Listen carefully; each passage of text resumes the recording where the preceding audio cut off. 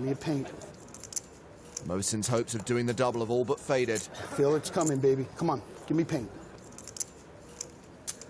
Give me paint. Give me paint. Paint. That's not paint either. Hi, somebody. Come on, sister. Good luck, guys. The one argument for Lippman's shove was a huge side pot, but doing it with no equity, woof. Okay. Thank you. And we have lost our last remaining EPT champion. Ryan. Coach just blew up. Yeah, I'd say that's pretty accurate. Like an overinflated basketball. Just don't believe me, huh? No, I didn't believe you. Well, now Wong's got all the chips. Believe that. Jerry Wong playing a stack of over 2.4 million.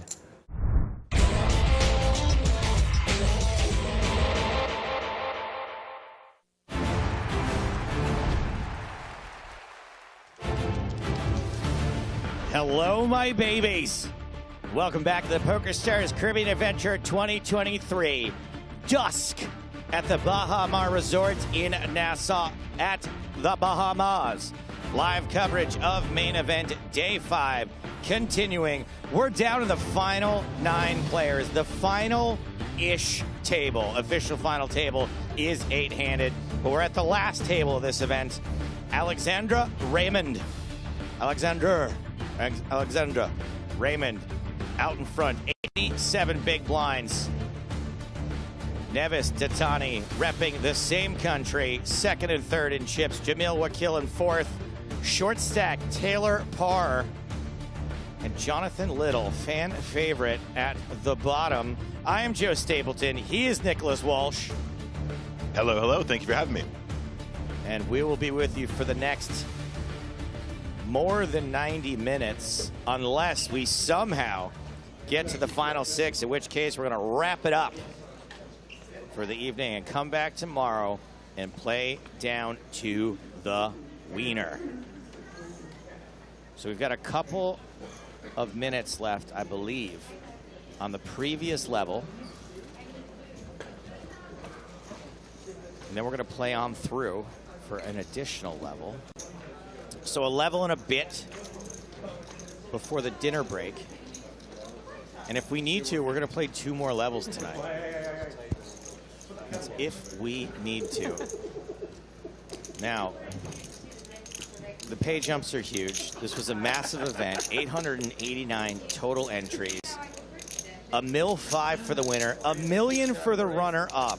So I don't expect people to be all loosey-goosey here. I think you're absolutely right, buddy. Big, big money, and this is when it really counts. This is where everybody wants to be, and honestly, a couple coin flips could turn, for example, a 15 big blind stack into $1.5 million if they run just right. And I don't think people are going to specifically be wanting to be taking coin flips, but sometimes they are unavoidable. So even though we're 3 away from where we should be stopping for the day, it could take a while to get there. It might take this level and the next level and the next level to lose those 3 players. This is going to be some real cautious slap fight poker, I think. Absolutely. I mean, how spoiled are we as well, Joe? This is the warm-up game. 1.5 million in true. the 10K warm-up. We still have all the PSPC action starting from next Monday, or this coming Monday. Only a few days away. This is the appetizer. The main event, usually the main course. It's like you show up to the restaurant and they're like, okay, here's the ribeye steak. Oh, no, that's the starter. Yeah, exactly. In fact, I have been to a few restaurants like that, and I usually go home with the meat sweats. Hopefully that doesn't happen here at the PCA. It's very exciting. Chip denominations on your screen. White chips 100K, green chips 25,000, blue chips are 5,000. I believe we're still at the 25,000, 50,000, 50,000 blind level. Reminder of the chip counts. Alexander Raymond leading. Like I said before, the 2 Portuguese players in 2nd and 3rd. Then comes Canada, America, Russia, Greece, Canada, America. A lot of North Americans here. That's what they're playing for. Finally, all the money is on the screen. We're there. my babies. 9th place, $139,900. Huge pay jumps from there. 50K is the next pay jump, and they only get bigger from there. How old are you? Nice. Living the dream. I can sell you. Good job, good work. How much? It's a million chips, and you can take all of them. A million? A million, yeah. We are back underway. It's a lot of time banks. 4 pass. Yeah, you do have a lot. 5 pass. 6 pass.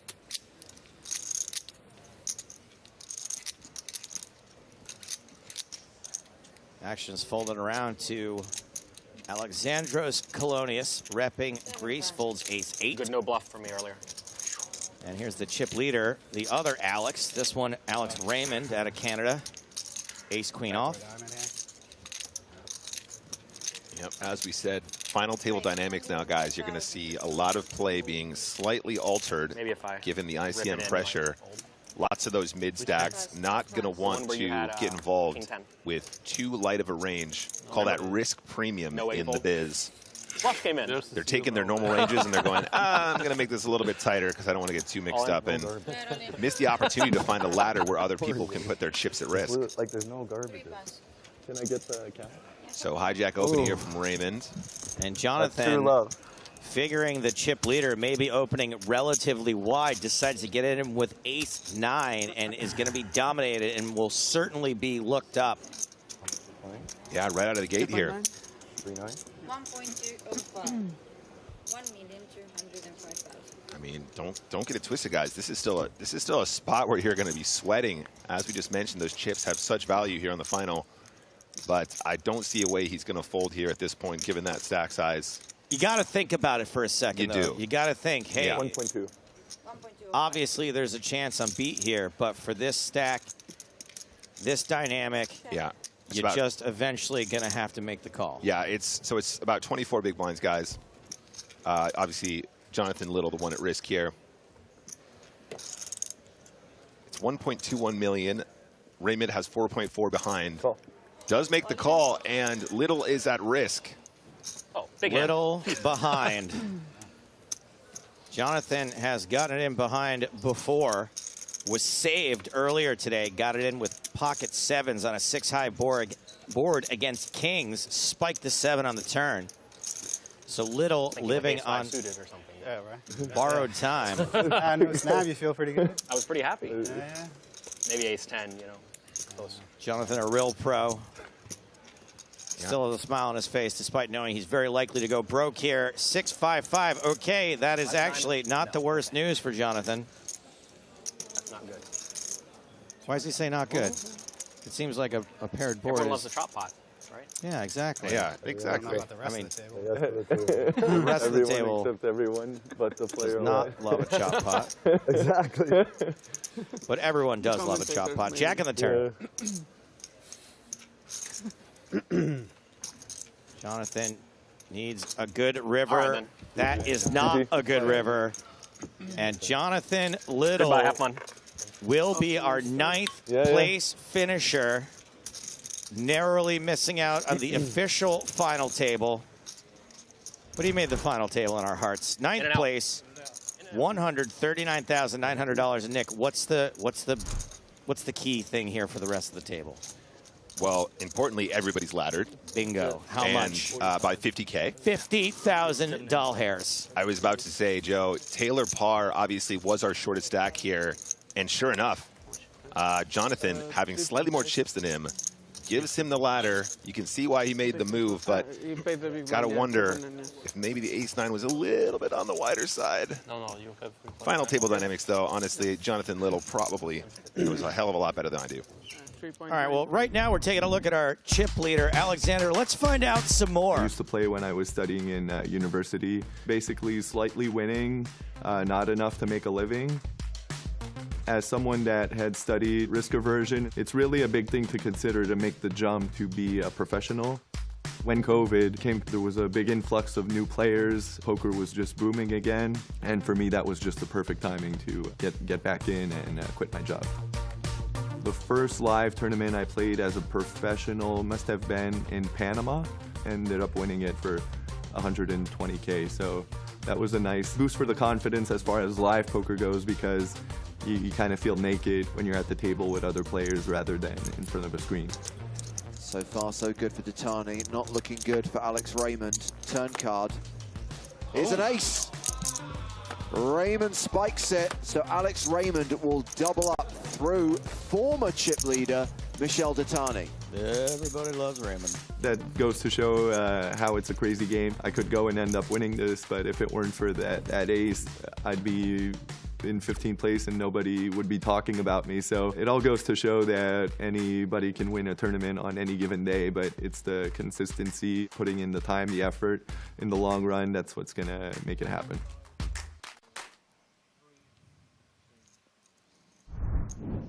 Thanks for that, everybody. I actually knew absolutely nothing about Alexander Raymond up to that point, so I actually appreciate that quite a bit. And Jonathan Little falling at the hands of the Canadian chip leader, up over 114 big blinds now. Jonathan, by the way, I should say, one of my favorite people in poker. I've known him a really long time. I think he does a lot for the community. I think that he's just got the right demeanor and the right sort of attitude. I think he's an excellent teacher. And I don't know, I'm just a fan. So congratulations, Jonathan Little. Pretty sick run. You know, I know it's not an official final table, but to have come that close 2 times now at the PCA, it's just insane. They're huge fields. Yeah, absolutely. Just echo the same thing. I think he's a great ambassador as well, Joe, right? Just like his, that's the word I was looking for. You know, he definitely you know, provides information to people in a really nice, likable, approachable way. He's got loads of really good content on the internet if you guys want to get better at poker as well.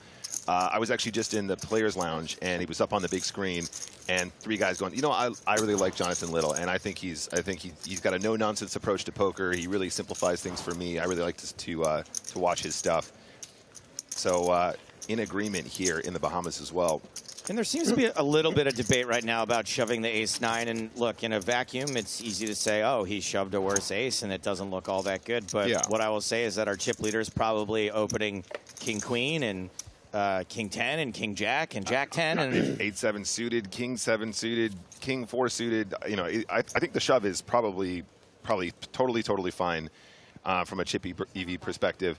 There's a chance that with the ICM implications it's slightly different, but he was one of the shortest stacks at the table, so the pressure isn't on him as much as it would be if he was a middling stack. So I default to John Little. I think he's going to know that spot really well. Look, I'm not going to say, I don't know what computer says, but I just know that it's not terrible.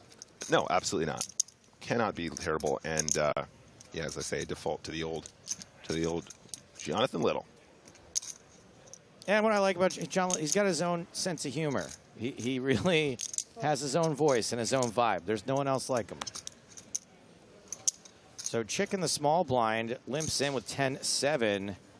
Martirosian is going to chuck his chips in, take the free flop with king-jack. A little under-repped, obviously. But it's top pair for Chick.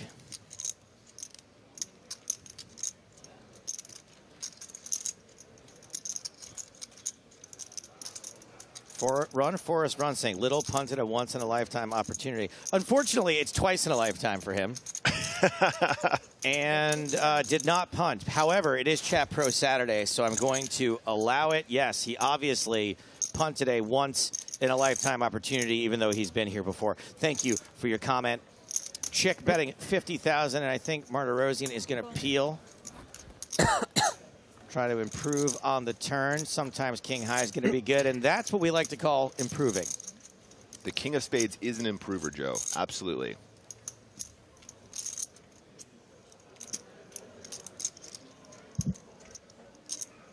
Really tough one here for Chick.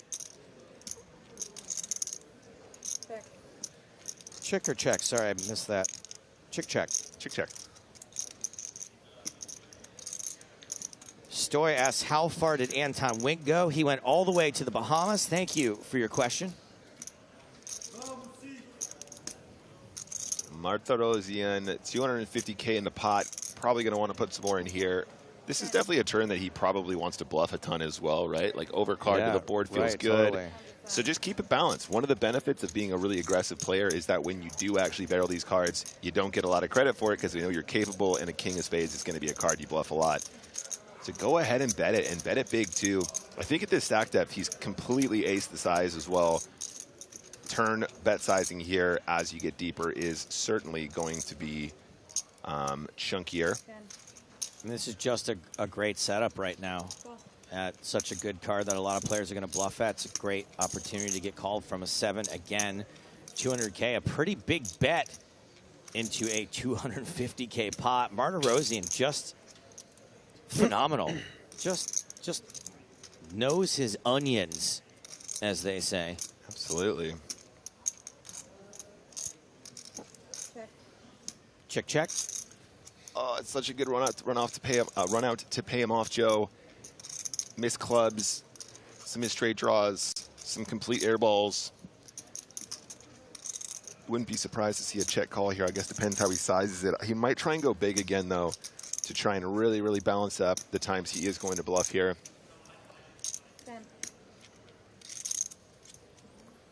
575. 575. Sorry, Joe. Just goes huge. Yeah, Just I love it. goes I love it. huge, and we love it. No offense to Chick, but we love it even more if he gets a call here. And this is gut check time. This is exactly gut check time, I guess. I just love everything about the way he sizes his bets here. Oh, he's reaching for chips.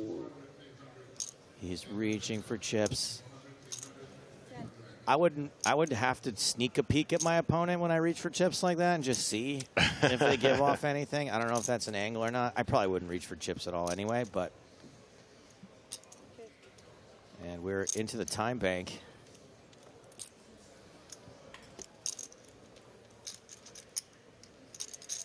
I mean, there's no point looking at Martirosian. That guy's not giving anything away, Joe. You just look over and you get frustrated at how you're going, let me see if I can get a tell. Oh, God, I'm never getting a tell off this guy.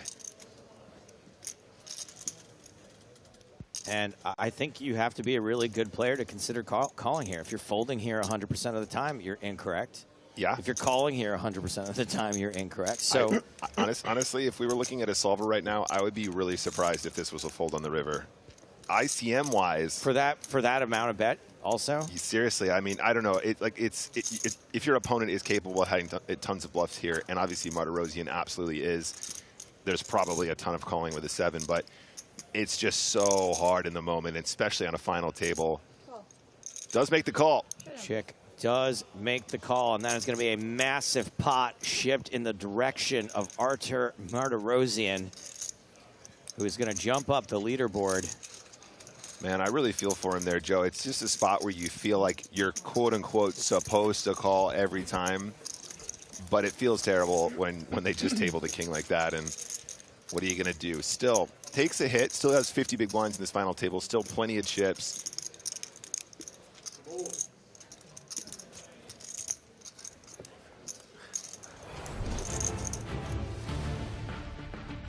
And the folks out there right now in the final 8 players looking to join the ranks of these players. Gus Hansen taking down the first ever PCA, the one on the boat. That was a really good board. That was really good. Good for you. This is what we like to call the past PCA winners. Big prizes for Poyer Nazari, Harrison Gimbel, Galen Hall.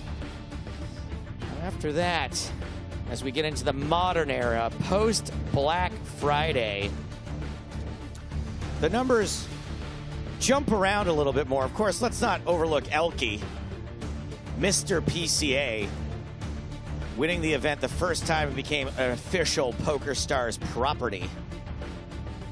It was all over before that. Here we get into the modern era. Who can forget John DeBella, the amateur, said if he won was going to buy his kids Ferraris, and I asked him, and he said he did. Bought a Ferrari for each of his 2 kids.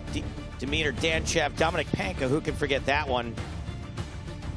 One of the longest final tables in history. Kevin Schultz, the skydiver after that. Mike the Mad Dog, Christian Harder, Maria Lampropoulou. a dominating force back into the 7-figure range. And Chino Ream taking it down the last time we were here in the Bahamas. There will be a new PCA champion. And that will be one of these final 8 players.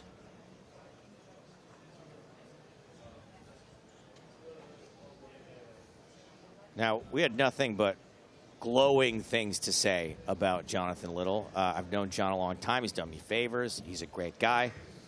Some people guessing that he's probably already on his way to play the 10K. There's a big 10K happening out there right now. Just a little peek at Jonathan and his tee. On his way out, probably a sack full of cash.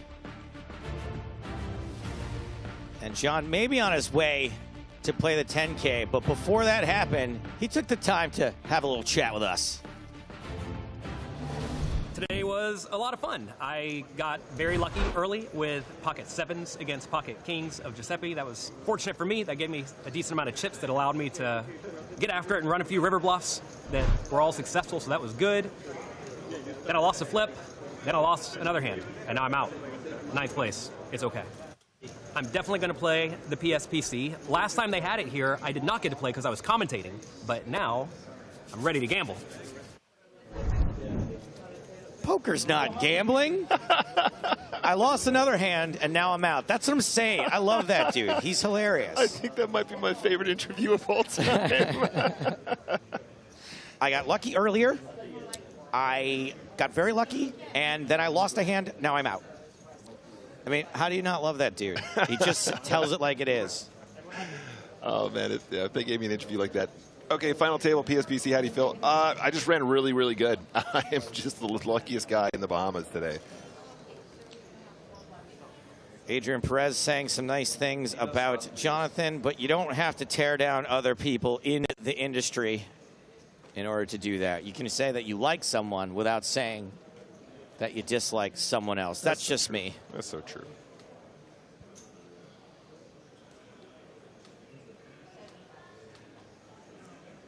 And Mariano on YouTube says, suck, and then my, and then I say, ya banned.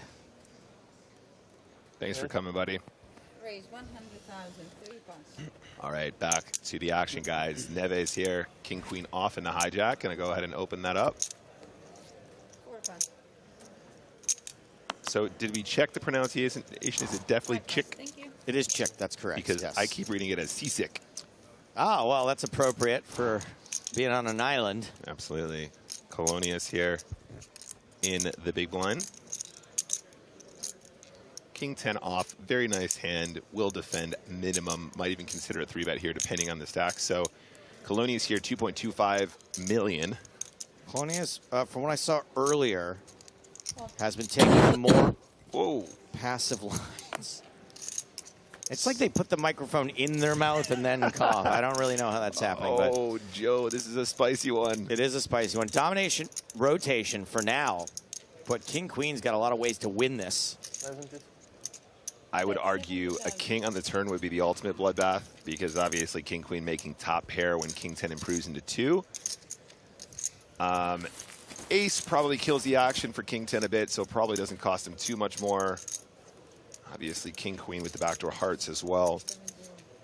So there was a small bet on the flop, very small indeed. You're going to see a lot of that small sizings on the flop as we get shallower in particular. King 10 not going nowhere, minimum call. Thank you. Minimum call indeed, 415,000 in the middle. Turn card incoming. It is an 8. 8 of clubs, puts 2 potential flush draws out there. Now there is an argument that King Queen can bet again here. Obviously, going to have tons of equity in most situations. Not realizing his king is actually an out that is going to get him into some trouble, or indeed not an out at all here. But we are on the final table. There is an interesting dynamic here with lots of players vying to find the ladder. So might opt to just check and take his equity. He announces 415 though. Definitely goes either way here, Joe. That is a pot size bet exactly. Bear Totem asks, which dude is Mex 222? That dude right there. Colonius. Yeah, you guys need to pay attention to the sizings here so far. They've been really, really spot on. And a lot of players really struggle with implementing that smaller flop size. They you know, when you're taught to c-bet, Joe, it's like, oh, you bet the flop and they fold a lot of the time and then you win the pot right then and there. Makes the fold, takes it down. And like I said, we've seen Colonius take the more passive line multiple times today, but Colonius still in. Second from the bottom, but with 42 big blinds, so not even remotely near the danger zone.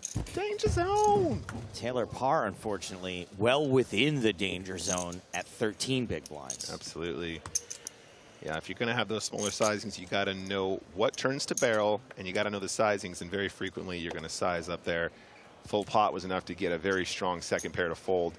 Some might argue somewhat exploitable, but obviously didn't have, could have gotten in trouble on that river if his opponent managed to make a better pair or a straight. Blinds are up, new level. I think it'll be after this hand.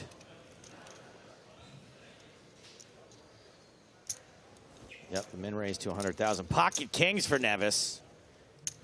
Frankie B, NYC, taking full advantage of Chat Pro Saturday by calling that last bet small and controlled.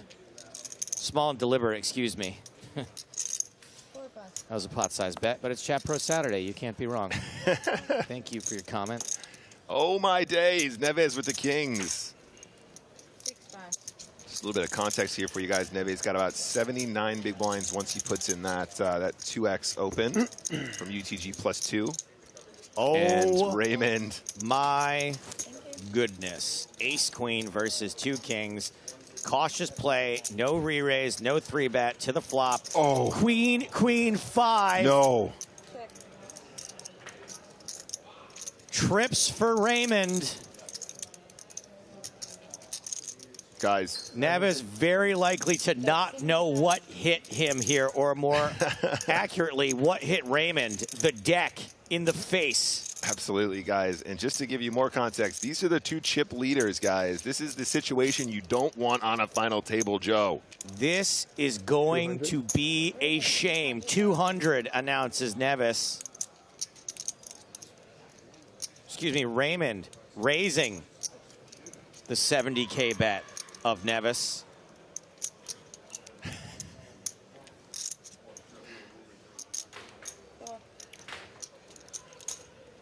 Nevis makes the call. 675,000 in the middle so far. Board pairs on the turn a second time. That's giving Raymond a full house.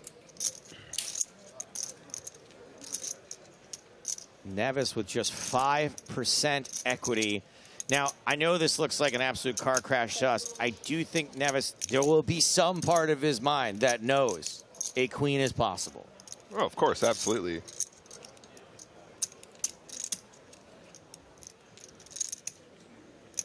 Schrader using full Chat Pro Saturday privilege as well. He can easily get away from this. Turn, it's a king on the river! Oh my God! Nevis hits the 2-outer on the river, making a bigger full house. I thought there was a chance that all the chips wouldn't go in, but I don't know now. Shout out to the guy that said, calm down, they won't play a giant pot. Oh my Lord. He's going to go big, Joe. He's going to go big. Raymond bets 325, just half pot. $1 million in the middle now.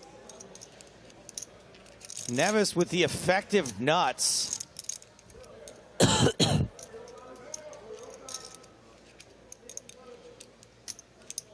I think usually this goes raise call though, right? I think you go, I'm only going to get paid if he has a queen, so I might as well go for all of it. I think you just go massive. Like, in a situation where you raise here. You just ship 3.79x pot. I mean, I'm not saying I know the right answer. I'm just saying in a situation like this, you're only going to get paid if he has a queen. So you might as well go big. You got to go for all the gold. It's one of those crazy spots where you're just going to win a huge pot, or he's just going to fold a bunch when he's got bluffs and stuff.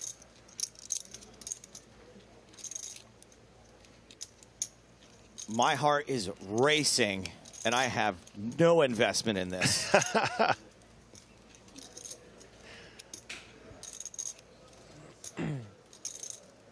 I don't know if Nevis has already made his decision and is just taking his sweet, sweet time with this, or is just trying to decide how big to go.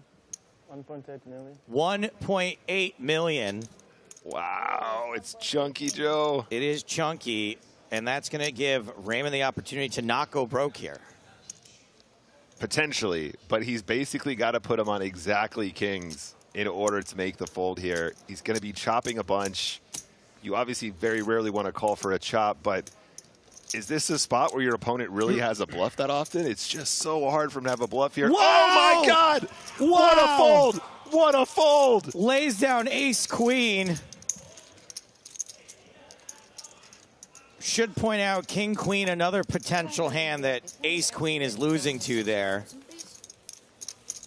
But I thought at the very least we see a just call. Thank you. Lays it TF down. What a fold. That is unreal. He's like, nah, this isn't the one, and just does it like that. That How? is insane. And that was quick. It's one of those situations like, I gotta just do this now. Just take him away. He's like, okay, I know it's up now. Never mind, it's fine. That is unbelievable. Jeepers. Man. I would order an arm extension to pat myself on the back for eternity for making that laydown. Jeez. I mean, if he keeps folding like that, he might have the cash to purchase said extension, because that was some fantastic poker. What a fantastic fold with ace-queen there.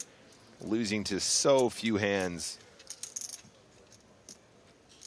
I guess I should read some of these Chat Pro Saturday comments. So many good ones. So many good ones. Let's see. My favorite so far is very bad raise. I'm from the Bay, but I'm white though. Who says very bad raise. I don't know if there's going to be a better Chat Pro comment than that. Oh my days. The guy literally aces the size as well to try and target a queen and just finds the sicko that can lay it down. 125. I'm still recovering from that. We've got poker still being played. Blinds are up now, by the way. 30,000, 60,000 with a 60,000 big blind ante. You can't give him the keys to the Lambo, Nick. I mean, that's the thing. You can't be checking and giving him the keys to the Lambo.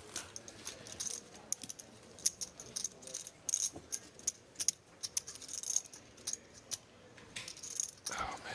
Yeah, Joe, just an absolute crazy one. And like I said, I just think it's really hard for him to have bluffs in that situation. Given that kind of a run out, it's just not very common. And he just knows. He's like, yep, I feel the same way, Nick. Thanks. Cheers. Wow.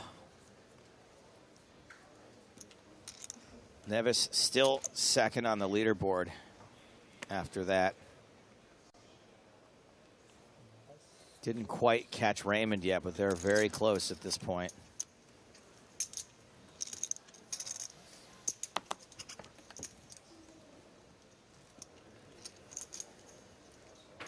Shift 4 says that was the greatest fold I've ever seen by a lot. It's up there. It's way up there. It's definitely up there. That's definitely a good one. Good one for the highlights for sure. I do think that the Pocket King should have checked back. It was a terrible raise. It's a terrible raise. I'm choking on the Chat Pro comment. Dirty Phoenix says, my whole life has been shattered by that fold. All right, Marta Rosian in the hijack. Ace-deuce suited. Raymond on the button with King-Jack. Everybody loves Raymond's fold.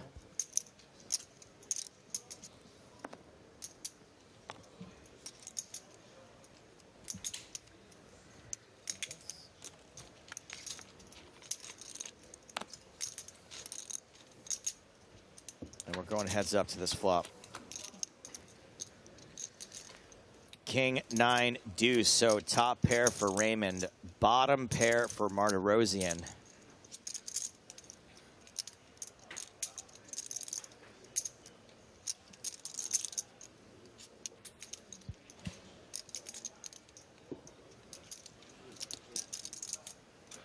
I definitely, some folks there are doing some bits about how I wouldn't have folded with a gun to my head. I wouldn't have thought about it long enough to even consider that I was beat there. I would have made the call and then been like, oh, wait, I lose to king. Oh, wait, I lost to kings. Wow, yeah. I mean, like a lot of people pointing out just the speed at which he made the fold is just so confident. It's really, really nuts.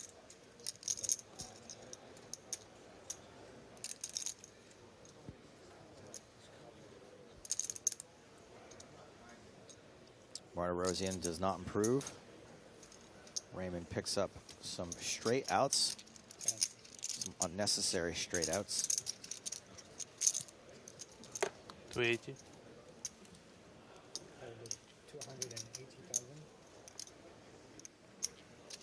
Pedro Souza with an interesting port. The fold is incredible, but the check turn is kind of absurd. Chat Pro Saturday. But also, that's interesting. Maybe absurd's the wrong word. Nick's rolling his eyes. So let me get this straight, guys. Kings was winning. Then they were losing. Then he slowed down when he was losing on the turn. Then he raised when he had the best hand Absurd, on the turn, Nick. targeting an incredibly strong hand that's losing to literally kings, king, queen, and pocket fours or pocket fives. Just absurd. It's just absurd how he managed to limit his losses when he was losing and maximize his opportunity to win loads. It's just absurd. I said absurd, absurd. Absurd's the word. On the river, guys, that inconsequential straight that Joe was talking about has landed, but it doesn't change much. Martirosian got a really pretty hand for pre-flop, but on this one, just the bottom. Quick shout out to my GF who's watching the stream for some reason, and her reaction to that hand was, holy. That was pretty nuts. Can you believe it, babe? He folded jack to king 9. That's what she thinks the best hand is. But wait.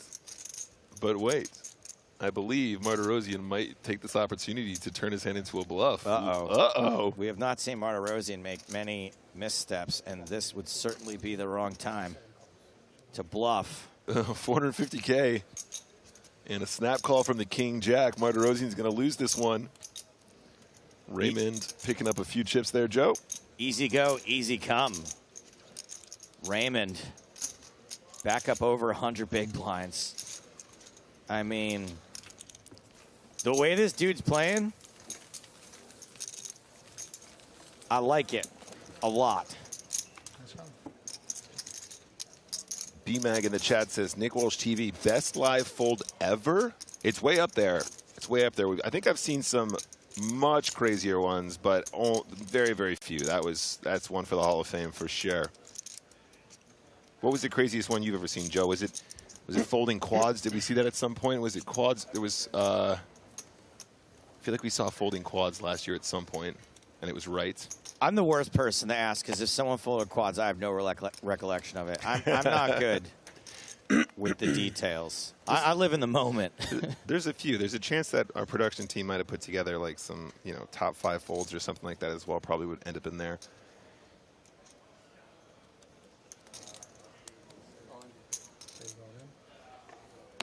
So some folks, Taylor Parr all in right now. Let's see if this gets any action. There's some folks in chat, some folks in the gallery saying the Galen Hall fold also from the PCA edges this one slightly. Okay. That was heads up. Obviously higher stakes. Obviously a little bit more in the ICM department.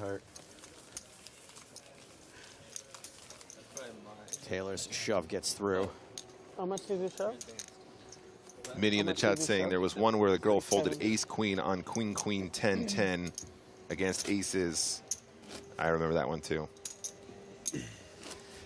Yeah, the T-Win fold, she folds a full house, I think, right? Yeah. And was up against quads or a bigger full house. I can't. She was correct. Something like that. That was the one I was remembering, actually. That one's weird to me, though. That one's a little weird. Like, I don't know. I don't want to take credit away. We'll just give credit where credit's due. She did make a huge fold there. But that was the one I was thinking of, Joe. But that's yeah. a ridiculously That spicy was also here. Yeah. That was also PCA. That's pretty weird. PCA confirmed rigged. JK. All right, Colonius here, UTG +2.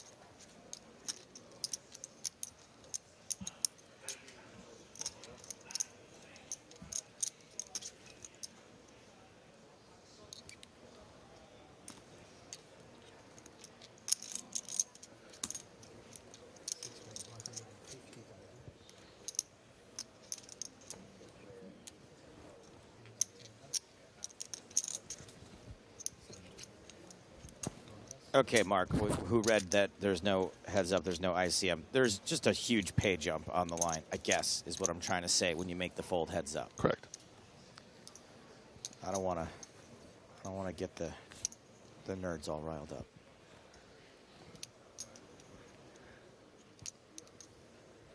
Yeah, this is big blind versus an early raise from Colonius.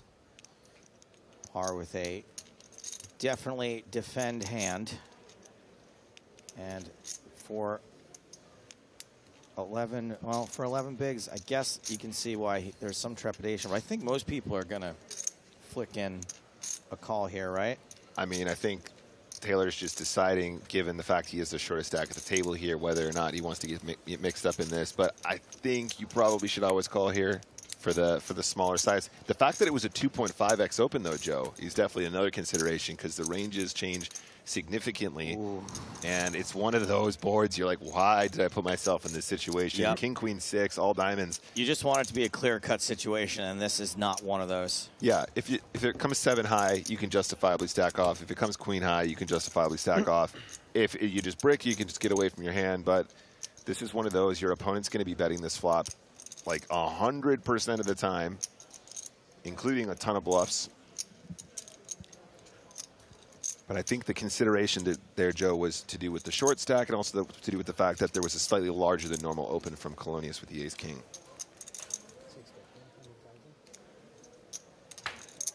$100K to go. I mean, ace-king with the ace of diamonds on this board is just so juicy.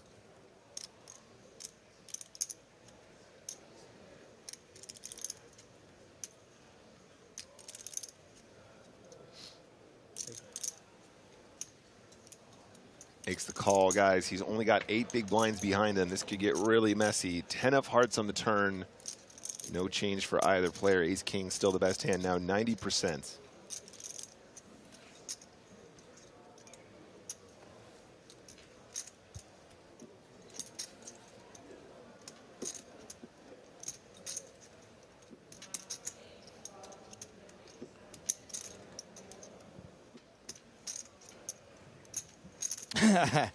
Max McGinnis says, Joe is amazing. Don't be negative, lol. If Joe says ICM heads up, then Joe is right. No, I was not right. I was definitely not right. It's fine. Just said the wrong word. Wow. Just pushes the turn. Only 8 big blinds behind, as I said.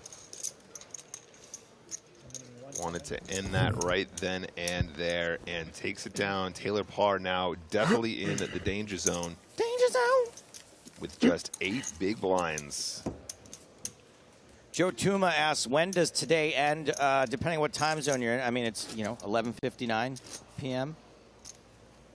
And then at midnight, it's a new day. Thank you for your question.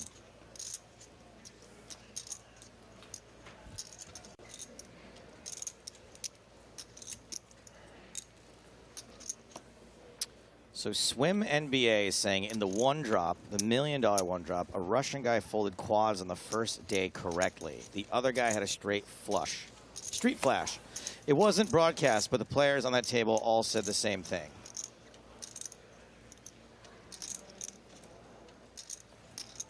Great Chat Pro Saturday comment here from Kagate, who says, big blind, what a bad play. Perfect use of Chat Pro Saturday. Thank you for your comment. Shout out to my friend Curtis in the chat. Everyone say hi. So Uncle Curtis occasionally joins me on stream. Cowboy Curtis, howdy. Oh, okay. I didn't. Okay, no problem. Accident there, they happen. EPT dealers, best in the world. PCA dealers, best in the world. Nothing gets by them. Shouldn't say nothing, but most things don't. Keeping it real, keeping it by the rules. And Raymond raising. Queen 10 off.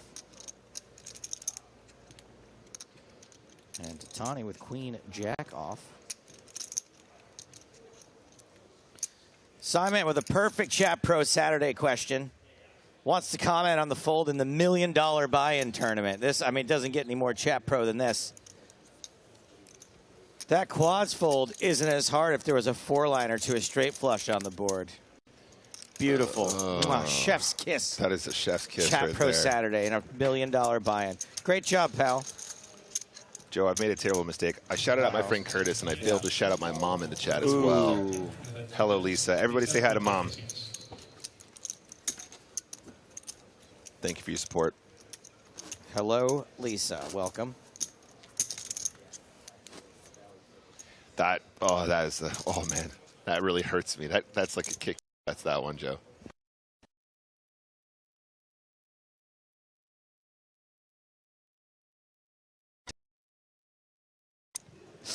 In a $1 million buy-in tournament.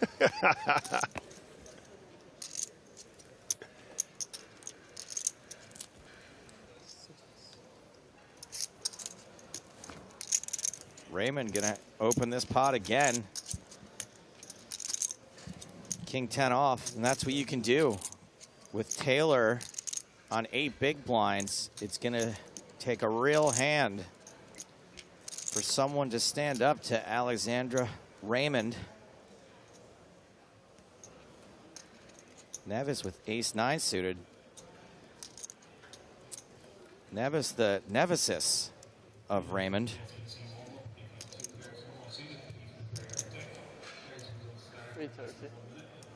$330.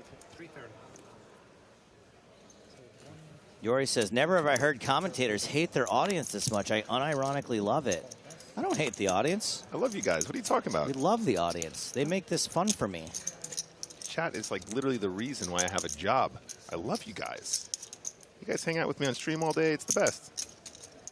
Nevis gets the 3-bet through.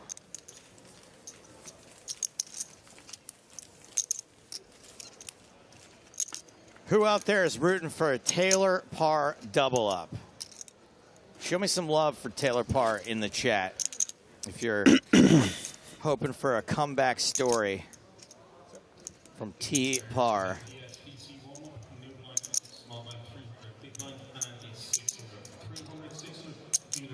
Felipe asks, which position did Jonathan Little bust? He was sitting.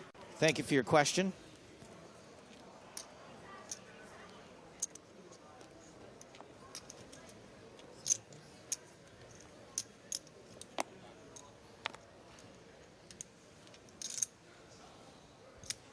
Action fold around to Michelle Datani. Started today as chip leader.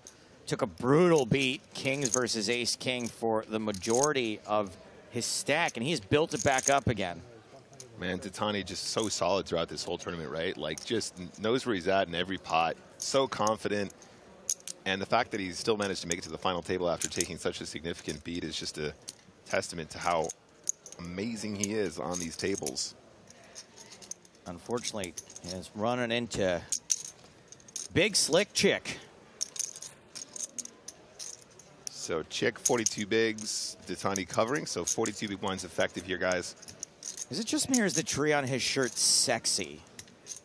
It's got It's a like lot an of curves. attractive tree. It's got a lot of curves to it. Yeah.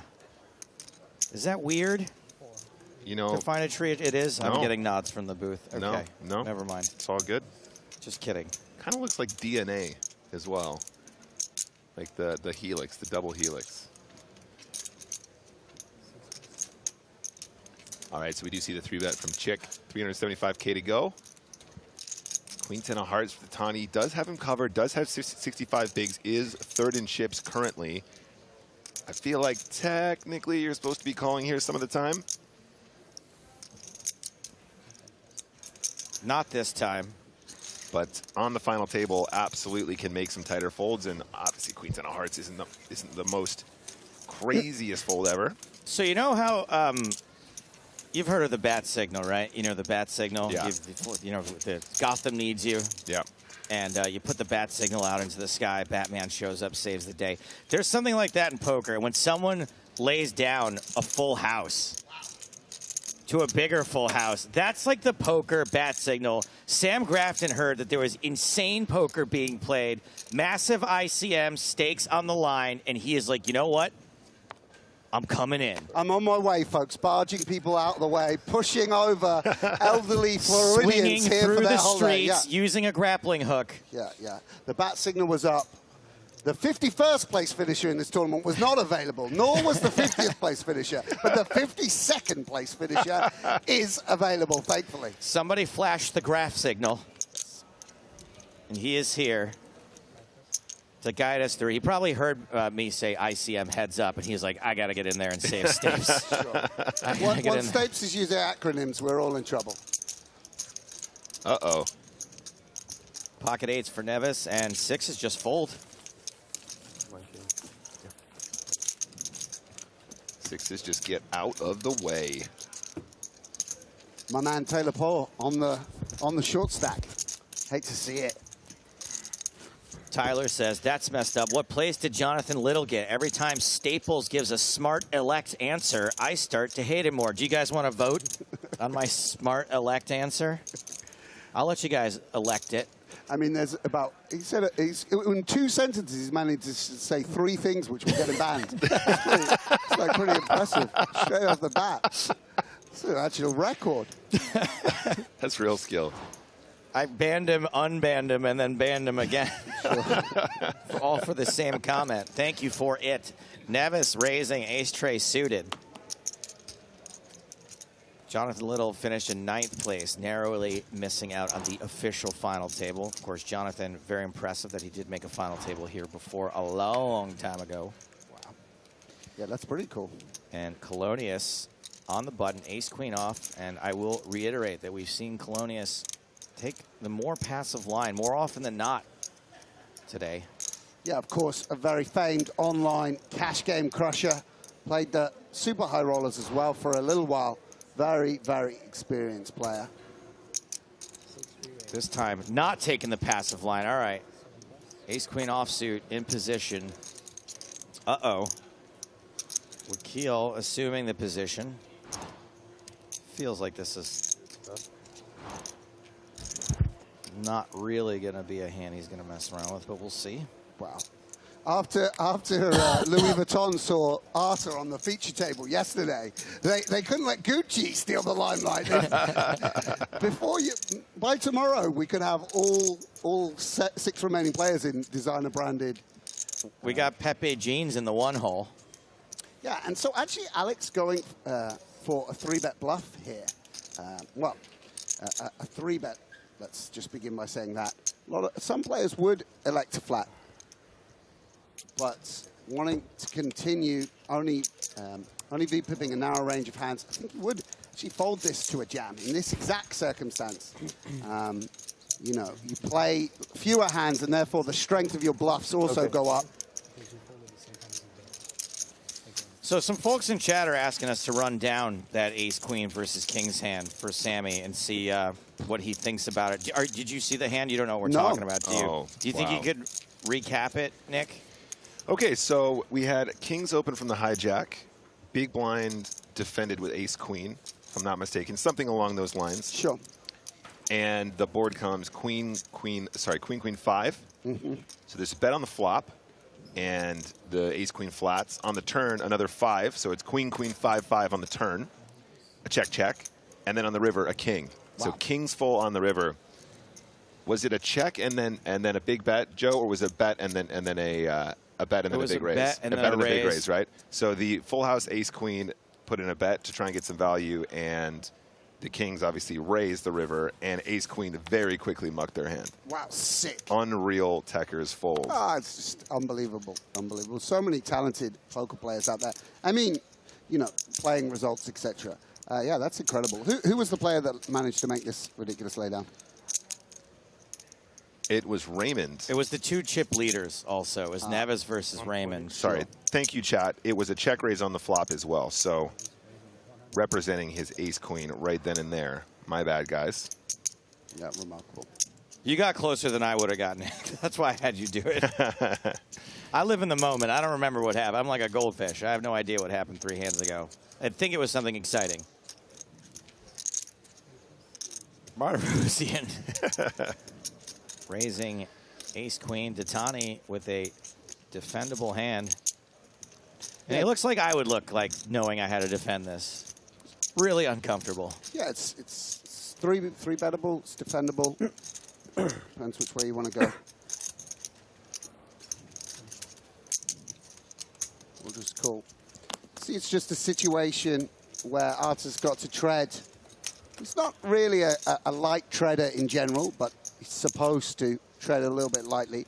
This short stack of Taylor Paws is going to keep everyone pretty in line with opens. I said that before Sam got here. And I think that's also one of the reasons that we saw Colonius 3-bet the ace-queen.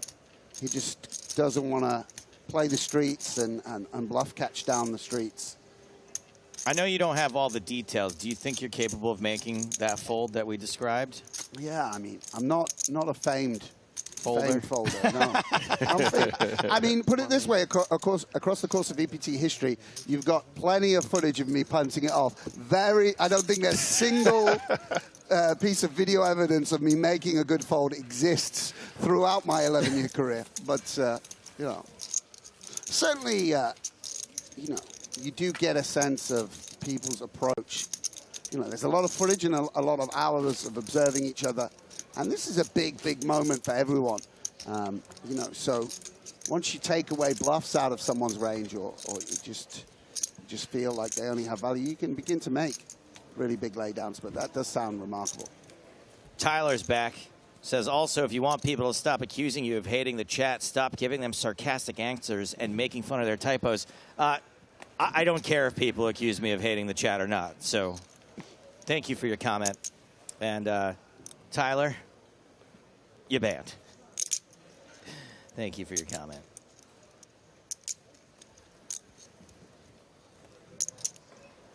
Chick here, UTG +1, opening up the king-queen off. Raises to 125.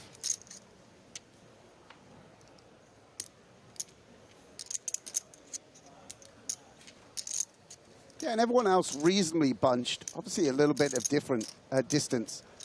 Alexandra Raymond with a significant chip lead, but everyone reasonably similar. And Arthur here with the hand might want to play the same as Colonius. Just the way that these sort of players tend to approach finals is, again, just a spot where you don't want to VPIP very much, so you play your whole range as a 3-bet. That might be the way Arthur's approaching it. And you just sort of linear the hand. You've got the aces and kings, which you're getting in, and then your bluffs are also very strong hands. Bluffs, in inverted commas. And Chick will just realize that, yeah, there's nothing you can do, particularly with the offsuit king-queen. Welcome to Oz, otherwise known as ICM jail. Serving hard time in the ICM jail. Less than an hour to go on this level. Playing down to 6 today. What do we know about Raymond, lads? Should I know? Is there a briefing? Is there a? Do we have a? Should we roll the Raymond clip again? He's Canadian. He loves his parents. He loves his parents. I mean, I remember what was in it, but I'm saying we should play for Sam. It's not like I was checking my text messages while we were playing it before. We should play it for Sam. Don't drop me in it again, Joe. Don't do it. You I'm not going to ask Rick. I know what it was. Nick, I think Nick can explain it better. Thanks, buddy.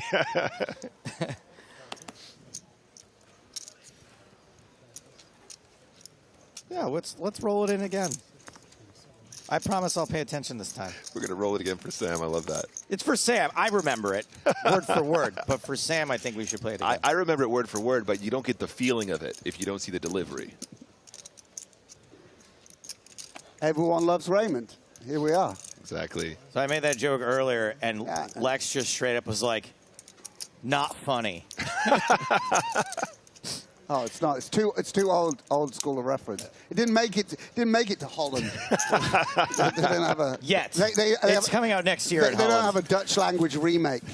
It's called Everybody Loves Raymond in Holland. You see, unfortunately, I'm using the reference, but only because the guy plays poker. I've never seen an episode. I've just seen him on live. I was this close to getting Brad Garrett to come out. This close.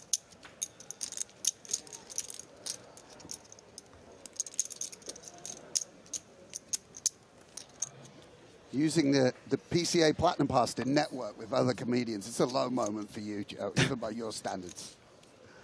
Hey, I've already, so I did a week at the Brad Garrett Comedy Club during the World Series. Sure. Hosted for a week. And Brad was supposed to come steal my spot the last 2 nights because it's his club and he likes to open when he's there.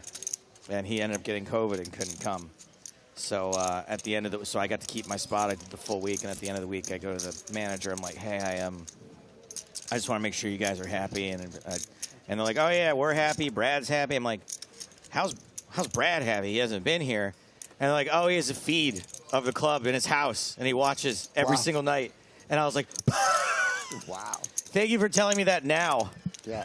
At the end of the week. Because if I had known earlier, I definitely would have been a lot more freaked out. Yep. Yeah, for sure.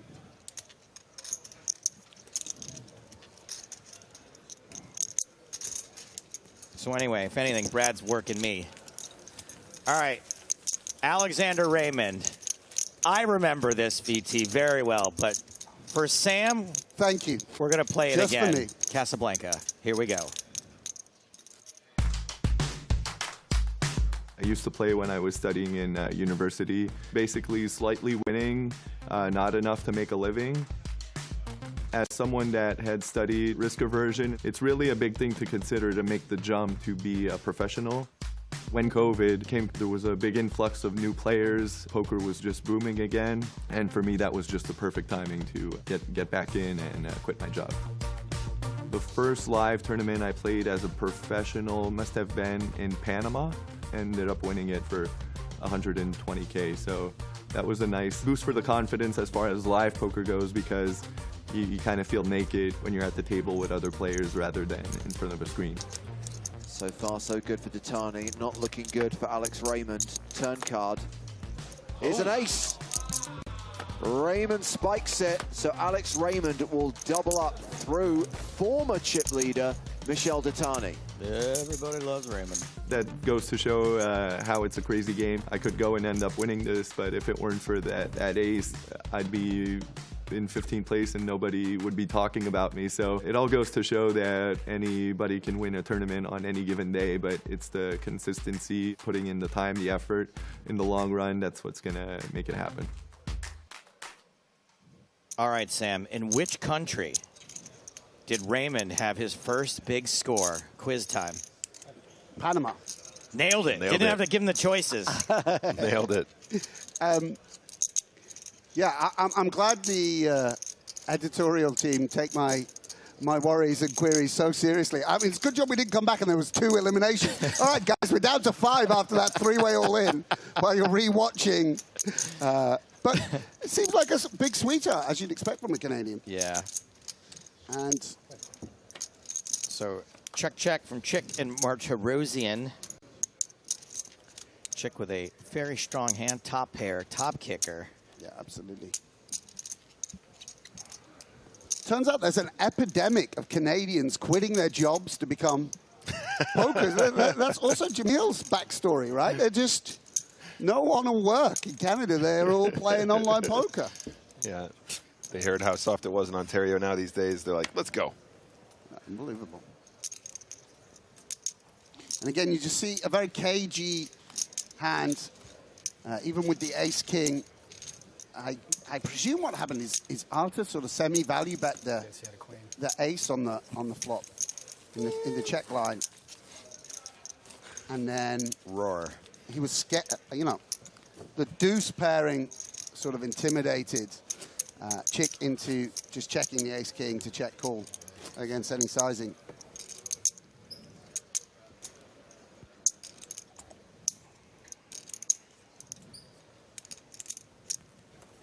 Well, I feel I know at least one player on this final table just a little bit better, and I hope you guys at home feel the same. Roll the next one. Sure.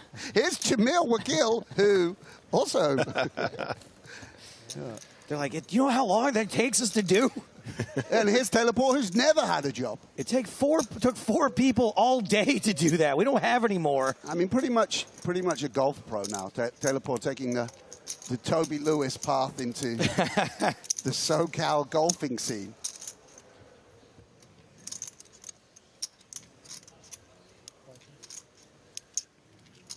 Action folds around to the blinds. Artur Martirosyan. And look at this from Alex Daldin.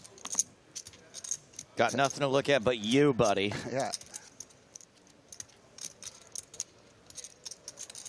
Very understated Prada today. He must have watched the stream yesterday. He's like, no, I'm not giving him anything today.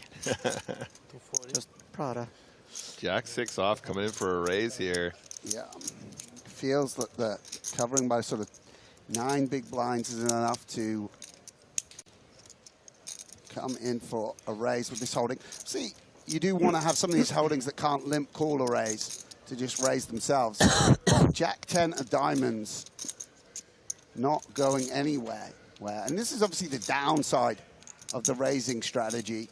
So nice when you pick it up with the Jack 6 off, but one presumes that Alex will flat hit with the Jack 10 of diamonds.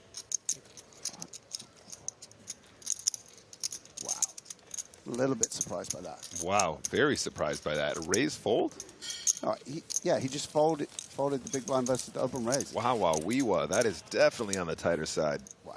I mean, that's really interesting. Obviously, you know, I'm not going to quibble too much with Colonius. Very experienced player. As I say, more of a cash game crusher, although it does have innumerable live results, including, I believe, WSOP Europe champion. Won only a few years back, just before COVID. But, yeah, that seems like a bit off to me. Maybe a slight over-adjustment, but really interesting.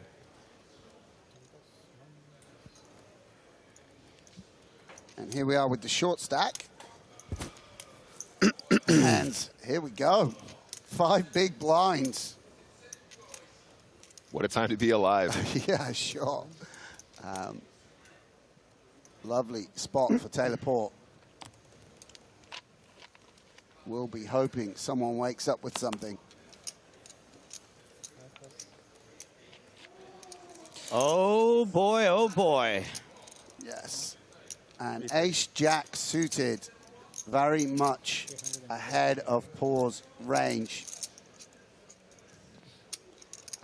Actually, a pretty good spot to have ace-jack here. Of course, against the actual holding, we'll be in pretty bad shape.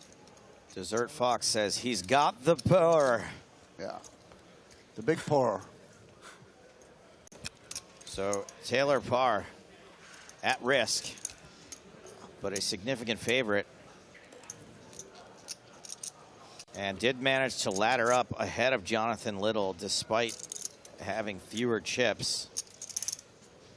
Yeah, big hero of mine, Taylor Port, so I'd love to see him double here. As much as I like Alex, got a root for the short stack in this exact spot. I see a heart already, 2 hearts on the flop.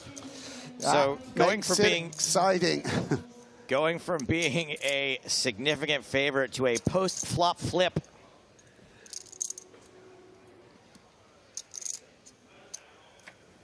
Turn card.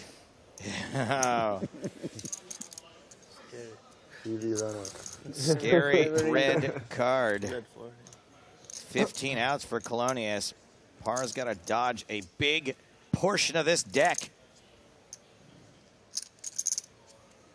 Is it too many outs? We'll find out. It was. Double up, Taylor Parr. Yeah.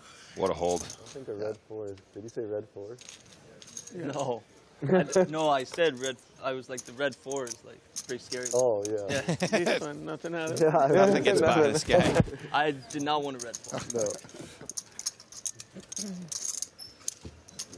Got to sting a little bit, despite it being perfectly standard. Every spot is crucial. You know, it's a lot of money. You go up the ladder, you pad your stack, and now Alex actually after that. After doubling table is second shortest, so very meaningful pot.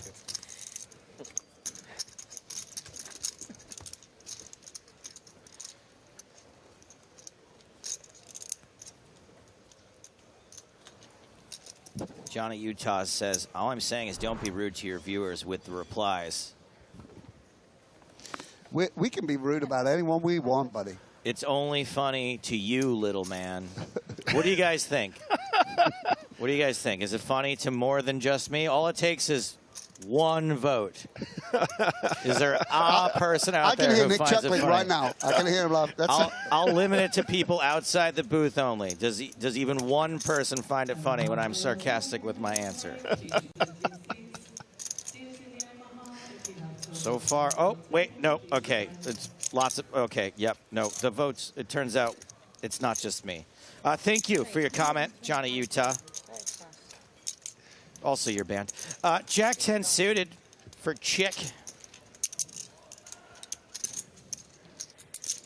You got to be in on the joke, Nick. It's the only way to do it, right? Don't fight it. Don't fight it. Just be in on the joke. Just hang out and have a good time. We're all in this together. It's one of the best things we ever started doing, guys. It's too good. And Raymond is going to call into the small blind with 9-8 suited. This is fun. We haven't seen a lot of this sort of action. Yeah, and they're going to either both miss this flop or both hit this flop. Very interactive hands. King, Queen 7, 2 diamonds. Up and down draw for Jack 10. This is kind of the exact sort of flop you're hoping for. Yeah, it's a little bit hard to kind of exactly picture Raymond's range, the Raymond range, but it's going to contain, despite that, the fact we see 9-8, it's going to contain a lot of pocket pairs. One would imagine out to fold those out seems good, and clearing up equity, etc., get the job done. Yes, click. Actually, I didn't see the open. That makes more sense. Yeah. I wish I said all in. What is the? What do you think his didn't see the open range is? Pretty wide. By the way, you've done pretty well, right? As in, you've misclicked, called an open, and you got 9-8 of clubs. Yeah. I mean, it's not too shabby, right? No, yeah, I mean, that's There's one worse spots to not be like in. King Deuce off. That's one way to randomize Sam. Oh, makes sense. Makes sense. It's funny being in the commentary booth. You always give people. I played a big final on a stream a while back, and yeah, I misclicked limped, and then the commentators were like, "Oh, interesting, Sam mixing it up, like limping Jack 6-0. Like, wow, I wonder why he's doing this." And it's like, poor guys, you know, giving me credit for some advanced strategy, but it's like, no, this is just. If it was an unknown. He's really mixing things up. Yeah, instantly like, oh, see, he's really showing his inexperience here. As soon as it's Sam, we're like, oh, I'm sure I've read a chapter about this in his most recent book. Colonius now king jack off in the cutoff. Going to go ahead and open it up. Just a reminder, guys, blinds are still 30K, 60K with a 60K big blind ante. So slightly more than a 2x open.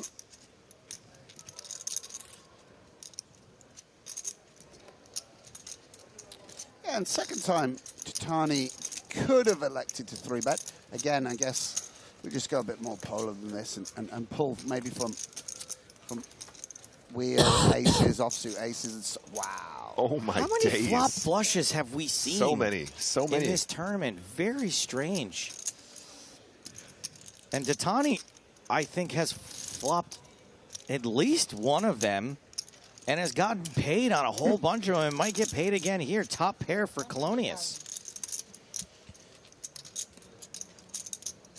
Yeah, and Colonius got 1.5 big blinds. Sleet, he's playing a lot of suited hands as well. and has the top pairs and pocket pairs. So could bet this board pretty wide for protection. Check.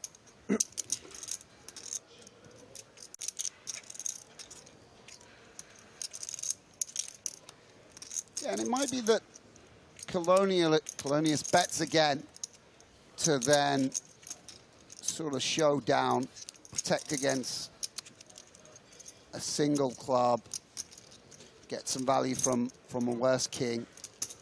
That's 200,000. All the betting pretty small on these monotone textures. And I think actually if Ditani knew Alex's hand, he would raise now because probably not a third bet going to go in. Do you think given the SPR here, Sam, you got to check raise the turn in order to win the whole stack on a later street? It's, I mean... It's an awkward one, right? Yeah, it's definitely better to have ace-7 than ace-jack here. Right, yeah, you unblock queen-jack, queen-10, the other club combos that open. Ideally, you would want like ace... Yeah, I mean, I guess just ace-deuce. I just want to drop an unbelievable Chat Pro Saturday comment in real quick. Rage in AL says, awful check. Fantastic. Well played. Yeah, and I really think that Alex's style is just going to be to dump this. Yeah. Absolutely. That's been the line we've seen. You're pretty indifferent already here with that. Ooh, no dumping. No. No dumping allowed. Yeah, I mean... Maybe he doesn't lose any more beyond this, though. Obviously thinks a lot of Ditani's game. Oh, it's such a brick. It's such a brick. Yeah, I mean, there's plenty of bluffs. Just to bet ace-x of clubs. Sometimes that goes for it on the flop. There's some straight draw plus a flush draw. Although it gets pretty dicey with the jack or 10 of clubs. Really interesting. I mean, this pot is 1.6 million, and Colonius is just going to make him like, yeah, you've got to put me all in order to try and get me to fold this. Uses a time bank. But, you know, as we alluded to on the turn, the check raise does put the SPR less than 1. The terrible check. The terrible check, yeah. Very, very nice from Ditani, like sizing-wise. Right. Yeah, this is spot on how you want to be doing it if you want to try and win the whole stack on a later street. And obviously now can continue and still represent, well, still be bluffing technically. Yeah, and he's just deciding, okay, like, do I want... 450. Yeah. Oh, wow. Look at how he sizes it, Sam. It's like he knows he has king-jack here. Yeah. And... Colonius has been pretty stingy with his chips when he's had the worst of it, and occasionally when he's had the best of it, but it looks like he's about to pay off. Yeah, Alex obviously thinks it's very close. I mean, wow. Oh, wow. Did he shove? Oh, no. I'm kidding. Okay. He goes, I'm kidding. Just a call.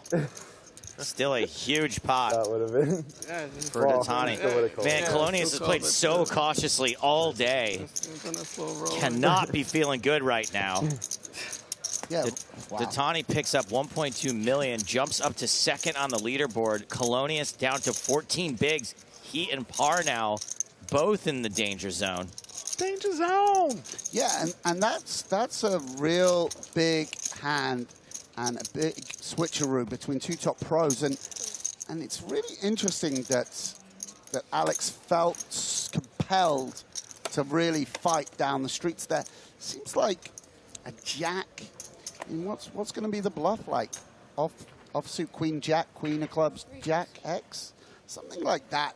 You would imagine that maybe the bluff does. I don't know. But it would seem that we just want a club always in our hand to call there. I don't know. But Alex now only a smidge above teleport. It should be pointed out it was getting an insanely good price there on the river also in his defense.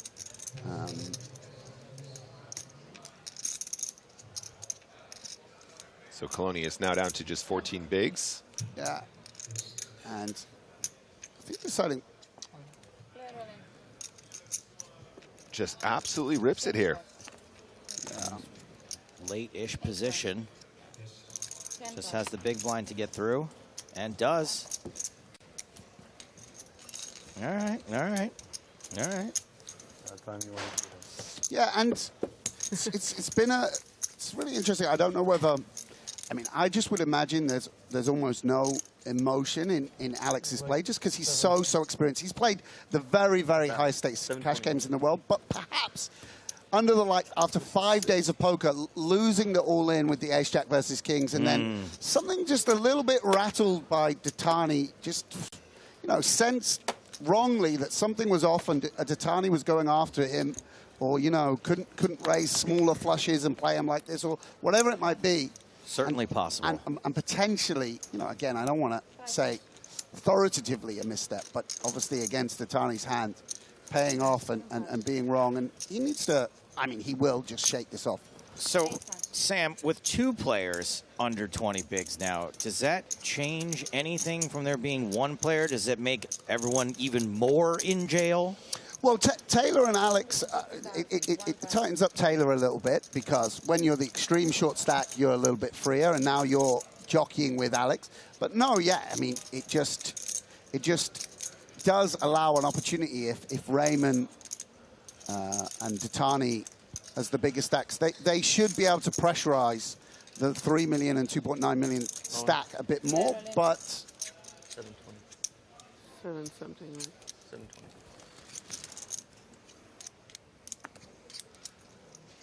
And Taylor shoving the a6 and up against the exact same holding.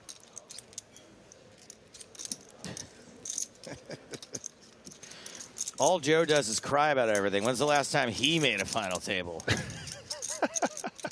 Don't make him cry, guys. Yeah. Reluctant call, and Ace-6 suited versus Ace-6 suited. Very strong chance we're going to see this pot chopped up, and everyone is going to love it. Everyone will love it. Also, by the way, to answer your question, Poker for Pups, I made the final table, and I won the whole thing. Sure. Charity event. Yeah, I mean, they let you open for Brad Garrett without having final tabled an EPT. I can't believe it. Crazy, right? Yeah. 1 club, 1 spade on the flop. So we're going to have to, slight graphic error, by the way. We're going to lose the graphics for a second. Just a couple of gents here, all in with the same hand. There we go, and there we go. This hand will end in a chop. And you know what they say? I do. Everyone loves a chop pot. That was off, but it worked, I think. That was our own thing. I'm into it. Thank you. Good work. There we go. You know what they say? Yes, I do. Indeed, I do. Yeah. This works. It's a rhetorical question. Sam decided to take it literally this time.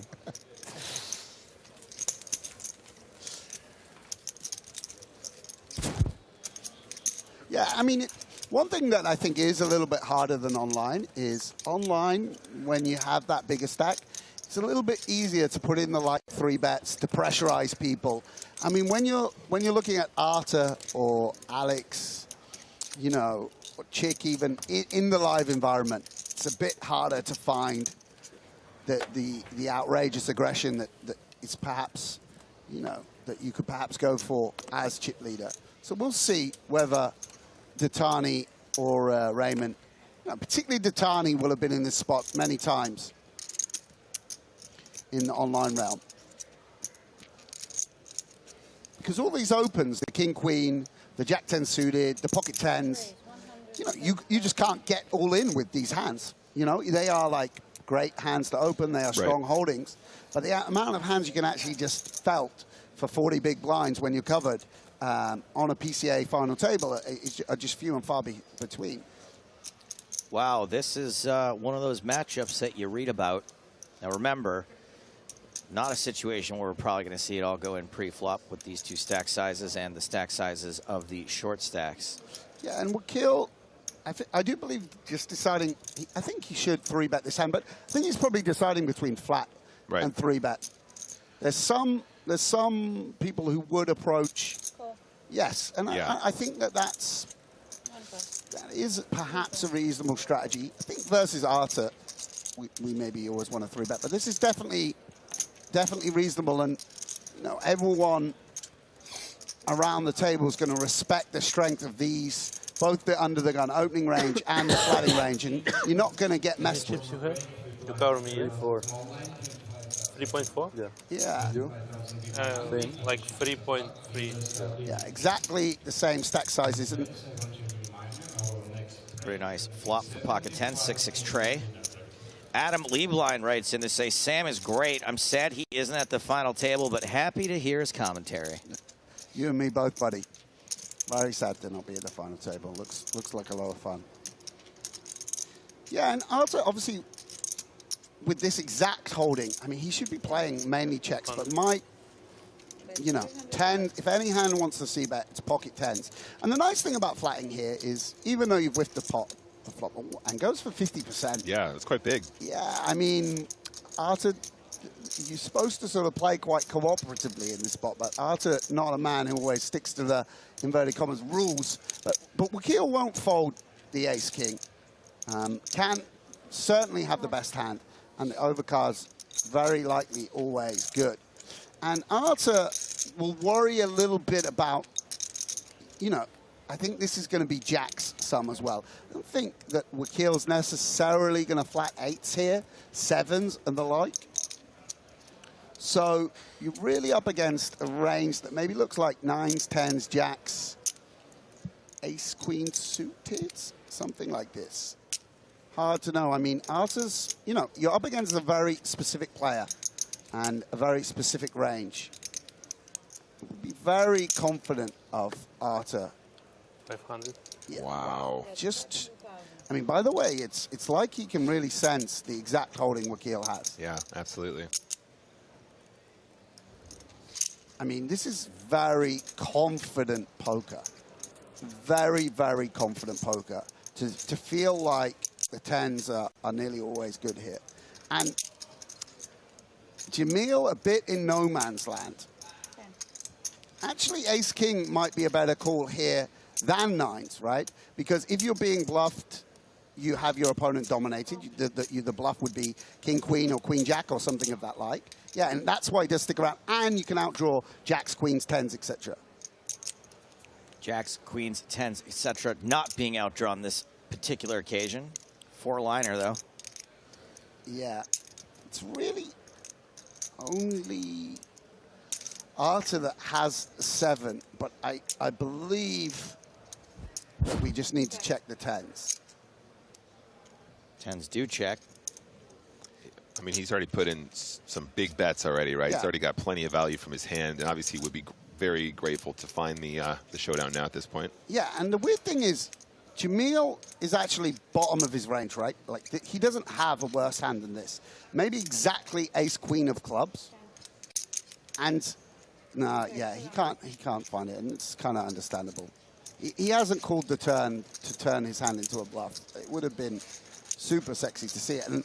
And you know, this is just, you know, it might seem like a simple pot and standard to bet the 10s, but I don't think I would play it the same. And it's just a sign of Arta's confidence in himself and his experience at final tables, and maybe even a little bit of live techers. Of course, you know, that's playing results. I do believe that occasionally he's just going to go check against jacks and lose a decent sized pot there. But Arta, very, I mean, fearless for sure. One of the most fearless poker players out there. Great stuff from Sam Grafton, by the way. Thanks for stopping by. Yeah, really appreciate it. No, it's a pleasure, lads. So hand number 110 now, guys. Just a reminder, top left, blinds are 30,000, 60,000 with the 60,000 chip ante. Folds round to the dealer button. Par is our shortest stack. 12 big blinds, ace-3 off. Might be tempted just to ship this one in, Sam. What do you reckon? think he'll probably just fold. Do you think it's an ICM tighter fold situation? All in. No, it's going for it. Maybe it's fine, just every ace. I think from a chippy V perspective, it's probably always a push, but yeah, chippy V. But obviously on the final table, very, very big considerations, lots of shifts there.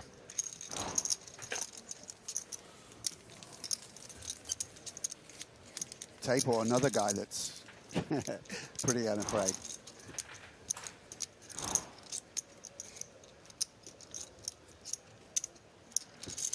Actually, on a we hate to admit it on stream, but there are other poker sites. There was another poker site where you could create names, and a few years ago you change your name or whatever, and I stole Taylor's old full tilt name, Ambiguosity, as a little homage, a little homage to the great man.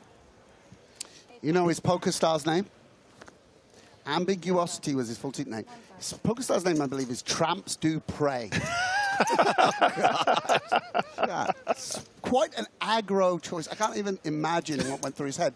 And now, you know, he's going to maybe min-raise kings and aces, and you might want to put king-jack into just an open. It's sort of the one that you sneak through. I do believe, like, combinatorically, you might be overdoing it if you take every king-jack off and king-queen off, etc., and do this. But it's very hard to combat. I wonder if, I mean, Arthur's one man who does like to combat stuff. It's such a polarized open. Because you probably shove ace-king and ace-queen at least some of the time, or potentially do. Yeah, and a nice pickup from Taylor on the button and the cutoff.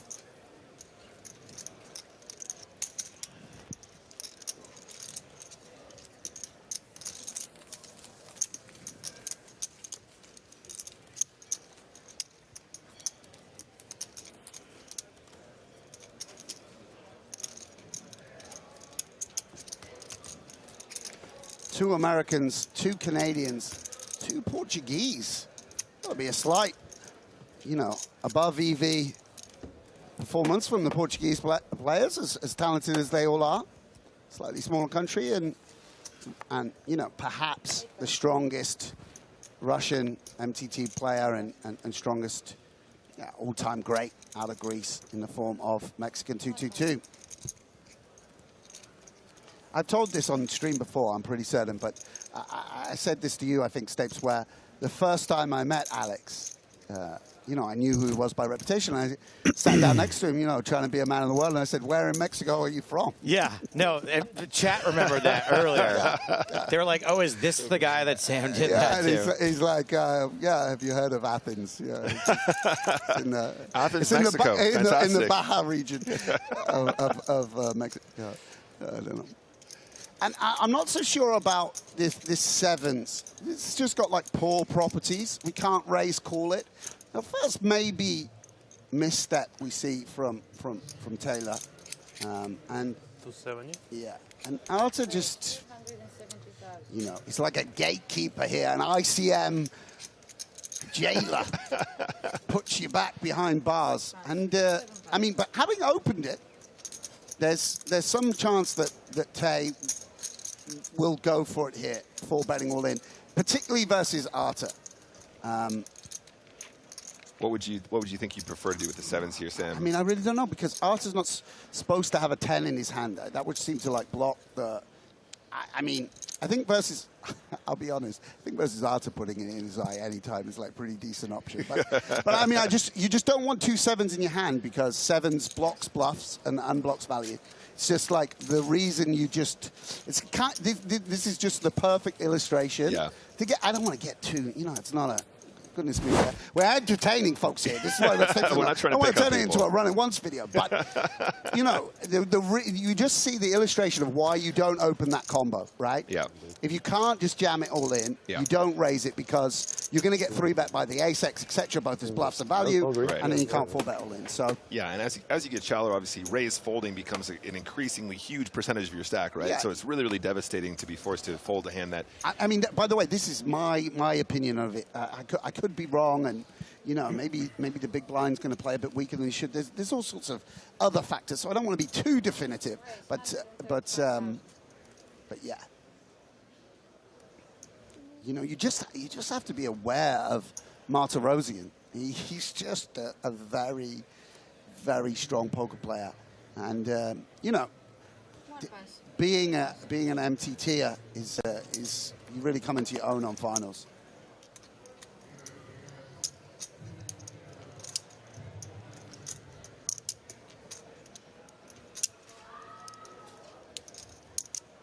We saw a couple of all-ins moments ago with ace-6 suited. You may not mess with an under-the-gun raise with a hand like this, and also you may. Yeah, I think ace-5 suited a little bit better of a candidate for that. Yeah, just passing. Flappy Strix in the chat says, is Sam bringing you the energy that makes you want to play MTTs, Nick? Absolutely. Being around Sam Grafton is actually, I mean, it's energy. It makes you want to go home to. It makes you want to go home to your room and turn on your computer and play an MTT. Sam always brings the energy regardless. It doesn't matter what the context is. In this case, poker, absolutely. We're pre-gaming here. It's PCA party tonight, It boys. is. It is. Oi, it is. oi. We have a, what do they pre-game with these days? Bahama Mamas? Do we have a bucket of... Couple Sans beer, local Bahamanian beer. Bahamanian. No, it's always a pleasure. Sam is truly a fantastic ambassador and always brings the energy. Shut up, Nick. You are, though. You really are, You're a buddy. little cutie. Wow. My analysis of the blocking, unblocking, and blocking properties of pocket sevens really got you guys going, eh? That's the good stuff for you. It is. Wow. I don't even know if it's true. It just sounds good. Wow, you guys. Ace-9 for Chick. Chick. 44 big blinds. This is a little bit loosey goosey. Yeah, maybe it's fine. Just people don't 3-bet correctly. Robert says this dealer is good. Give it up. Absolutely. One of the best. Runs a very tight ship.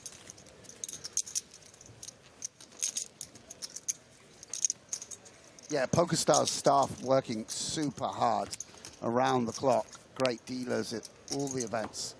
Yeah. It's been really cool, and the pros have been recognizing it. I've been seeing a lot of tweets out there. Hey, what a well-run event, and not just from the winner. Sure. You know, you use like a winner's photo, and it's like, hey, let me just say what a great event it was, like really well run. I bet it was. But people, even before they made the money, were saying it this time around, which means it's probably true. Yeah, absolutely. Yeah, and if Chick's opening ace-9 +2, I think ace-jack gonna qualify. Raise 125,000. 5,000. And no one seemed too interested in pressurizing at the moment. 8,000. Jamil actually dropping to 38 big blinds. We should say, no, it was a very interesting hand, the 10s, ace-king hand.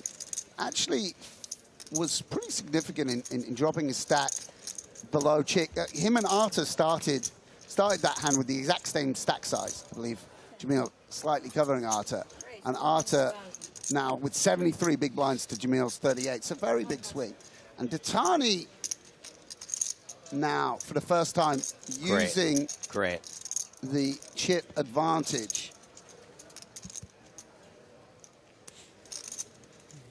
And Chick with the ace-jack, what will he do? May be forced to just back down here. Can't go to the streets too much with these offsuit hands, and this is really nice from Datani. You know, we're seeing king queen off opens, ace-9 off opens, ace-jack over, all completely legitimate, pretty strong holdings in Chippy V, but normally you can go to the streets with King Queen. You can go to the streets with Ace Jack and defend your opens in that manner. What do you have? What? Deuce 3 of hearts. You? What's that? Deuce 3 of hearts and you? Oh, good. Good hand. Good hand. I had better. Than that. Really? Don't believe you. You'll see it on TV, kid. I like Tatani's energy. He's a good guy, right? I mean, that quote at the beginning of the day where he's like, I've never really been this deep in a tournament before, so I'm not. By the way, I'm not really sure what's going on. I hyped him up on stream how good he was, and I saw that interview. He's like, I've never made it past day 4. Made me feel a lot better about my career. That's how I used to be as well. I mean, actually, I don't think I have been past day 4, but you know what I mean? I was like, wow. Because I know he's played a lot. Wakil here, very pretty hand. Ace-7 of spades in the cutoff. Going to play this one pretty much every time. He starts the hand with about 36 big blinds, as Sam pointed out. Did take a slight hit there, 10s versus ace-king. And sure enough, right back in the blender, Tatani with the pocket 10s. Interesting stack depth, though, here, Sam. Do you think he's just going to flat, or do you think he's going to 3-bet this one every time? Does make the call. Yeah, I mean, pretty sure. That, I guess flat's okay. Guess flat's okay. Maybe you're just supposed to 3-bet, call it off as a big stack, but yeah, flat makes sense. I mean, 3 bets and probably not get shoved on very often at all, right? Well, I mean. Oh, no. Dramatic zoom. Wow. These chips are at risk, ladies and gentlemen. Yeah, and Jamil's just had a very tough hand go down against Arta. And now flopping top pair.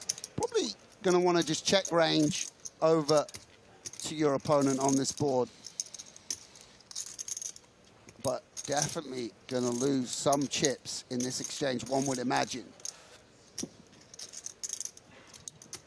And Tatani, yeah, seems like a perfectly competent player, but has absolutely smashed multiple boards today, yesterday, the day before, and not just smashed them, but his opponents have woken up with costly second-best hands. That's the other piece of the pie. Yeah, and ace-7 particularly not fun here because not only are you sort of dominated by some of the aces that flat, you're just very static equity, no backdoor flush. You know, you're if a lot of money goes in here, you're really hating life. And 4 on the turn. I'm going to ask a question that Hybrid Gamers asked because I kind of had the same question. And now I don't feel as dumb since someone else is asking the same thing. Why do you check range on this board, Sam? yeah, just Tatani's got the more. You're opening 18% of hands. He's flatting 5% of hands. So he actually just has the more robust range on this board. Oh, so that was a Wakil check range on this board. Yes. Got it. Okay. Yes. And also you play very passively versus the covering stack. That's another reason That you even more. Okay, that one's easy to understand. Yeah. And now Tatani. You're just kind of playing defense, I guess. Yeah. Yeah, and this is, we're sort of, Tatani's going polar on the turn and beginning to threaten Wakil's stack. He's saying, you call this, you're going to be all in on some rivers. And with a hand that doesn't improve, it's possible Jamil might want to get out of here. You reach a sort of indifference threshold that bit earlier under ICM. And it's very, very tough because you feel, okay, there's very, and again, like Alex, he's going to say, you've got to put me all in to get me off this hand. Well, that shouldn't be a problem by the river, which Yeah. is the Jack of Clubs. Yeah, and King Queen gets there, which is a notable hand in Tatani's range, by the way. Is it not a notable hand in Wakil's range? Yeah, you don't check call King Queen other than King Queen of Diamonds, perhaps, and King Copy Queen of that. Diamonds plays.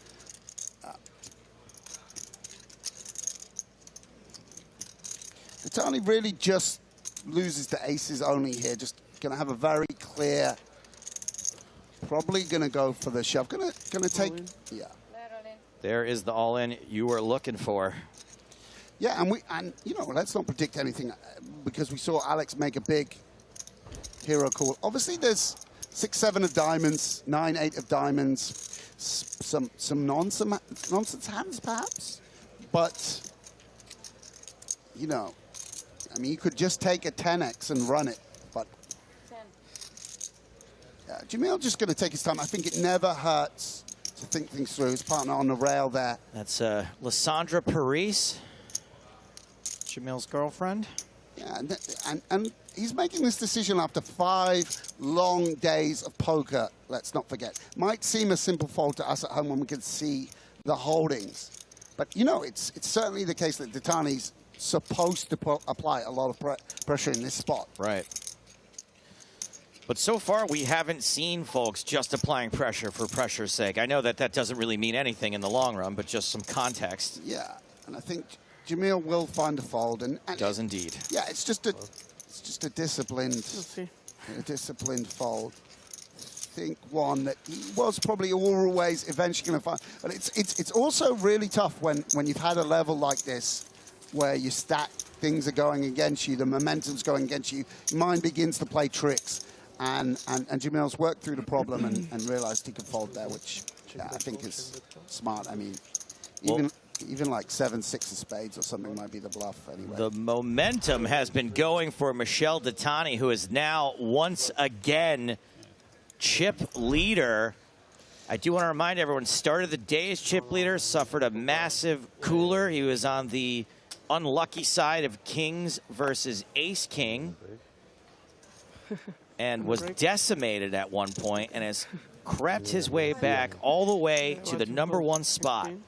And as my friend Griffin likes to say, I mean, card distribution, it's a thing. You make a flush, you make a set on the biggest final table of your career, you're gonna make some chips. Especially the way the game plays now. People stick around, people fight.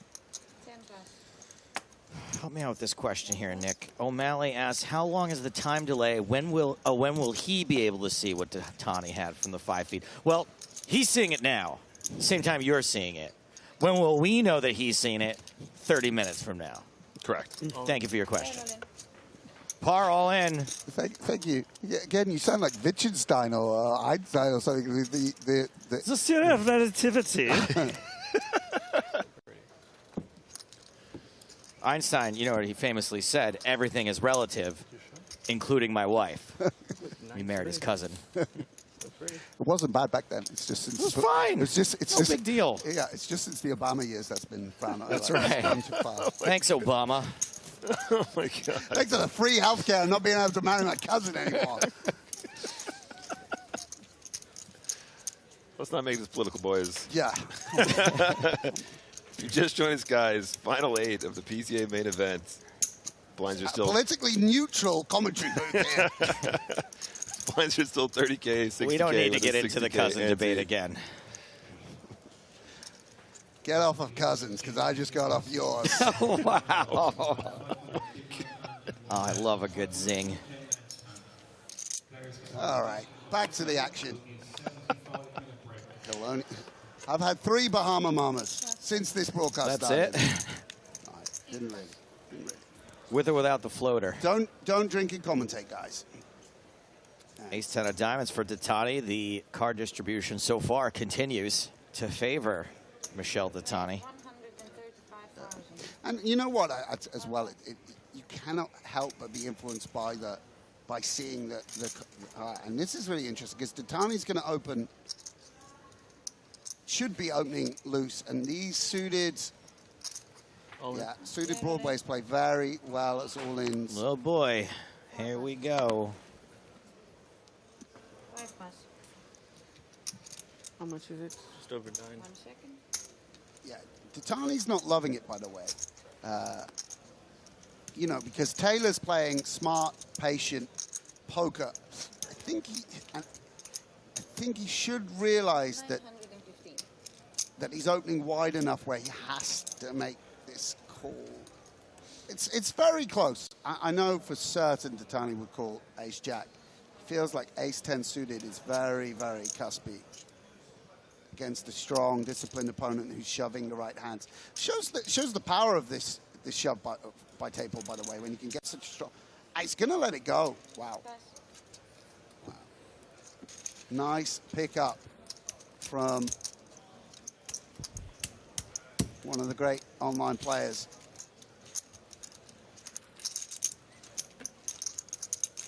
I thought maybe we were going to see it all in there. Yeah. A confrontation, at least. Yeah, really interesting.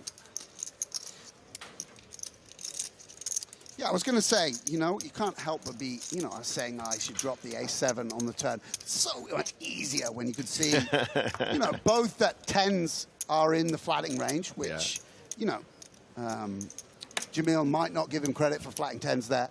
And then, you know, when you've got the top pair, given that you're going to check kings and queens and jacks and jack 10 and 10-9 suited and all these hands and be forced to fold them on the turn, how strong A7 must feel to Jamil there versus the chip leader. Right, absolutely. I mean, especially given that really dry run out right as well. It just feels like, oh, I don't want to be exploited here, but... Yeah, certainly in terms of the turn. I mean, you cannot help but be results-oriented. And let's see what Arthur does with the suited Jordan in the small blind here.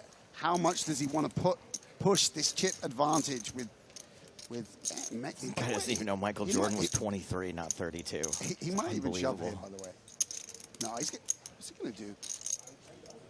He goes for the limp, yeah. There's one player that's absolutely abusing their microphone. Oh, there it is. Is this the one we were waiting for, the domination situation?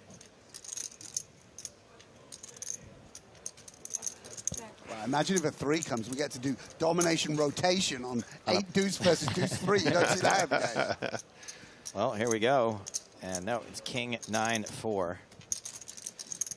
Both players whiff.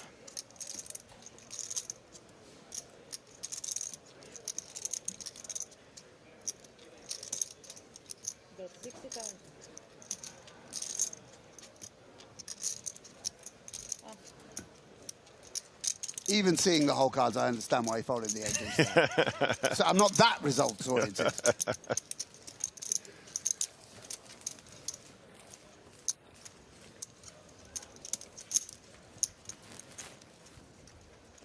Do you play much cash, Sam? Much live cash? Like in between, or when you're here, do you just focus on the tournaments? Oh, never at tournament stops. Okay. I'm playing so much poker and doing... Right, too busy anyway. Yeah.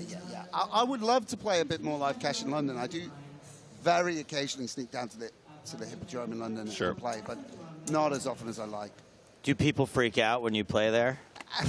Actually, people do notice for the first time I get a bit a bit of a And then are they mad at you because they don't? There's not super high stakes at the Hippodrome, no, right? Yeah, exactly. They're probably like, furious. Yeah. Because also, I don't know how to describe it, but playing big MTTs doesn't switch in my mind to that I should be playing big cash. I just don't think I'm that good at cash. So I never like work my way up to playing high. So I'm still like, it's like, what are you talking about? The pot's £300. And they're like, don't you play like 25K? I like to give them something to get mad about anyway. You know, cash game guys like to think that all MTTers are like broke. I saw him play. Actually, I watched the Grizzled. I watched the YouTube replay. I was looking at hands of a 200K I played, and someone in the chat was like, no joke, I've seen this guy playing 2-5 at my local casino. And then his conclusion was, no way does he have 100% of himself. And I was like, that's a fair extrapolation. I mean, the wrong reason, but the right conclusion. Yes. People are just completely unwilling to think that you would play the game for fun in any way, shape, or form, right? Sure. Yeah, I mean, £300. I still love that in poker. Like, go in with £400, come out with £600. Love it. Great. Love it.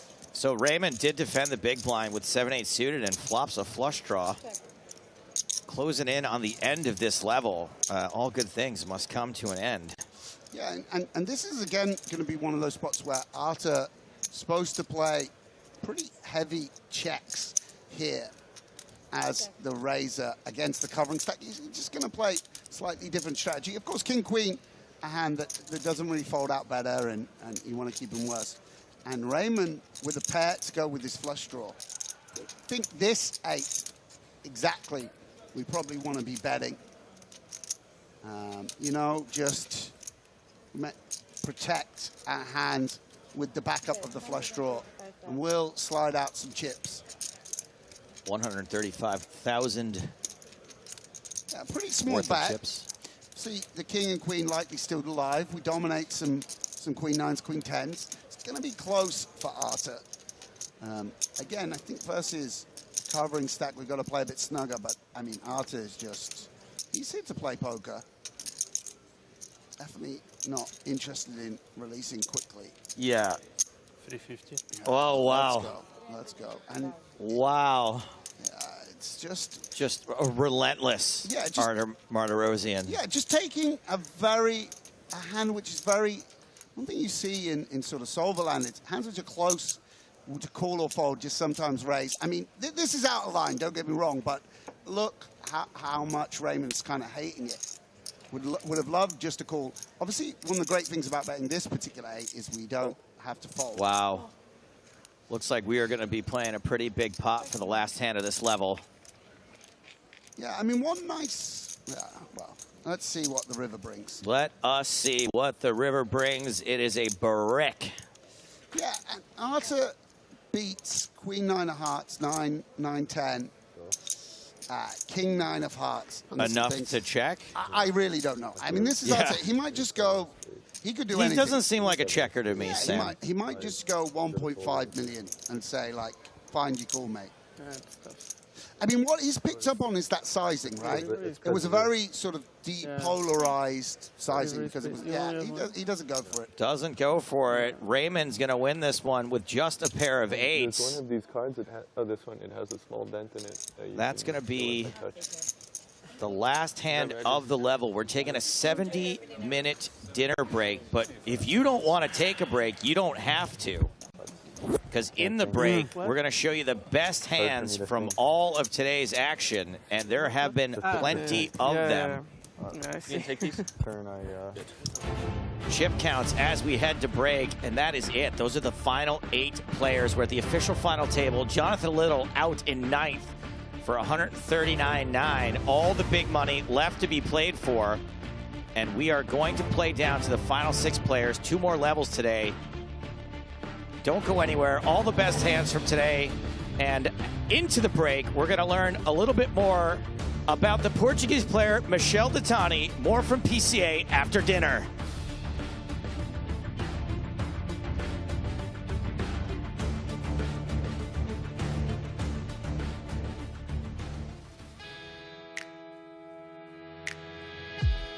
I studied computer engineering for 3 years, but while I was studying, I was also playing poker. So when I was 21, I was winning way too much for what I would earn as a computer engineer. So I decided to quit and dedicate myself only to poker. Until 2015, I played mostly cash games. Then the cash games started dying, so I moved over to MTTs. Here we go. Huge flop. 9, 7, 5, 2 spades. Spades can only help Detani. Turn card is a 7. Ramon drawing officially dead. Gutierrez can still spike a queen. I felt a bit nervous while the cards were dropping. Always afraid of the queen, obviously, but it's dead. River.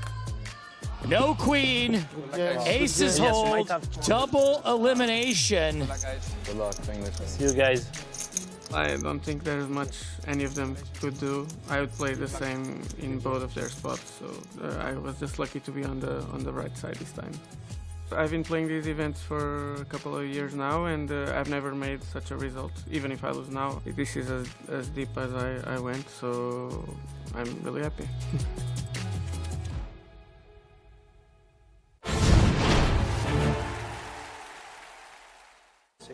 Alex Raymond, 3-betting ace-king suited here after Pedro Neves opened with queen 10.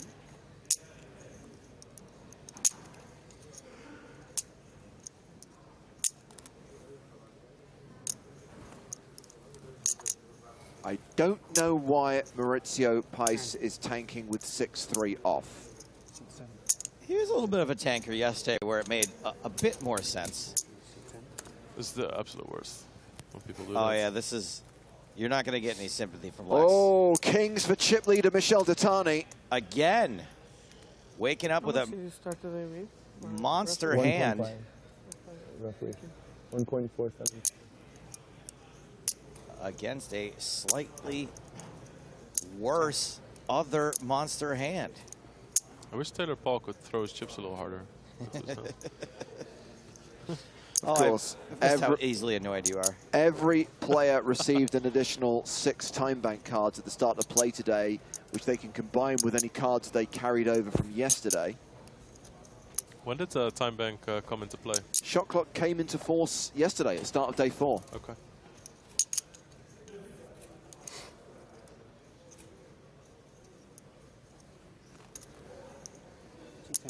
And we get a cold 4-bet from Detani in the big blind.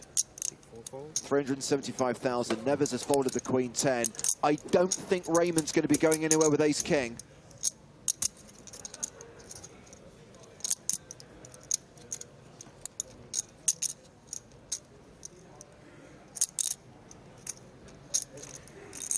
Well done, Lex. Now you've drawn attention to it. No one can tune out Taylor Paul's chip shuffling. Here to serve. In Holland we have a saying, shared pain is half the pain, so. Time bank card played by Raymond.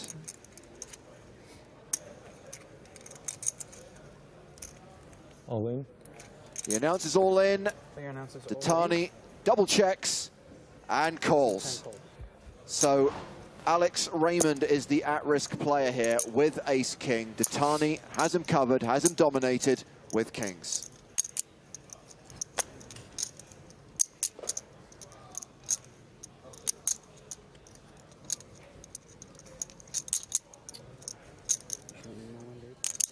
Detani, a 72% favorite to eliminate Alex Raymond.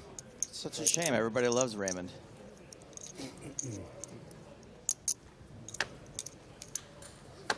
The flop is 7-6-4. So far, so good for Detani. Not looking good for Alex Raymond. Turn card is an ace. Raymond spikes it. No case king on the river, so Alex Raymond will double up through former chip leader Michel Detani. It's a party, it's a party. So Alex Raymond, having doubled up, picks up aces, opens, gets called by Maurizio Pais. We go heads up to the flop. I don't know how many I bagged you. Yeah. Okay. Interesting board That's for awesome. Pais. Really like the check from Raymond there. You're gonna have to check this board a lot when you get called and you're out of position. Some white, some green, some And then aces is one of the best hands to check because it doesn't need any protection, right? If a king comes, it doesn't matter as much as when you would have queens or something. Yeah.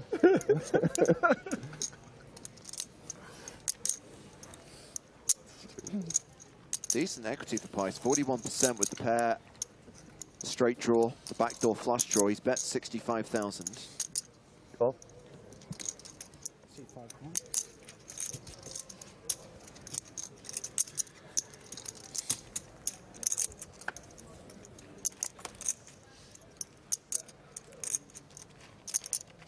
Eight of diamonds pairs the board. I think both players are going to be pretty happy with that. Of course, some hands like 8-9 or something get there, but you know, they're few and far between.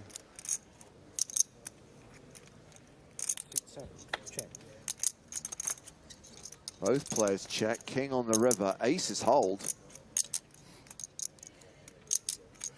going to be a little bit hard to get value now. There's going to be some ace king, of course, maybe some king jack.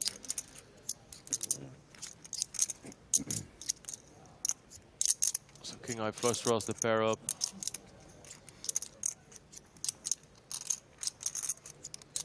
$325,000 in the middle.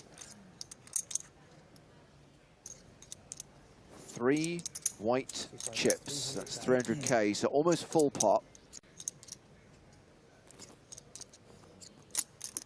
Well, now Pais gets to tank for real, at least. Lex is like, no. Even no. This is a tough spot. You know, it's good bet sizing.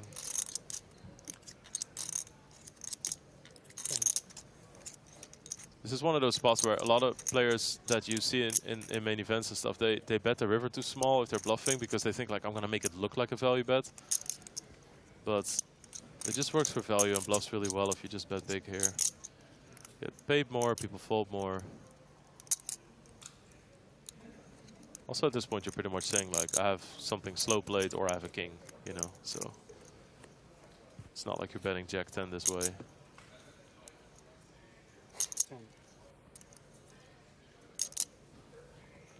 Pice makes the call. Wow.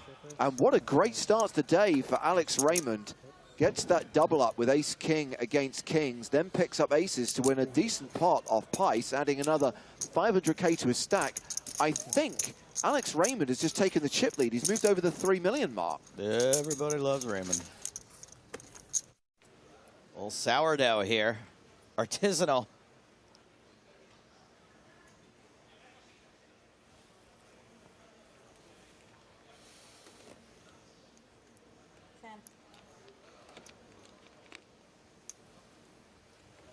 Hey, yo. Well, that is a 3-bet from Alexandros Kolonias. We only know one of his whole cards, the king of clubs. I see your chips. Oh, this is such a nice hand to bluff with. Ace-5, it's the hand. That's why we call it sourdough. Oh, yeah? Remember during the lockdown, everyone started making sourdough bread? No. You don't remember that? No. You didn't make any sourdough bread at your house? Myrna didn't This make is like any some sourdough global bread? tradition that I completely missed out It was just on. like everyone started baking. Here you go. He did it. Went for it. This proves that it's called the sourdough. It's just it became very in fashion around 2020, and so did Ace-5 suited, so we call it the sourdough. Well, Kolonias is the at-risk player, but has the advantage here, has the dominating hand with ace-king. After Colonius folded Queen 10 suited on the button and then 3-bet here, I was like, Ace-5 is probably not in great shape.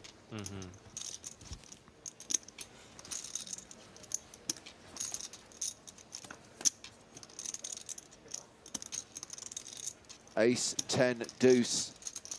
I like you look at this and he's all in and he's trailing, he needs a 5. But the first thing I just think about is like respect. You know, it's a good to pick that bluff spot like at a stage like this. That's pretty cool.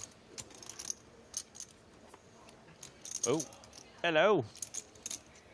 Wheel draw. So Wakil with 7 outs, which are conveniently displayed on the screen. 4 3s, 3 5s.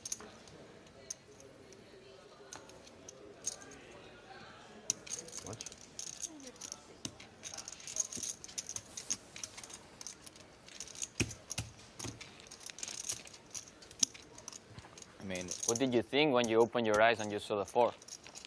Because you had your eyes closed and then you opened your eyes and you saw the 4. I was happy it's not the 5. That's a great answer. 4 is not great. Yeah. If you close your eyes, you better close it till the river. Maximum sweat, you know, you get a lot of sweats in there. But under the gun raise from Jonathan Little. Well, how bad are these guys at showing their cards? Come on. Hey, your boy Ear Discernia finally has a hand. Hey, nice balancing. Just cold with it? Wow. Yeah. Who would have guessed? Yeah, the most balanced player at the table. Giuseppe. Giuseppe. Jonathan, put your cards in the box. Okay, we know he's got 7s. And there is an old adage, it's always coming 7. The 7th is always coming. Yeah, me and my friends, we play this game. Always coming 7, yeah. It's so funny. All jokes aside, Jonathan Little, look out. Yeah. There's a bit of trouble, actually, because Senia is so loose. And this is a really good flop. Oh. 2 feet. Oh, my. I mean, there's got to be alarm bells, right? I don't know, yeah, I guess, but I mean, don't you expect someone to just also raise their good hands? I guess the scariest thing is like 8s and 9s. But then if somebody's really passive, aren't they just going to call that? I don't know. I think this is a really tough spot. 75,000 has become 250,000. Jonathan's in a little trouble. I must Yeah, realize. he's just going to go all in, yeah. Yeah. He's a little behind. All in and a call, and Yadesina gets it in as an 88% favorite. Kings against sevens. I wish Yadesina would have said, do you have a deuce? That's his little joke. Jonathan Little's going to be left with 595k, around 20 big blinds. That's a really tough spot, though, for Jonathan. It's so hard to know where somebody's at there. So, because... Oh, 7 on the turn. It is always coming 7. That is so gross. And Giuseppe Yadesina is headed for the rail unless he can spike a king on the river. He's got 2 outs. No king, and we are down to 14 players as Giuseppe Yadesina gets unlucky and cashes out in 15th place. Yadesina. Okay. Have fun at the slides. So hard.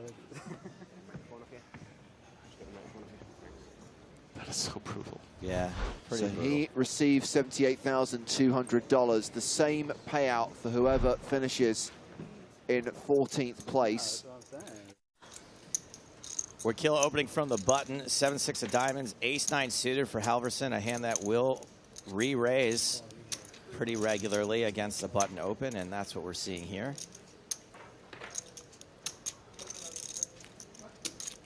Farside Chicken says that show has some hilarious skits for sure. Definitely worth a watch. I agree. Oh, that's nice.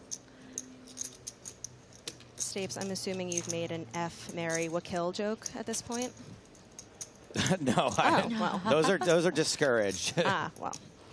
Then It's a little bit. It's not take as, it back. It's not as bad if a human lady is doing it. It's kind of frowned upon from the boys at this point. From non-human ladies. That's right. And also those. Colonius in the big blind, queen jack off, and ditches it. I think Wakil could consider calling this. Appeal, Wakil Peel, please. Could consider calling this off of his stack, this particular combination. You know, you can have some nice board coverage. Suited always helps. You don't expect, you know, to be dominated very often.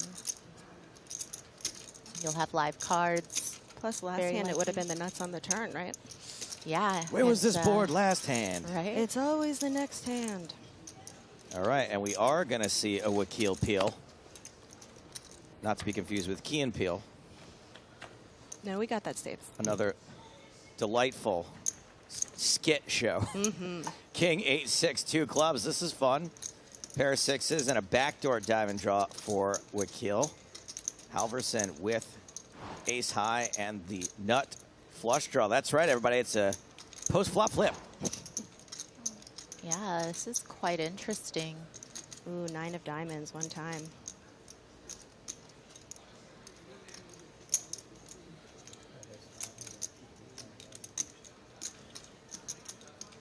And the bet of $155,000 from Halverson.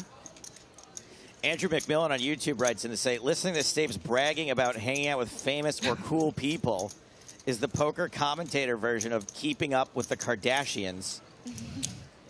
I'm glad that you're not insulting my friend by saying she is famous or cool. Thank you for your comment. Appreciate it. Turn card is the 4 of diamonds. This is very spicy. Very spicy. Spicy indeed. Oh. Street flash board.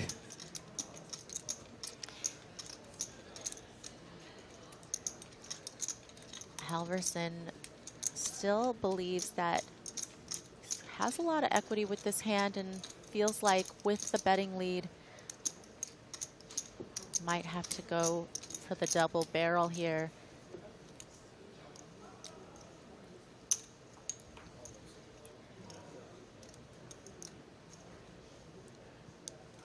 Relatively small sizing though, especially with all the draws possible. You have to kind of think, if I we're representing a pretty big hand here. Would I take this sizing with all of the draws possible? Wouldn't I That's a great point. look to deny some equity?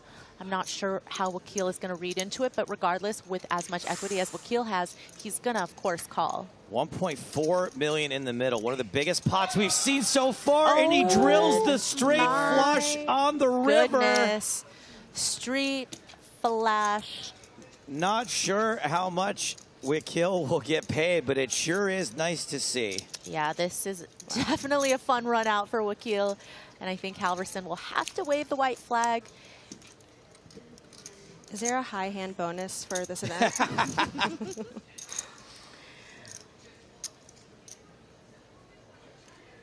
Yeah, and it's funny because Wakil was hoping, you know, maybe I'll get there on the river, and, you know, or maybe if I don't, my opponent will have nothing, so I can try to bluff on the river. But now he's like, oh, I hope Halverson has a really good hand that they 3-bet with so I could get paid. But no, that is not the case. It just has to be a super, super cooler to get paid on hands like a straight flush or a royal flush or quads.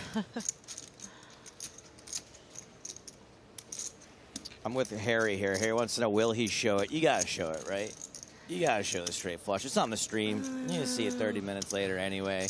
Yeah, but maybe you don't want your opponents to know, you know, what your calling range pre to a 3-bet is and things like that. At this stage of the tournament, I think that I would just let it go unshown and just let people find out 30 minutes later. Information is way too valuable at this point to be giving it out for free. It's a true pro right there. Wakil shoves, and we're going to see a quick fold. Is he going to take one last look at least? Bluff? Yeah, big bluff. Big bluff. Check. Massive bluff. So it went through, so. Do you think it would have been too big a tell if he had taken a photo of his hand on the board? Which one? Yeah, I don't know. One of the two. Spilt You my guys, coffee. you'll like to see it on the stream with the front hand. I can wait. I can wait 71 minutes. Don't worry. That's a straight flush smile right there. Oh, yeah. Never know with me right now. But I just Folded to folded right sack quickly. in the small blind. He's got 11 big blinds. Gonna come with the limp.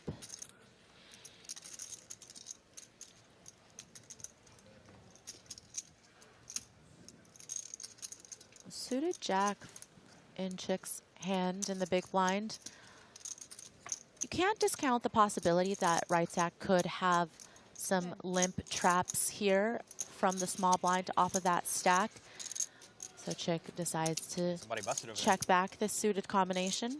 They out jump. Nice. $15,000 in your pocket. You don't care. Too rich. Too rich. Right Sack's only got 450k behind Maria. He's got 11 bigs. Yeah, and it's hard to see him, you know, I remember first time I folding, I think, to this flop, Sunday even Million a though long time Chick ago, decides to check back. we were But like, meet a bunch of sometimes Queen High is going to be grinding good. You in have like a- some potential basically for a party backdoor site, and equity. everything's Not gonna pay out in now, of 10K, course, once the 10K. 6 of diamonds comes off. We were so happy. But I think that It's just like you and Arthur right now. Yeah. Very Well, similar. I still feel happy. I don't care at all. either way, he's not going to lose too much just because Like 1/20th of a Sunday for me. his hand is not that strong. He's just going to come with a min bet on the turn.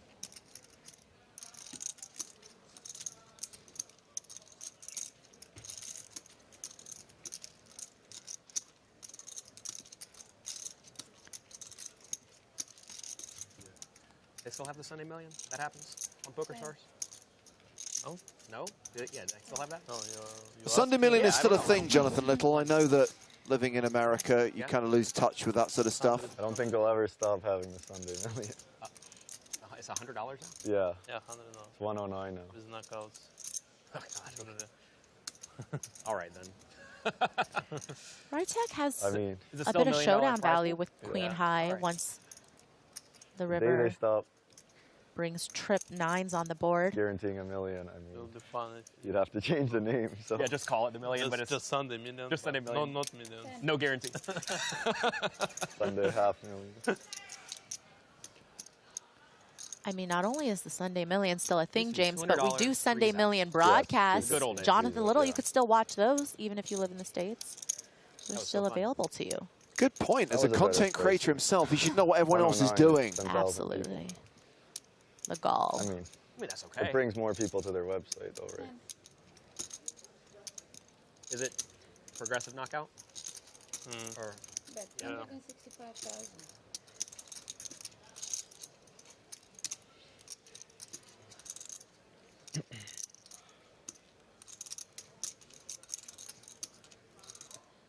Chick coming with almost pot size on the river. Freitag seems a little suspicious, and I think that's primarily because Chick did check back the flop.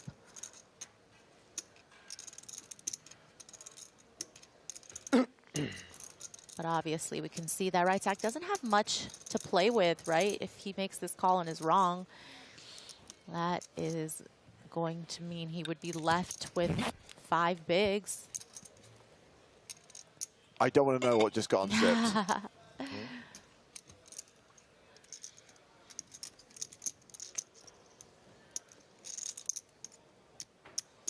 That's certainly one of the perks of, you know, checking back on the flop. When you have jacks and nines, you know, you protect your check back range. You allow yourself to control the pot. You allow yourself to make this bet on the river and have your hand be somewhat disguised or confuse your opponent a little bit with the line.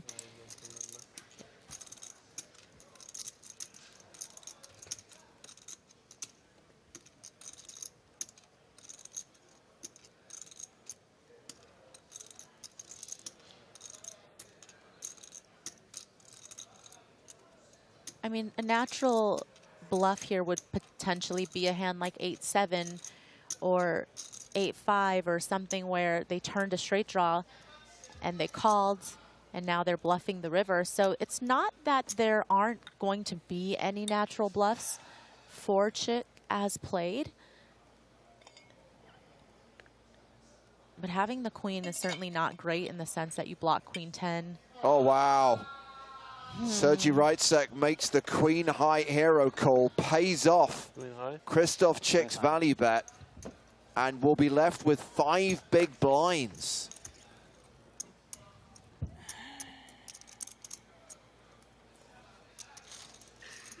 Very much in the danger zone now.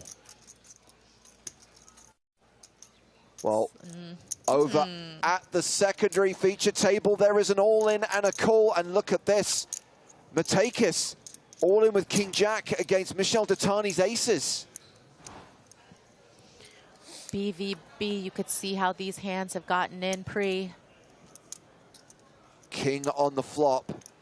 A little bit of hope for Ian Matakis, although he looks like a defeated man. Kings and Jacks working for him.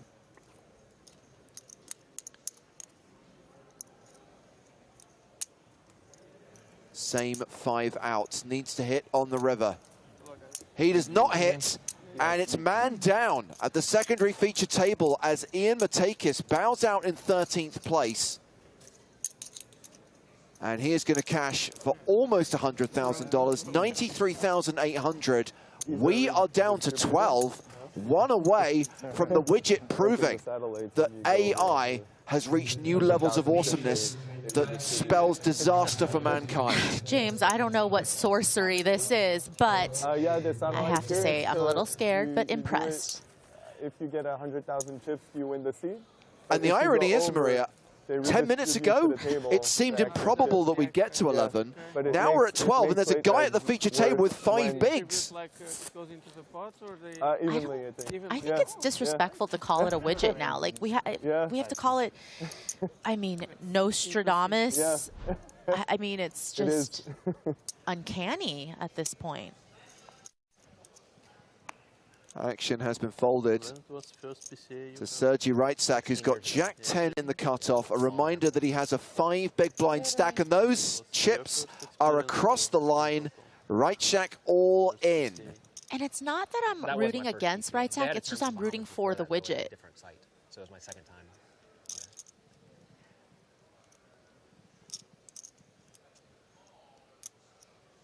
Ace-10 for Christoph Chick. Okay.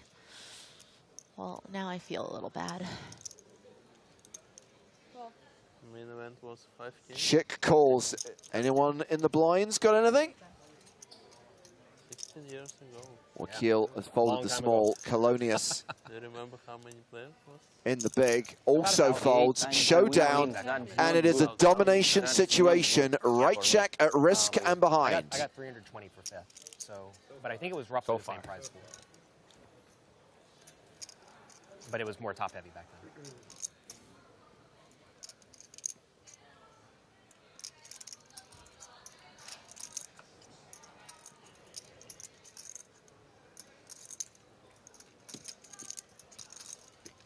We've been following Right Check from our very first feature table on day 2. Here he is on the verge of elimination, midway through day number 5. And he is looking for a jack. He has 3 outs. Yeah, not good to have the spades covered as well. Okay. All right. All right, all right, all right. Kings, jacks, and 8s working for the Spanish pro.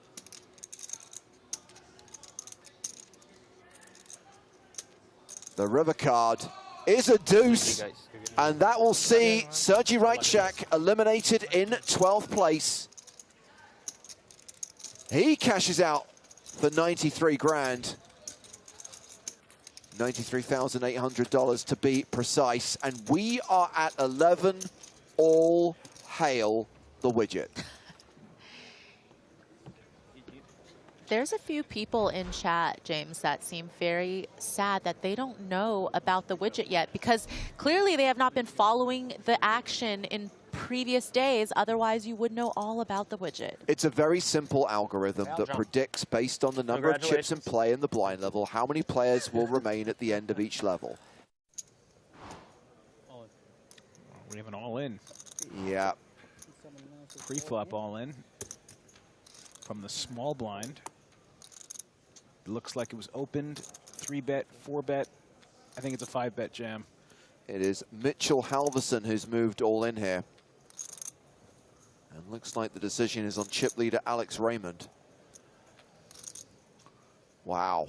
Wow. And he's run into it. And we don't know what the other card is, but if he's tanking, it's probably an ace or a king. Yeah, so apologies. The action is actually on Neves, who was the original raiser. Raymond, the 3-better, folds. Halverson at risk and behind has run queens into kings. And when you get down to these final 2 tables and everyone's playing tight, that's how you get a lot of these eliminations, just waiting for some of these coolers.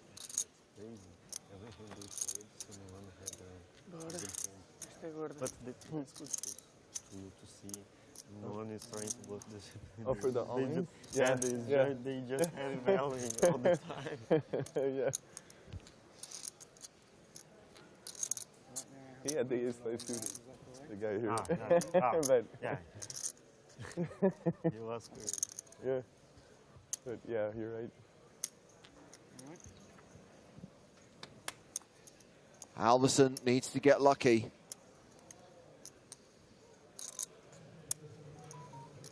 There's no real hope other than a queen. 2 outs.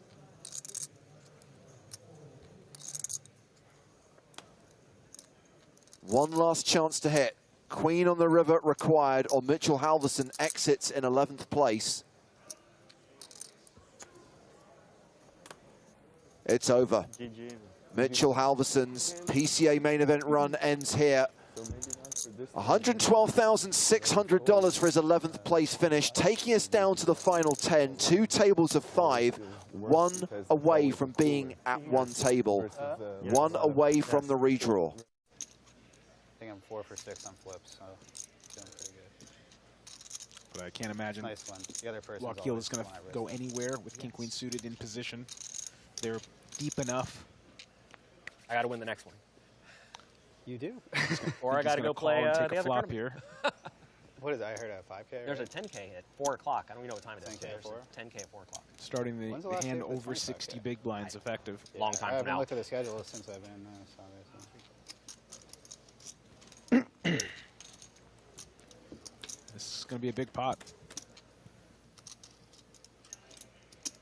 And threes are still good post-flop. Wakil with 2 overs in the backdoor spade draw.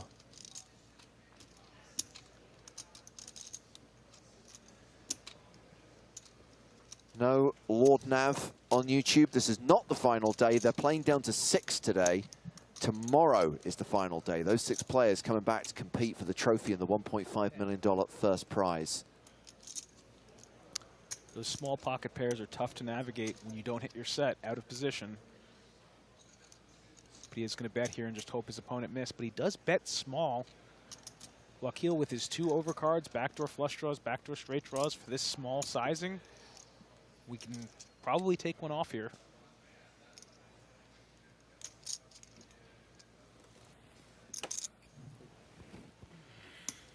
And he does.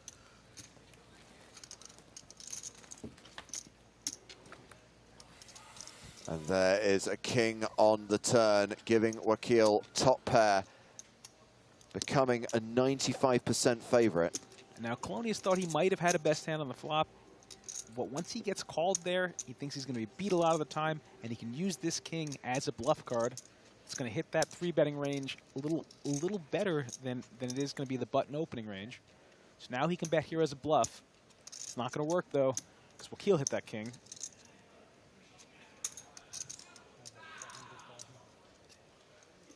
When he's betting here, he no longer thinks he has the best hand, but he's still going for a small sizing. Obviously, he's not going to get his opponent to fold the king, but he wouldn't have gotten his opponent to fold 10 here either for that size.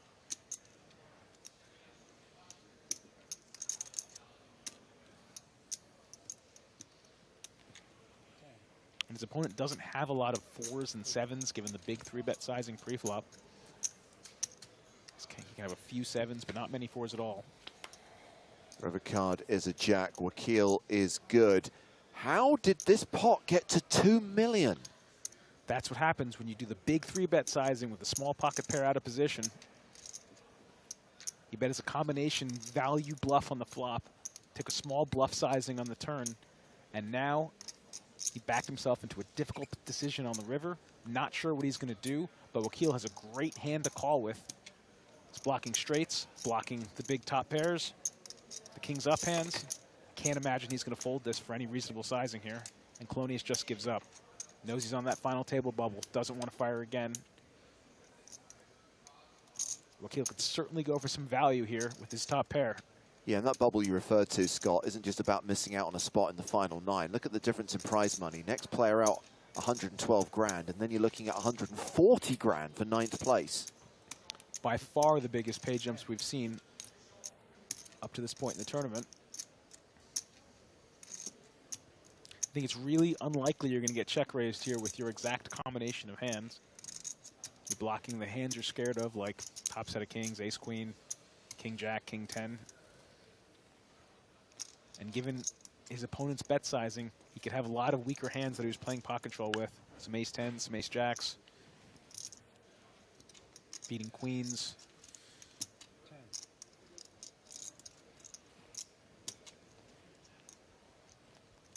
White chips are 100K, green chips are 25K. I wouldn't be going too big here. I'd be targeting a hand like ace 10, ace jack to get called by.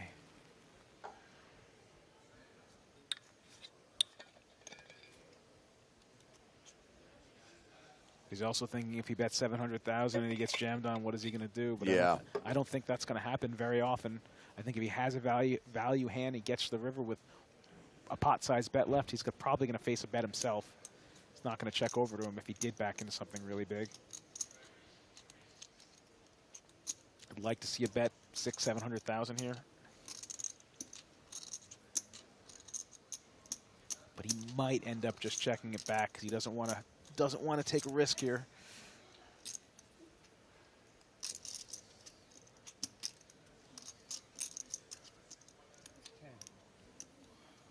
We are going for some value. I like that. Looks like 950 or something like that. Burnt a couple of time bank cards while he was considering his options.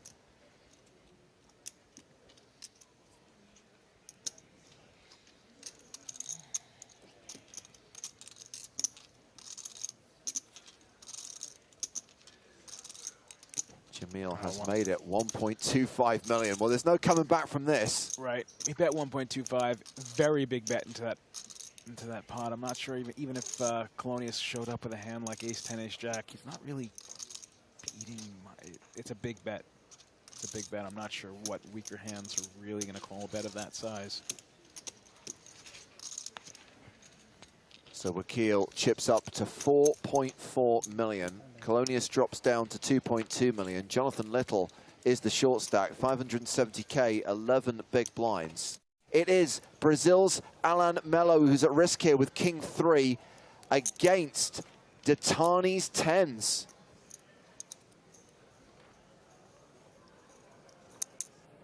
Michel Datani is a 7-3 favorite here.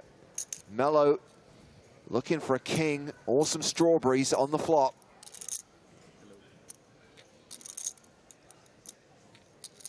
If we lose Alan Shake, we will be down to 9. We will hit the redraw. The flop has no king and no hearts. That is going to catapult Datani to an 85% favorite. Melo has 3 outs, needs a king on the turn or river.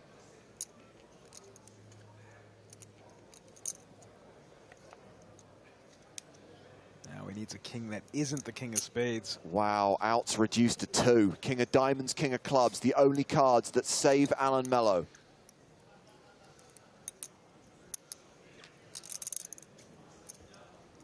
The river is a 9. Stop the clock. We are down to 9 players.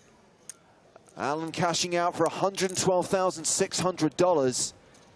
All remaining players guaranteed the better part of 140 grand, and we are now going to redraw for seats around the final table. And we will continue playing down to 6 today. 3 more eliminations before we can draw a line under day 5. But congratulations to Alan Melo, who departs the arena. It looks cooler from like this angle when it's like. And Michel Datani has had a up and down day. Started strong as the chip leader, lost a huge pot early doors, got very unlucky. Kings cracked by ace king. Can I get the count? So hijack open here from Raymond. And Jonathan, figuring the chip leader may be opening relatively wide, decides to get in with ace 9 and is going to be dominated and will certainly be looked up. Yeah, right out of the gate here. 1.205. 1,205,000. I mean, don't get it twisted, guys. This is still a spot where you're going to be sweating. As we just mentioned, those chips have such value here on the final. But I don't see a way he's going to fold here at this point, given that stack size. You got to think about it for a second, You though. do. You got to think, hey, Yeah. 1.2. obviously there's a chance I'm beat here, but for this stack, this dynamic, Yeah. you're just eventually going to have to make the call. Yeah, it's about 24 big blinds, guys. Obviously, Jonathan Little, the one at risk here. It's 1.21 million. Raymond has 4.4 behind. Does make the call, and Little is at risk. Oh, big Little behind. Jonathan has gotten it in behind before, was saved earlier today, got it in with pocket 7s on a 6-high board against kings, spiked the 7 on the turn. So Little living on suited or something. Yeah, right. borrowed time. I know snap. You feel pretty good. I was pretty happy. Yeah. Maybe ace 10, you know, close. Jonathan, a real pro. Still has a smile on his face despite knowing he's very likely to go broke here. 6-5-5. Okay, that is actually not the worst news for Jonathan. That's not good. Why does he say not good? It seems like a paired board. Everyone loves is- the chop pot, right? Yeah, exactly. Yeah, exactly. About the rest of the table. The rest of the Everyone table except everyone but the player. does not love a chop pot. Exactly. But everyone does love a chop pot. Jack in the turn.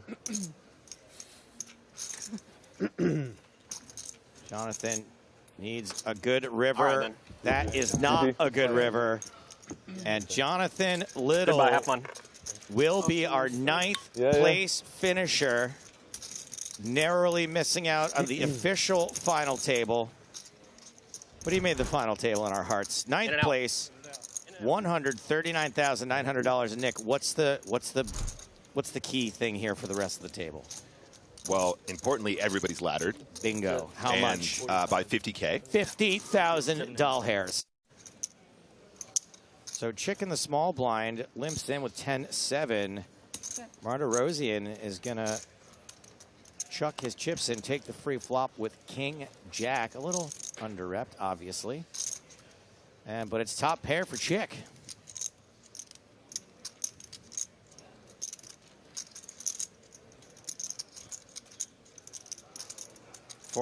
Forrest Run saying, Little punted a once-in-a-lifetime opportunity. Unfortunately, it's twice in a lifetime for him. And did not punt. However, it is Chat Pro Saturday, so I'm going to allow it. Yes, he obviously punted a once-in-a-lifetime opportunity, even though he's been here before. Thank you for your comment. Chick betting 50,000, and I think Martirosian is going to peel. Try to improve on the turn. Sometimes King High is going to be good, and that's what we like to call improving. The King of Spades is an improver, Joe. Absolutely.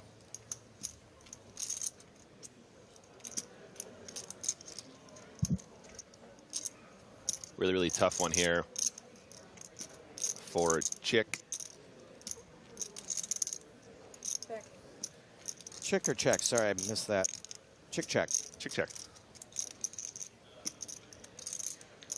Stoy asks, how far did Anton Wink go? He went all the way to the Bahamas. Thank you for your question.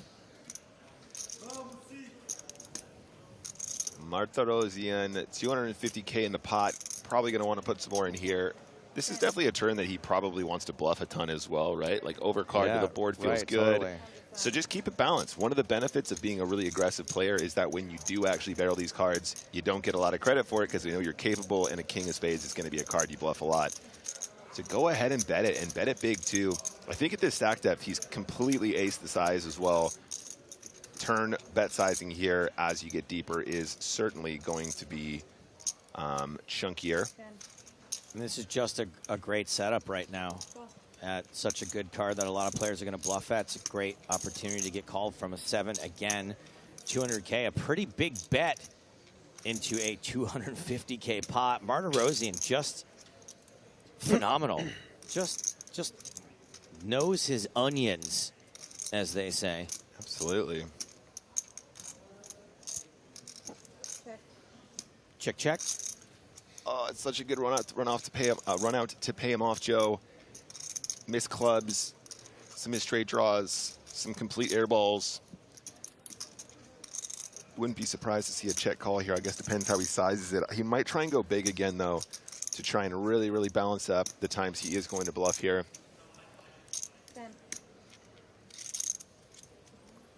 575. 575. Sorry, Joe. Just goes huge. Yeah, I love it. I love it. Huge, and we love it. No offense to Chick, but we love it even more if he gets a call here.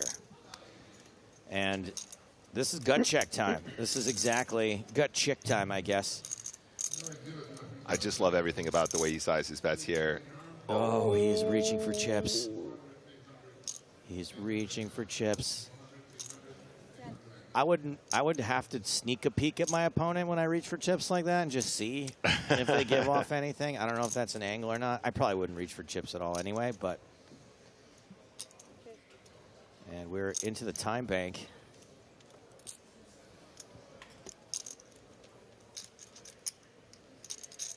I mean, there's no point looking at Martirosian. That guy's not giving anything away, Joe. You just look over and you get frustrated at how you're going, let me see if I can get a tell. Oh, God, I'm never getting a tell off this guy. And I think you have to be a really good player to consider calling here. If you're folding here 100% of the time, you're incorrect. Yeah. If you're calling here 100% of the time, you're incorrect. So honestly, if we were looking at a solver right now, I would be really surprised if this was a fold on the river. ICM-wise. For that amount of bet also? Seriously, I mean, I don't know. If your opponent is capable of having tons of bluffs here, and obviously Martirosian absolutely is, there's probably a ton of calling with a 7, but it's just so hard in the moment, especially on a final table. Does make the call. Chick does make the call, and that is going to be a massive pot shipped in the direction of Artur Martirosyan, who is going to jump up the leaderboard.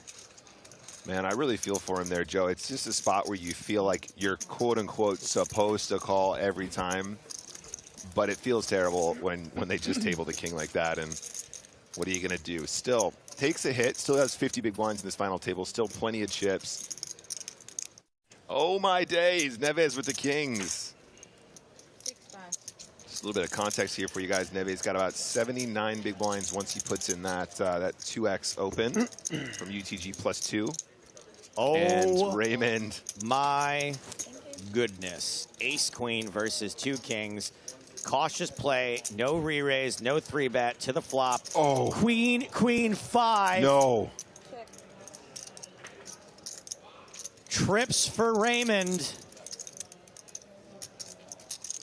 Guys. Neves very likely to not know what hit him here, or more accurately, what hit Raymond, the deck, in the face. Absolutely, guys. And just to give you more context, these are the 2 chip leaders, guys. This is the situation you don't want on a final table, Joe. This is going to be a shame. 200, announces Neves. Excuse me, Raymond raising the 70K bet of Neves.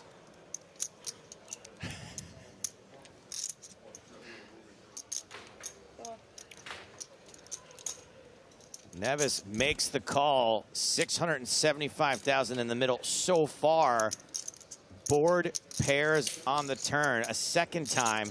That's giving Raymond a full house. Neves with just 5% equity. Now, I know this looks like an absolute car crash to us. I do think Neves, there will be some part of his mind that knows a queen is possible. Oh, of course, absolutely.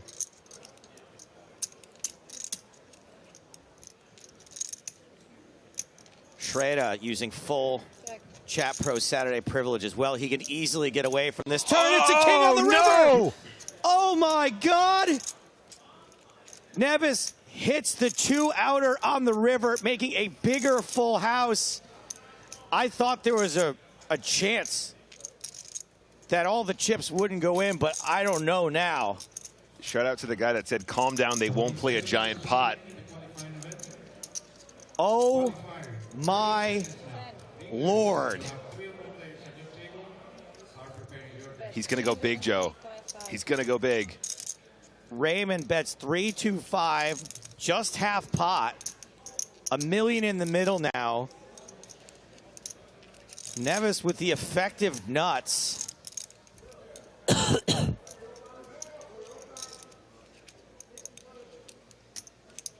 I think usually this goes raise call though, right? I think you go, I'm only going to get paid if he has a queen, so I might as well go for all of it. I think you just go massive. Like, in a situation where you raise here. You just ship 3.79x pot. I mean, I'm not saying I know the right answer. I'm just saying in a situation like this, you're only going to get paid if he has a queen. So you might as well go big. You got to go for all the gold. It's one of those crazy spots where you're just going to win a huge pot, or he's just going to fold a bunch when he's got bluffs and stuff.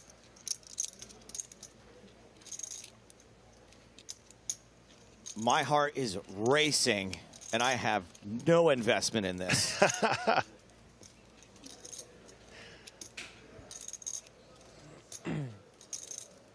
I don't know if Neves has already made his decision and is just taking his sweet, sweet time with this, or is just trying to decide how big to go. 1.8 million. 1.8 million. Wow, it's chunky, Joe. It is chunky, and that's going to give Raymond the opportunity to not go broke here. Potentially, but he's basically got to put him on exactly kings in order to make the fold here. He's going to be chopping a bunch. You obviously very rarely want to call for a chop, but is this a spot where your opponent really has a bluff that often? It's just so hard for him to have a bluff here. Whoa! Oh my God! Wow! What a fold! What a fold! Lays down ace queen. Should point out king queen, another potential hand that ace queen is losing to there.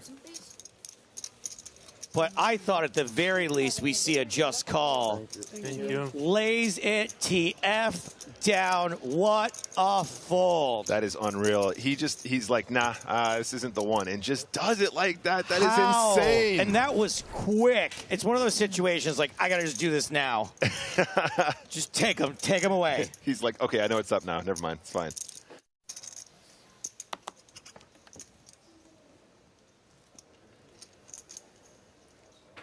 Shift 4 says that was the greatest fold I've ever seen by a lot. It's up there. It's way up there. It's definitely up there. That's definitely a good one. Good one for the highlights for sure. I do think that the Pocket King should have checked back. It was a terrible race. It's a terrible race. I'm choking on the chat pro comment. Dirty Phoenix says my whole life has been shattered by that fold. All right, Martirosian in the hijack, ace-deuce suited, Raymond on the button with king-jack. Everybody loves Raymond's fold.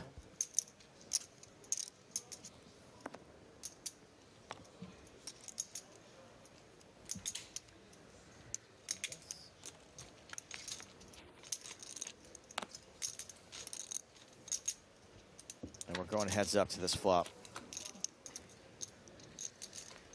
King, 9, deuce. So top pair for Raymond, bottom pair for Martirosian.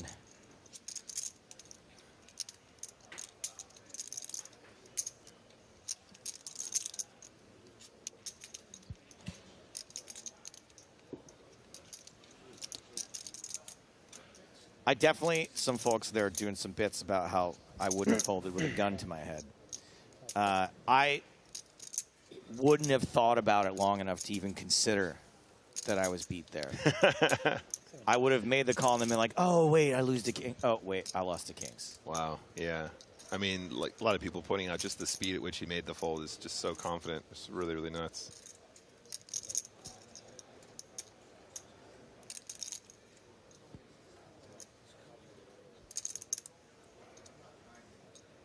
Martirosian does not improve. Raymond picks up some straight outs, some unnecessary straight outs. 280.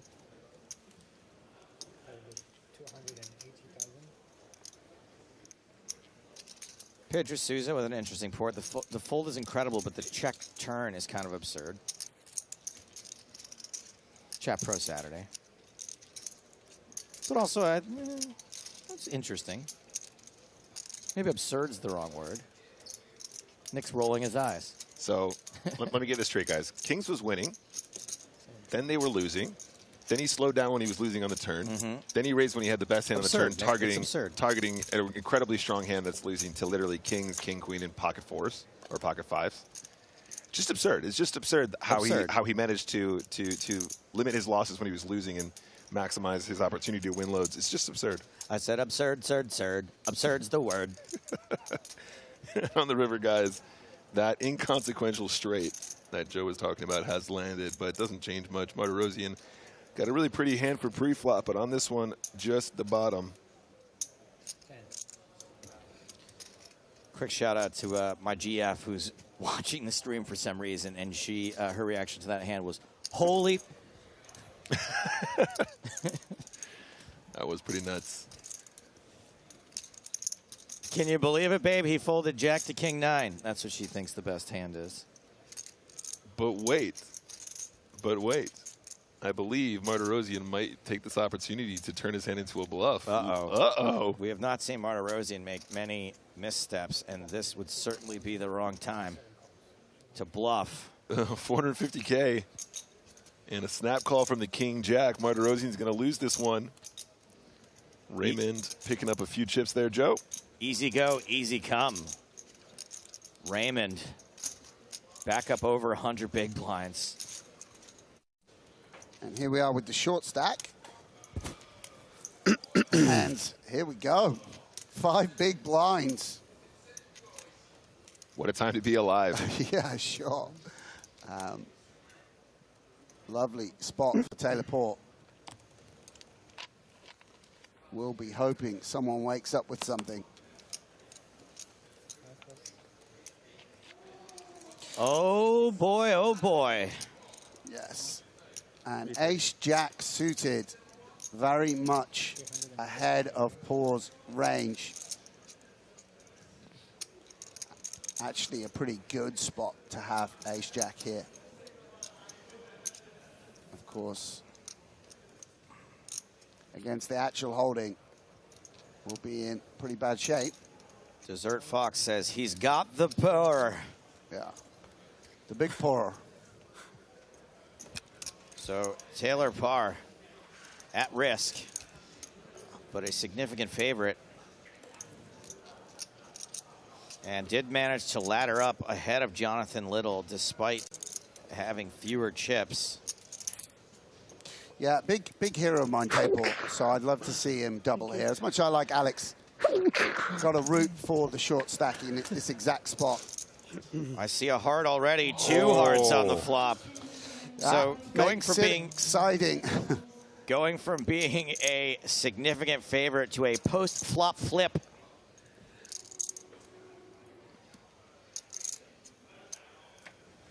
Turn card.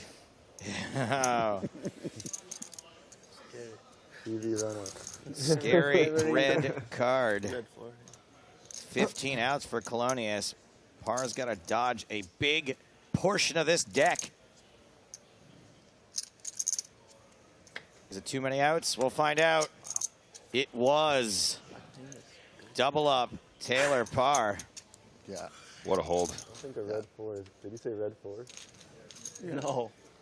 No, I said red. I was like, the red 4 is like pretty scary. Oh, yeah. This one, nothing else. Yeah, nothing gets by this guy. I did not want a red 4. No. Colonius now king jack off in the cutoff. Gonna go ahead and open it up. Just a reminder, guys, blinds are still 30K, 60K with a 60K big blind ante. So slightly more than a 2x open.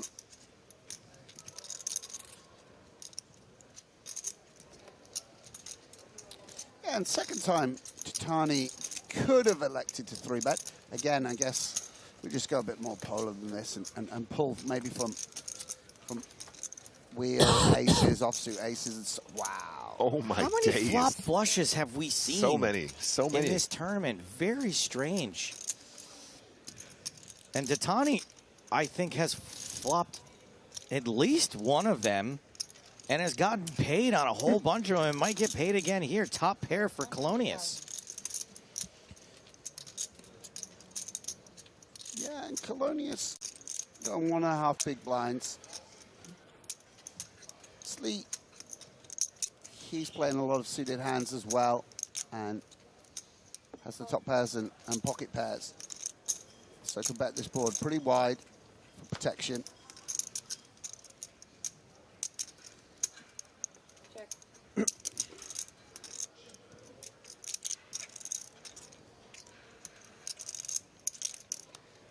Yeah, and it might be that Colonius bets again to then sort of show down, protect against a single club, get some value from a worse king. That's 200,000. All the betting pretty small on these monotone textures. And I think actually if Titani knew Alex's hand, he would raise now because probably not a third bet going to go in. Do you think given the SPR here, Sam, you got to check raise the turn in order to win the whole stack on a later street? It's, I mean... It's an awkward one, right? Yeah, it's definitely better to have ace-7 than ace-jack here. Right, yeah, you unblock queen-jack, queen-10, the other club combos that open. Ideally, you would want like ace... Yeah, I mean, I guess just ace-2s. I just want to drop an unbelievable Chat Pro Saturday comment in real quick. Rage in AL says, awful check. Fantastic. Well played. Yeah, and I really think that Alex's style is just going to be to dump this. Yeah. Absolutely. That's been the line we've seen. You're pretty indifferent already here with that. Ooh, no dumping. No. No dumping allowed. Yeah, I mean, Maybe he doesn't lose any more beyond this, though. Obviously thinks a lot of Datani's game. Oh, it's such a brick. It's such a brick. Yeah, I mean, there's plenty of bluffs. Just to bet ace-x of clubs. Sometimes that goes for it on the flop. There's some straight draw plus a flush draw. Although it gets pretty dicey with the jack or 10 of clubs. Really interesting. I mean, this pot is 1.6 million, and Colonius is just going to make him like, yeah, you've got to put me all in order to try and get me to fold this. Uses a time bank. But, you know, as we alluded to on the turn, the check raise does put the SPR less than 1. The terrible check. The terrible check, yeah. Very, very nice from Datani, like sizing-wise. Right. Yeah, this is spot on how you want to be doing it if you want to try and win the whole stack on a later street. And obviously now can continue and still represent, well, still be bluffing technically. Yeah, and he's just deciding, okay, like, do I want... 450. Oh, wow. Look at how he sizes it, Sam. It's like he knows he has King Jack here. Yeah. And Colonius has been pretty stingy with his chips when he's had the worst of it, and occasionally when he's had the best of it, but it looks like he's about to pay off. yeah, Alex obviously thinks it's very close. I mean, wow. Oh, wow. Did he shove? Oh, no. Kidding. Okay. He goes, I'm kidding. Just a call. Still a huge pot. That would have been. For Datani. Man, Colonius has played so cautiously all day. Cannot be feeling good right now. Yeah. Datani picks up 1.2 million, jumps up to second on the leaderboard. Colonius down to 14 bigs. Heat and par now, both in the danger zone. Danger zone!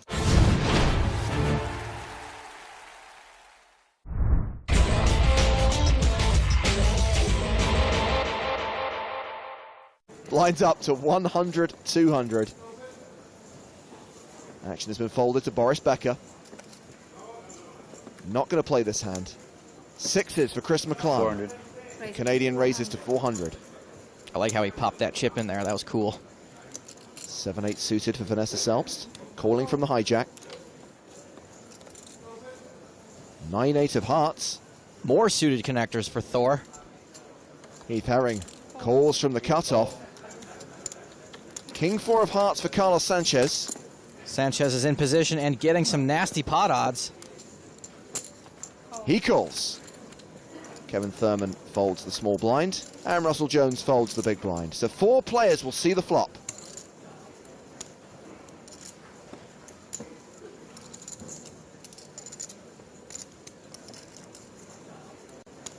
Ten, 9, 6. What a flop! A straight flush draw for Vanessa Selbst and a set of sixes for Chris McClung. This flop is so much action, it should star Jason Statham. Let's not forget that Heath Herring has paired his 9, and he has a straight draw as well.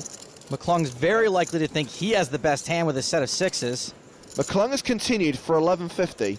Vanessa has little to protect against. A raise could chase away some of her action. She calls. Herring also flopped pretty huge, like his arms. He calls. Sanchez will get out of the way, so 3 players go to the turn. And there is the straight flush for Vanessa Selbst. Vanessa's inner monologue. Please someone bet. Please someone bet. McClung checks it. He does not oblige. It's actually a pretty scary board for bottom set. Vanessa checks as well. And Herring checks behind. 10 of clubs on the river. McClung improves to a full house. Rivering a full house, usually a good thing. This time, not so much. This is going to get ugly. He bets 4,000. Vanessa only has 13,000 behind. How much will the raise be?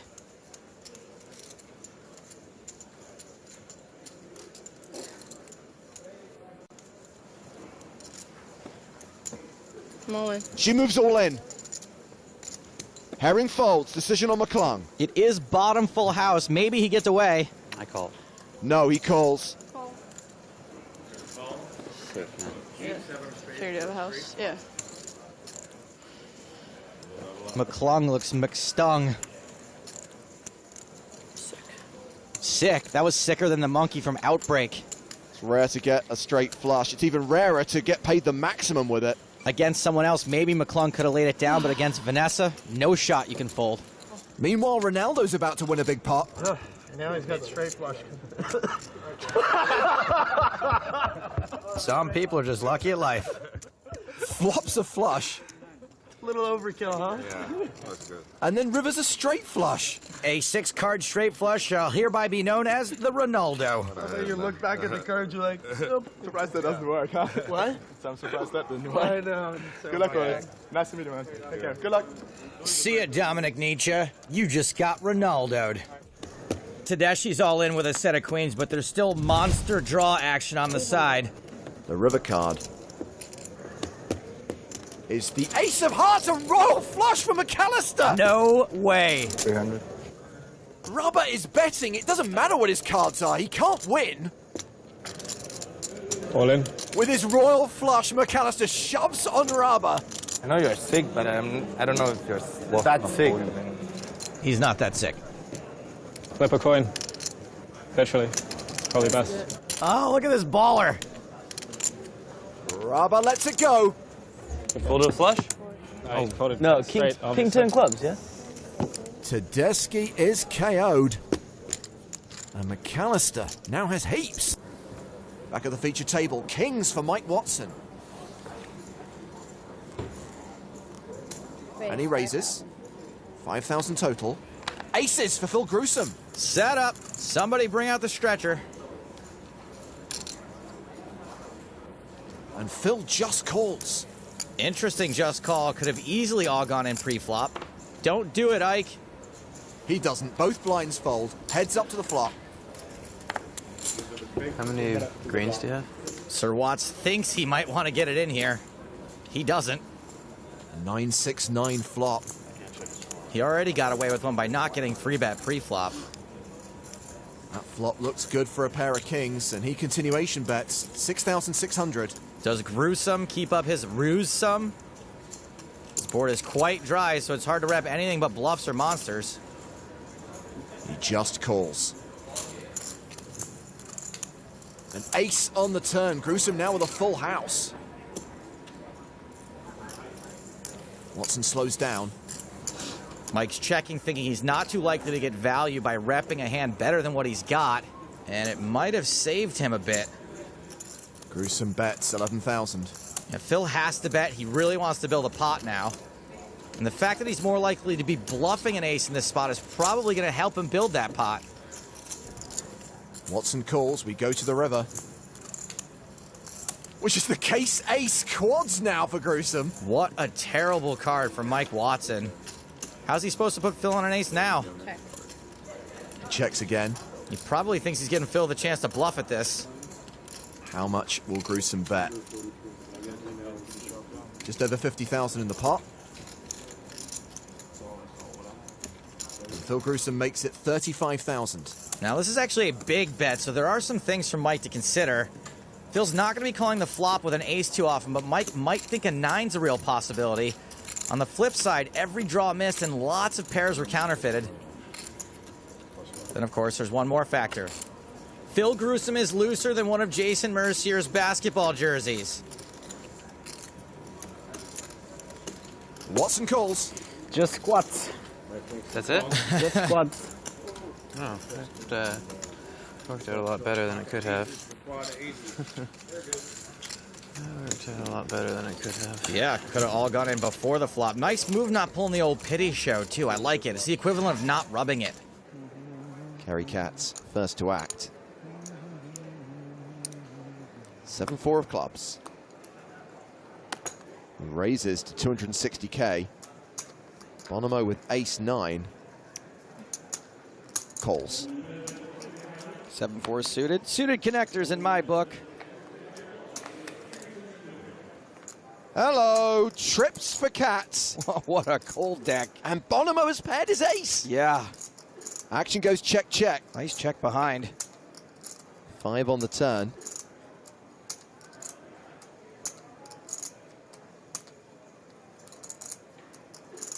Bonomo's going to lead. 275 into 560. Cats. Just calls. I don't think Justin has any idea. The river card. It's the K7 quads for Kerry Cats. Justin has improved to a no-good full house. I guess Kerry does run good against Justin Bonomo. Well, Bonomo took the betting lead on the turn. And it looks like he's going to bet the river. 400,000.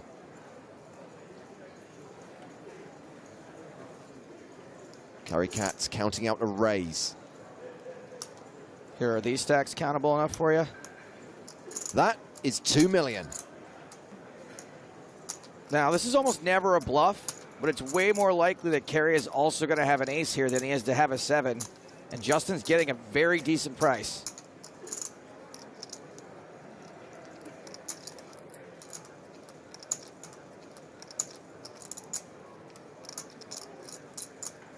Call. Bonomo calls. And now, the amateur has the advantage in this heads-up battle. Kerry's inner monologue. Yeah! Justin was right. When you're 30 big blinds deep, anything can happen.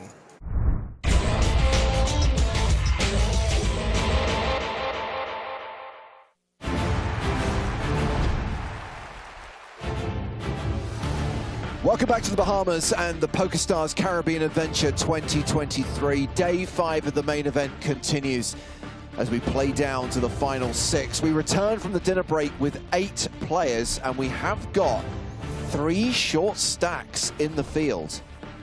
Not Alex Raymond or Michel Datani, 74 big blinds apiece, but look at Jamil Wakil, look at Taylor Poor, look at Alex Colonius. Those guys are in the danger zone. Danger zone! I am James Hartigan. That was the voice of Joe Stapleton.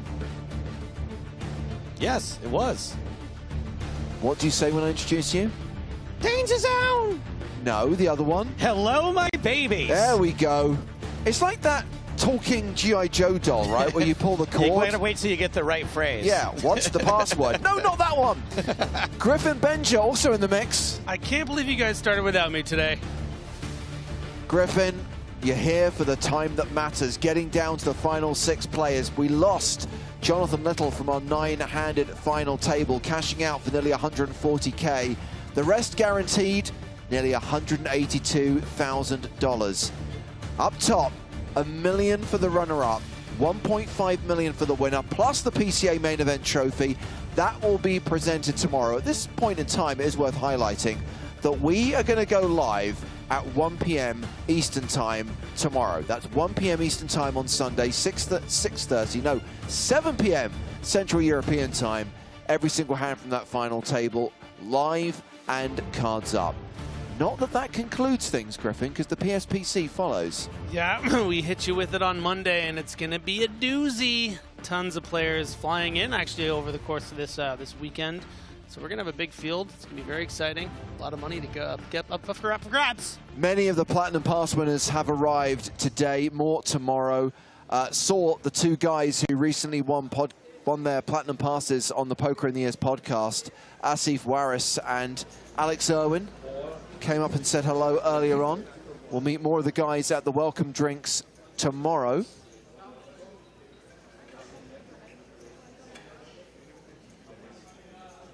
So bear in mind, Griffin, that these guys are not afraid to play pots. We do have at least 2, if not 3 short stacks in the field.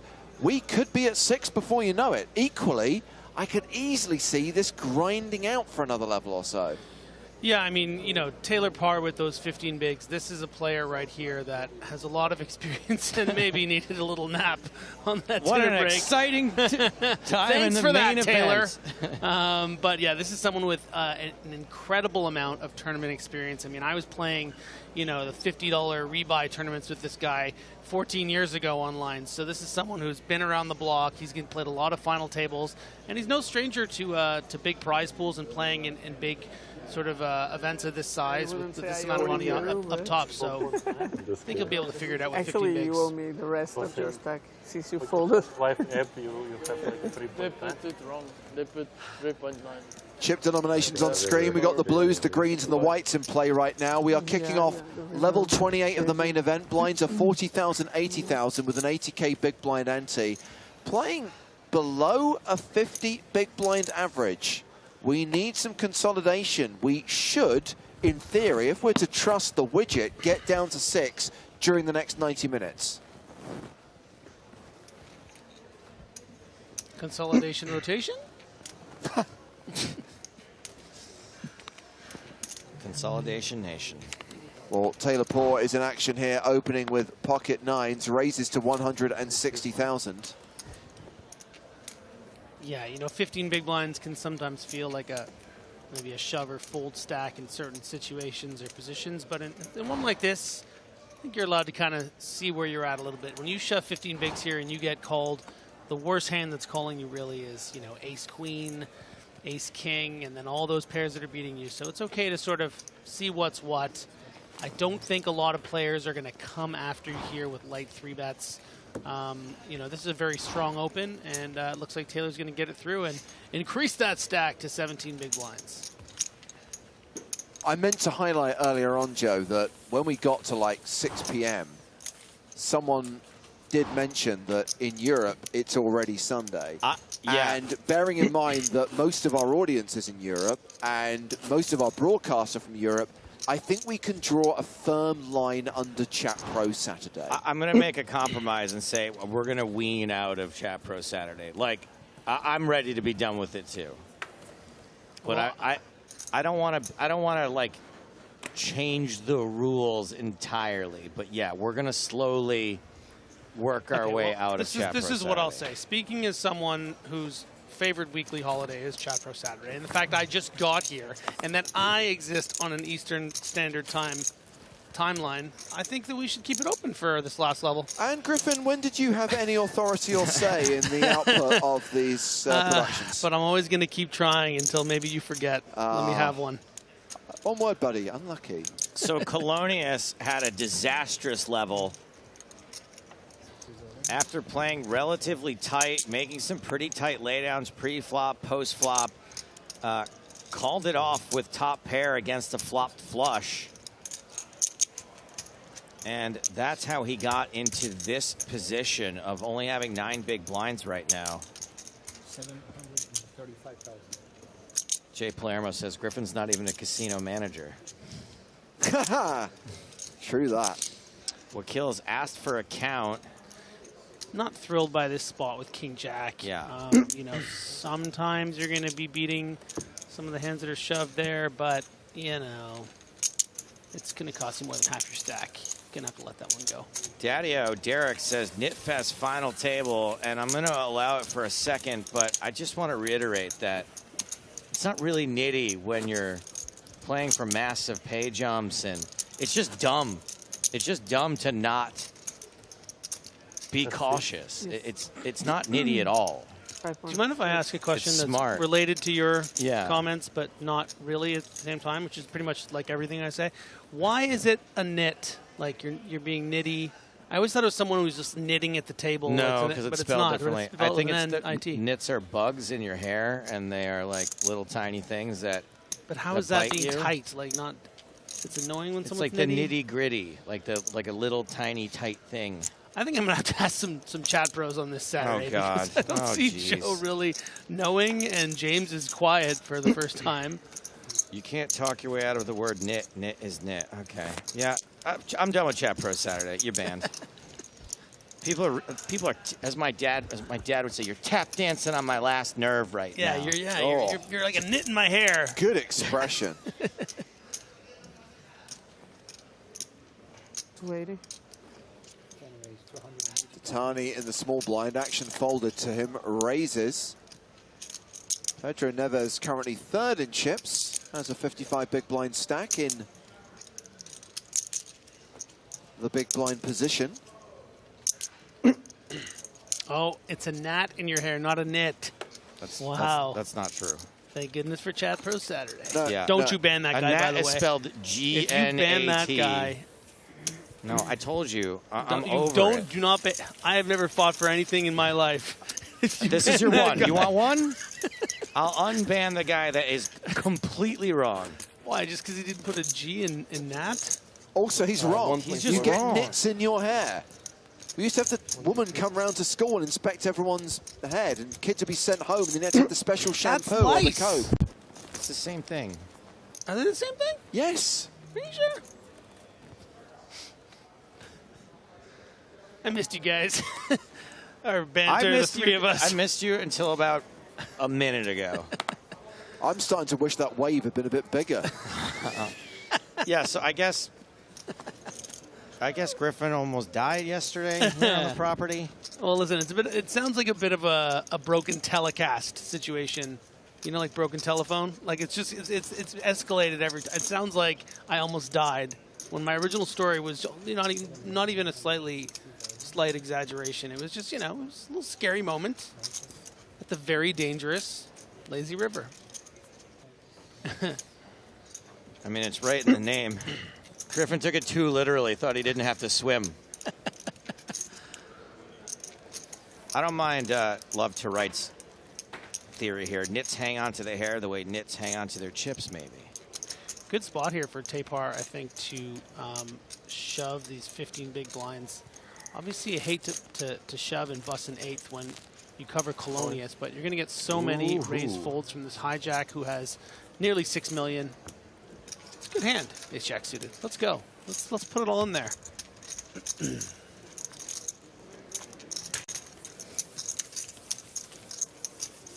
So Taylor Paul has chipped up to nearly 20 bigs. Jamil Wakil playing 17 bigs. Alex Colonius 11 bigs.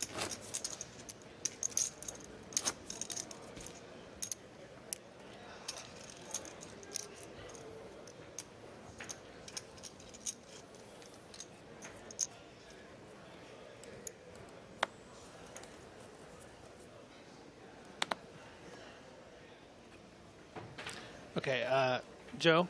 Yes? You can ban the guy that said par can't hit a pair. Well, No, I'm going to allow that. That seems fine. You mean Puar? Puar, yeah, you spelled it wrong. Come You guys on. remember Send of a Woman? Pooah! Pooah!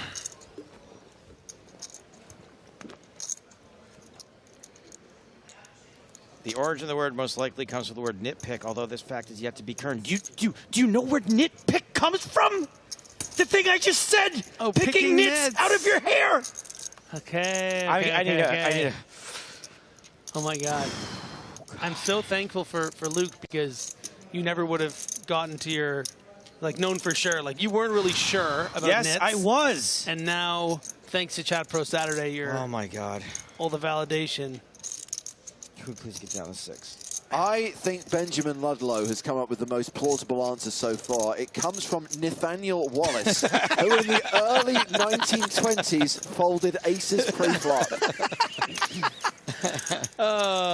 Does that guy want a job or a platinum pass? Because Nice one. you got to give him something. Nice one, Ludlow. Griffin, stop thinking you can give away platinum passes. You've been doing this for a year now. By the way, just to Let me give bring away things full one. circle, last time we were at PCA, we put on a comedy show, and Benjamin Ludlow was one of the comedians who performed. If you want an explanation as to why this fella is so funny. Okay.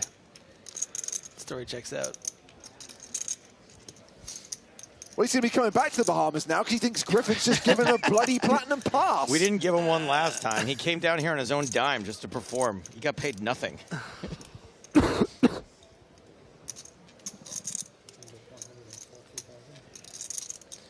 Back to the poker.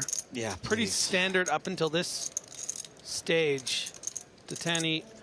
Tani with the cutoff open, the defend from the 8-7 in the big blind, and then the absolute cooler for at least one street of a flop.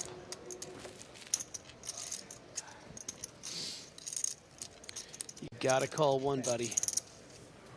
We didn't get here not to see a turn. Pretty cool little psychedelic tree shirt guy.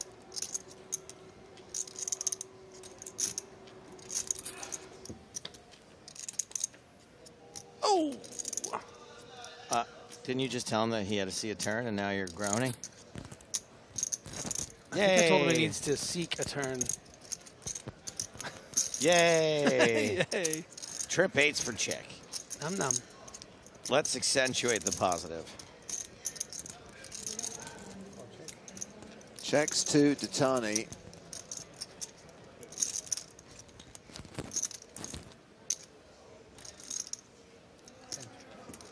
Yeah, got to check here. Don't want to run the risk of being check raised by both an 8 and the bluffs. You know, you can induce some bluffs on the river by some of those missed draws. I think this is going to play as a bet and a call.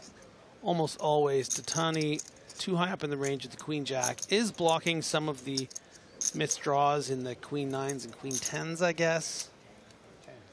I don't think Ditani is going to be thrilled by it, especially if the sizing is quite large. You know, I think if it was a smaller bet, he'd be happy to just see it and think, okay, this is a weaker jack value betting me. But when Schick bets something in the range of 4, 5, 6, maybe even as high as 900, I mean, it's going to be pretty big here.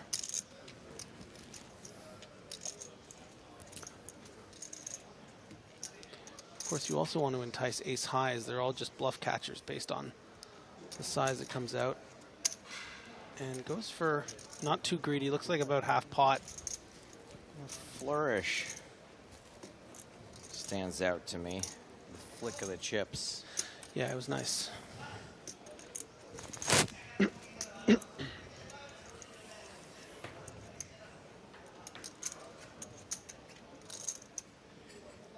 It's just quite a good size, because when Ditani is this high up in his range, he just always has to call.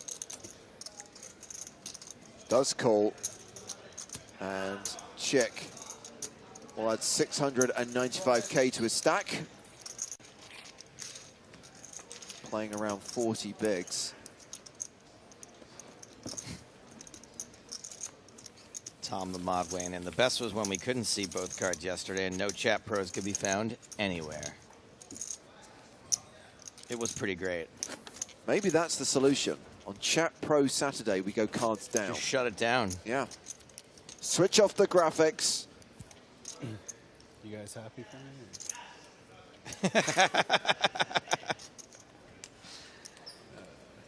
Crickets. Yeah, weird final table joke. Not my go-to, I don't think. But listen, you know, you don't get a lot of opportunities. You want to try your material. Not my favorite.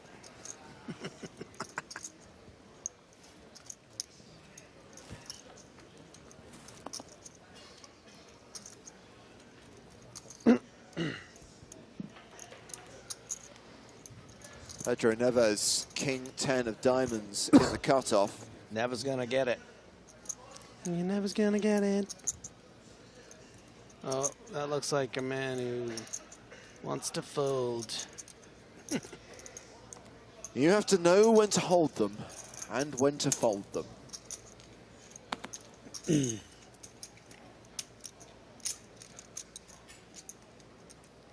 Artur Martirosyan, pocket fours in the big.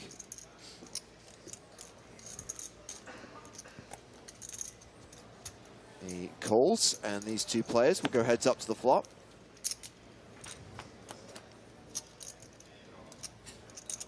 That flop is 7-7-6. Last year was the year of the 6. This is the year of the 7.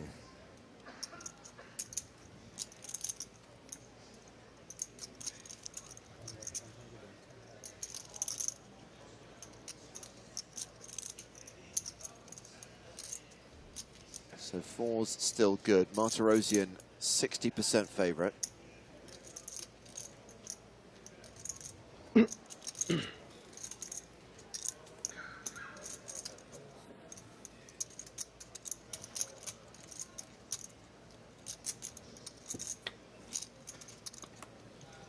Deuce on the turn fours still good. Happy days. Martirosian improving to a 4-1 favorite.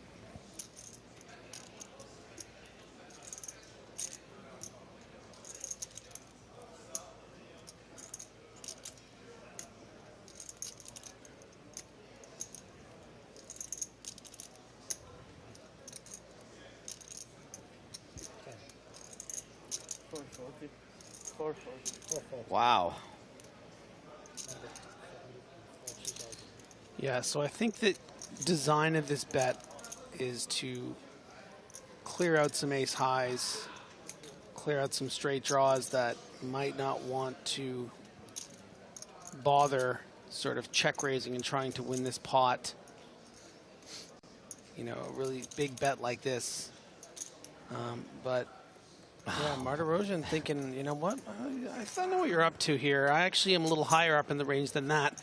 I have 2 pair, which is hard to make. 6 on the river.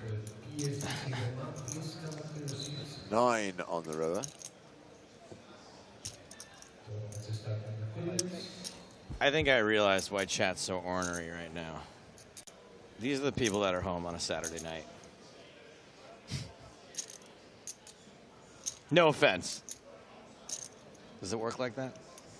Everything changed after that day, that comment, the Joe, all of his fans. Saturday night. That was when he turned on them. And the air is getting hot. Chat Pro Saturday had gone too far, and then Joe went one step further. Third bullet. 1.1 milli. And this would be a big call for Martirosian to make with pocket fours, but I would, A, not put it past him, and B, would be very impressed.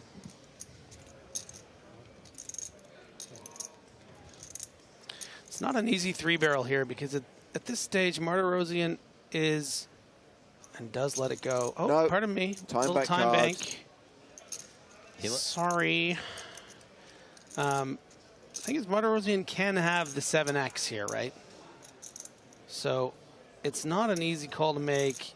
You have to put your opponent just on a stone bluff at this point. And it looks like he's gonna let it happen to him. Very impressive work from Neves. Absolutely. Ooh. Yeah.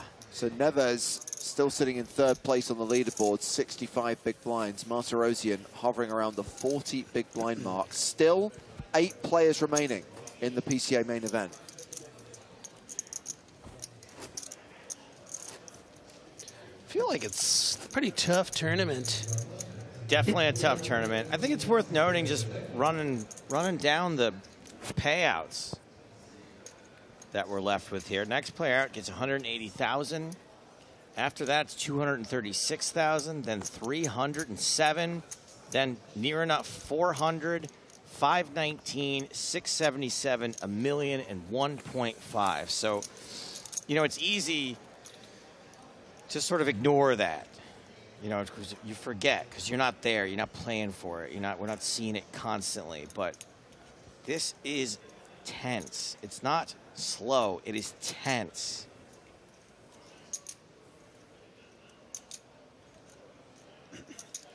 $800. Let's have a little fun. Let's count.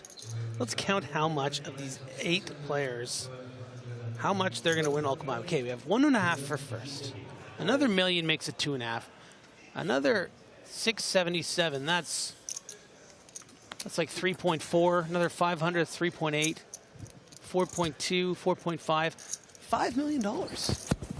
Yeah, that's to play $5 for. million to play. Thank you, Griffin. That's- Puts it into perspective. Yeah, I've never really done that before, but I thought it'd be fun to just sort of see. That's a lot. There's $5 million these guys are fighting over on this table. Martirosian shoving on Colonius. And, you know, as a pure sort of, I think what you're supposed to do is play this as a pure call for 10 big blinds. Martirosian is going to be shoving, you know, 85% of his range or something like that. You know, you are the last in chips by a significant margin. But because of the ICM, because, you know, you don't want to just put it in there and get shoved shown queen 5 and then just be out. Also, Makes the tight fold. The big blind's in there already, right? You got the small blind to come. You got a whole Yeah. orbit after that. You're in position shortly after You that. have a full rotation where you don't have to pay that ante. Yeah. And, you know, that's a full rotation where there could be a cooler. They could get it Absolutely. in aces and kings, and then you just made another 50 grand. Or in this case, I think it's more than that since the last pay jump. It's $55,000 to not go out next.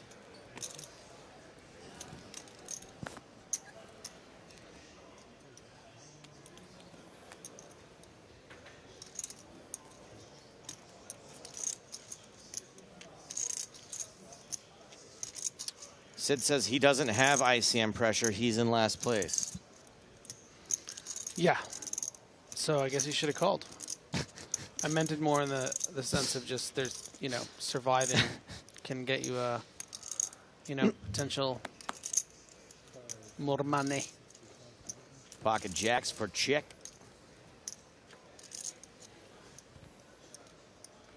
Seb Poker asks, do we know how many bullets the remaining players are in for? We can get that information for you. We can dig that up. But on the subject of that, now I got a bone to pick with our crack research team over here. So I ran into Sean Buchanan outside. Sean Buchanan's really good friends with Elliott Smith.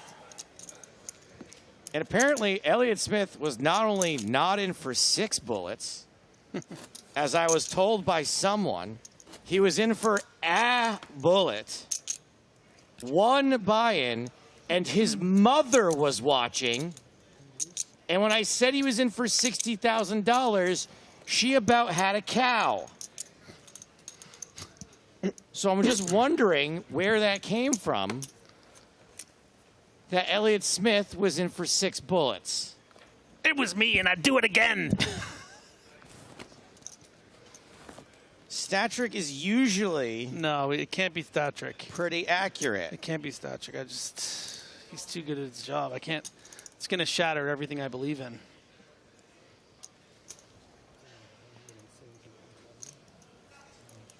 Poor Elliott Smith had to tell his mother that it was just a bit. Stapes, he jokes around. That's what he does.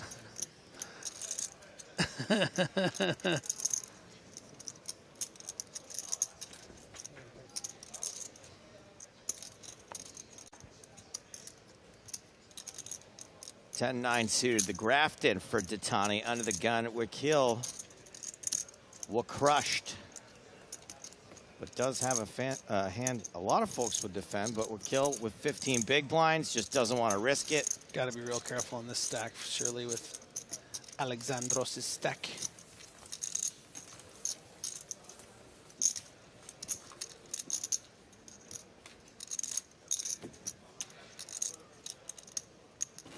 So I would really like to know where that Elliott Smith 6-bullet thing came from.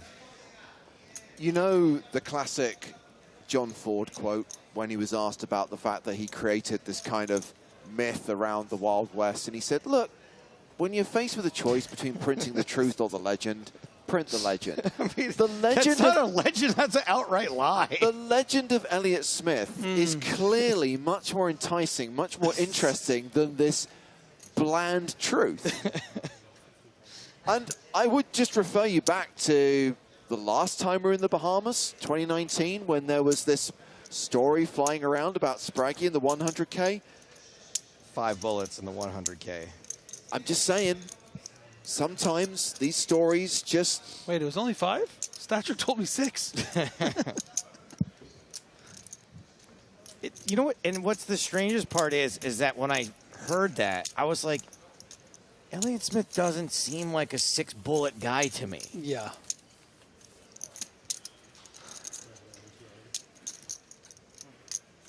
But I trusted, and that's one of my biggest flaws, Griffin, is I love too easily and I trust too much. That and I'm a workaholic. Those are my 3 big flaws.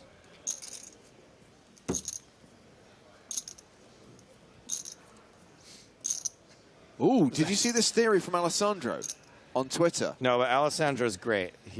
I enjoy him very much. Hashtag PokerStars TV. Maybe knit comes from granite. Oh, like a rock. Okay, sure. I'll take it. That's cool. That's clever. I like that, yeah.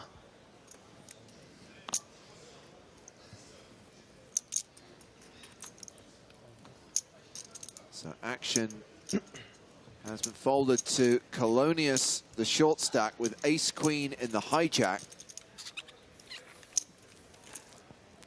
All of it.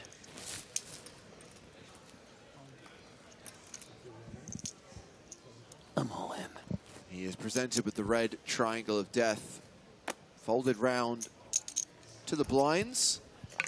And looks like they both have folded, so the shove gets through.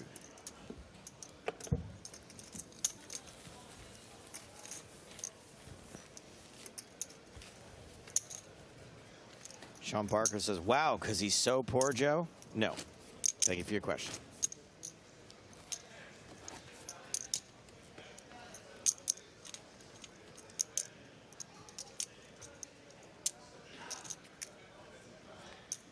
Matt Smith says, can you tell us total chips in play?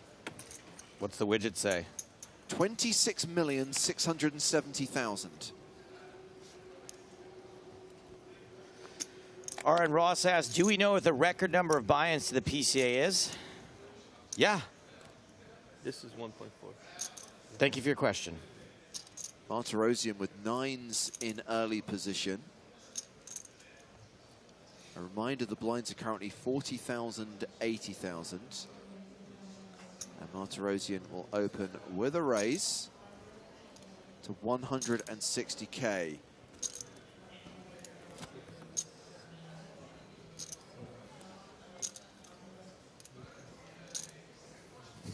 Michel Datani has folded the button, so it's on Pedro Neves in the small blind.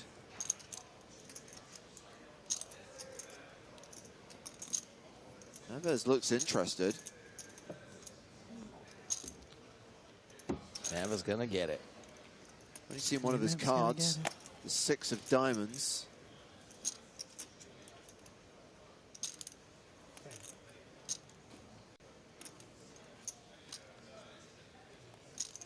He passes, so round to Taylor Port, who's in the big blind with ace-king. Now, Griffin, Taylor has 17 big blinds. There are 2 players with stacks shorter than him. What should he do here? He probably will and probably should go all in. The question actually becomes, is Martirosian going to call? I mean, it represents half his stack. Tapar is not just going to look down at ace-10 here, an ace or an ace-jack and shove. Nines might be a bit too strong, but 17 bigs in this spot, under the gun to the big blind. He's going to get a count. This is a very strong range. This isn't the king-queen suited. Right. This isn't the ace-jack-offs. Even ace-jack-off peels here. Don't want to run the risk of running into a big hand under the gun 1.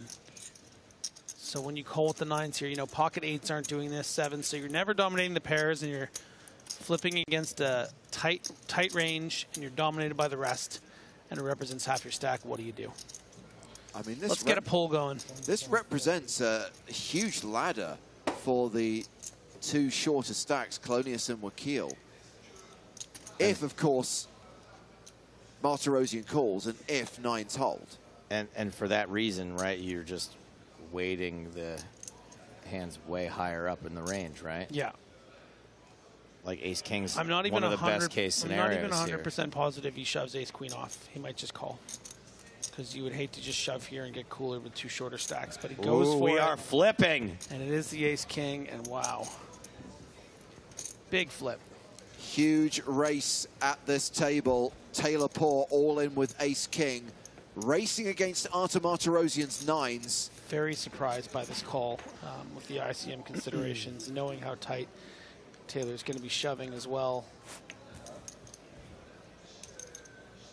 Going for the jugular. Please remember these guys have been playing together for going on days now, and sometimes they just want to call it off. Okay, Jack 8-4 on the flop. Nines are holding. Taylor Port has 5 immediate outs.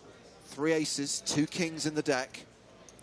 10 would make things a little more interesting. 5 on the turn, no additional outs.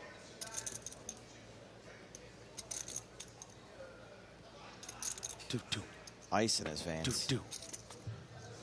3 on the river, 9's hold, and we have an elimination. Taylor Poor busts in 8th place. He cashes for nearly 182 grand. Everyone else ladders up to 236,500. A little TP for my 8th hole. Good luck, guys. Take care.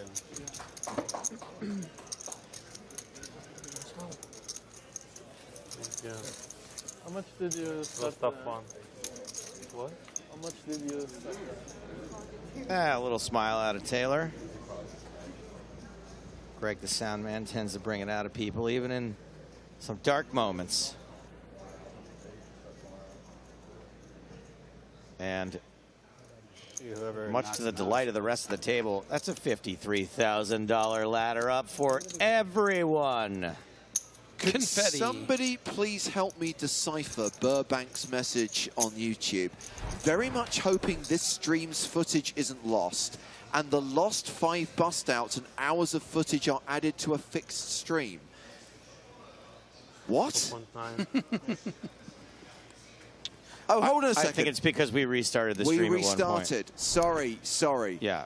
So basically, there is a streaming limit on YouTube, and because of that, during the dinner break, we started a second stream. So the footage that Burbank is referring to does exist and is available as a VOD. It was on an earlier stream. This is part 2. Problems that Twitch doesn't have to worry about. And Colonius looking like a bit of a genius, folding that Jack-10 suited for the 9 bigs. No, they make me. Yeah, absolutely. Yeah, that one's off. Yeah. Oh, it's annoying. And I guess it's worth mentioning that we're 1 away from being done for the day. Now, is there a party tonight also, James? There is. It's the PCA party tonight, and then it's the PSPC welcome drinks tomorrow. They both have open bar? Yours is in front of the camera. I believe so. And we're missing it? For you. Well, I wouldn't say I'm missing it, Bob. Yeah, It's... Again, I don't want to play down what I'm sure is a great party. It is, however, a pool party, and it's quite windy and quite cold out right now. Touche. I just feel like if it's open bar, it's like losing money to not go have 2 drinks. It's not good to have drinks? No, it's like losing money to not go have 2 drinks. Yes. Like Yeah, but I'm worried it closes. I might just bring like a Ziploc bag and save it for a night I can actually enjoy them.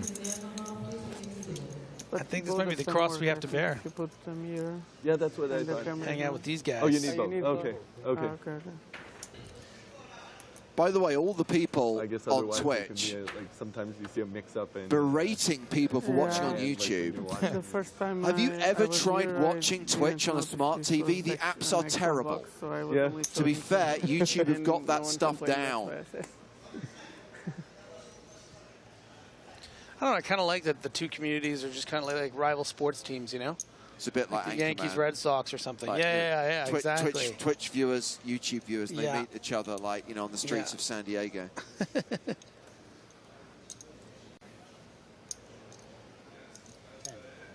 Oh, gosh. Have only given Colonius 1 card, and he still wants to go for it.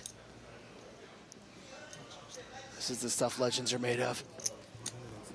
Under the gun. I mean, how happy is Colonius about that flip?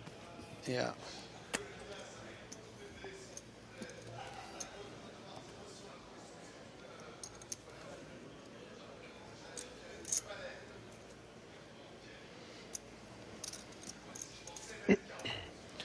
Oh. It's the Joe and James. Oh. Oh boy. The Snowmen's and the Joe and James. Num num. You don't like, you only like the suits to be us? Yeah. Okay, fine. Which suits? Well, the JH, Jay Hardigan, Jay Hartz, and JS, Joe Stapleton. Oh, okay. Jack of Otherwise, spades. it's not. Okay. Yeah, you need to be specific. Okay. In the same way that Wow. not any 7-5 suited is the Wow. Bond, only 7-5 Nasty is fold. spades. Nasty fold. Yes, I've noticed that you only do it if it's the spades. Really aware of the strength of that open and just folds the pocket eights for one extra big blind on that 10 big blind min raise. That's, you know, I don't want to sound redundant from all those puns, but that's pretty sick.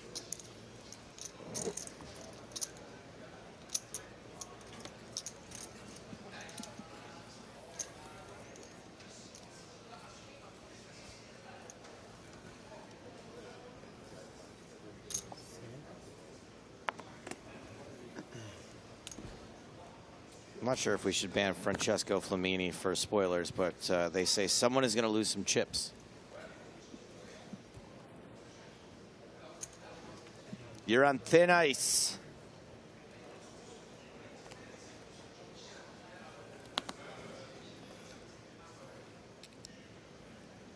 Neves with Queen 10 suited, Chick with 8-7 suited on the button.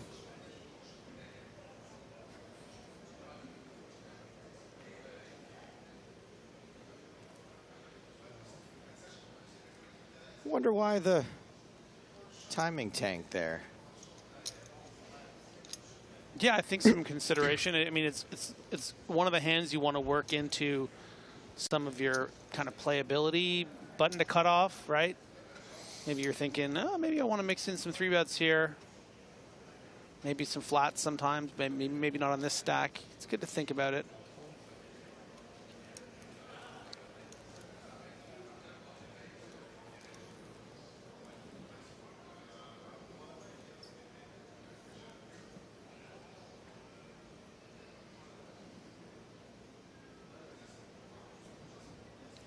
Colonius absolutely bludgeoned by these two hands. The 9 dominated, the 10 dominated. Yeah, wow. Get out of there, man. You can't really imagine you being this bad of Get shape. out of there, man. Getting this great of odds. Run away. Yeah. It is one of those kind of hands that you can think, ah, just flick it in, you know, make it straight or something. But all the better 10s are in there and all the better 9s, so. Oh my gosh. Broadway. Wowee. Flopping the joint.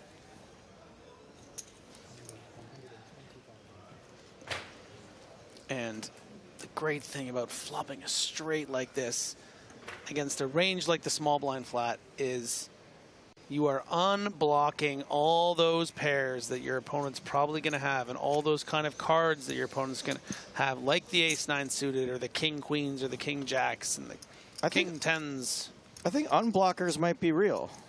Hey, you hear that? Let's get a t-shirt made for that. I'll wear it. It's a lot of words for a t-shirt, but unblockers might be real. Might be real is good, yes. And Neves, I think, very curious to see how greedy he gets here. Obviously that unblocking thing is still very apparent, so yeah, I really like that 480 where it's just, you know, don't bet 600-700 here and fold out, you know, the king queens and the ace rags, but make sure you get value from those jack and king x hands that have turned spades. And, you know, you're probably going to get called by a lot of the aces here on that size. I really like the way that Neves has played this hand and the other hand against Martirosyan. That incredible 3-barrel bluff with the king 10. And now you just flop the joint. It's a great thing about poker, just rewarded. Cool run out.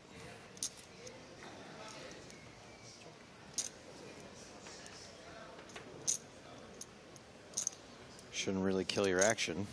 I think that Martirosyan having the 9 in his hand might make it a little bit easier to find a fold against a big bet here, because some of the bluffs that you hope Neves has are things like 9-10 suited that would have opened the cutoff, or, you know. Sure. Maybe queen 9 suited, you know, queen 9 of hearts certainly opening and might be 3-barreling this.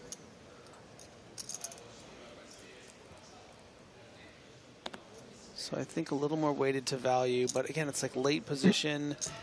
Your range is so capped with this ace-9. Where does it work in? Yeah, and makes the right decision. And look, he got him 2 times in a row, but Not easy. The other one was a very difficult call to make with those fours, and this one made the right decision. Didn't let ego play into it. Sure. Really impressive work by both of them. Martirosian has been impressive throughout.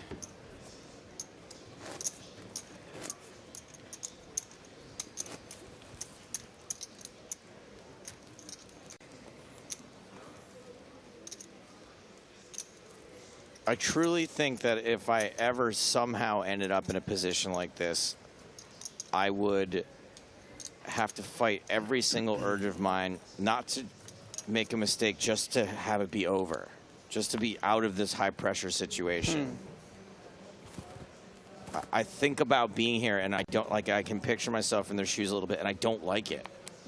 Yeah, that's too bad. I think that's a pretty big roadblock. I mean, yeah, we all react to, I don't know, competition or pressure in like different ways. Yeah.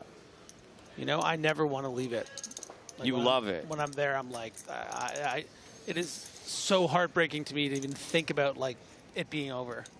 Like I need it to never end until I've won. I mean, believe me, I'm disappointed when it's. Yeah, I know, but there is relief. There's no relief for me ever. Yeah. No, it's just.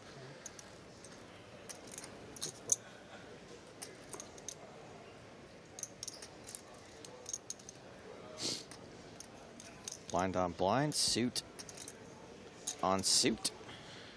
Yeah, and Clonius is the shortest stack. You know, certainly could mix in some shoves with this hand. Gonna have a great deal of fold equity, but playing the more passive route, hoping for that free flop with a hand that has a lot of playability. You know, even if Raymond, with a hand like 4-5 suited, it's gonna be tough to shove. But you know, if Raymond decided to just ISO raise 3-4 big blinds, I wonder what Clonius would do. Too easy. Snap. Ace queen? Yeah. Oh, it's fold. Yeah. Bad Ludlow's back. Not even a time. Yeah, check it out.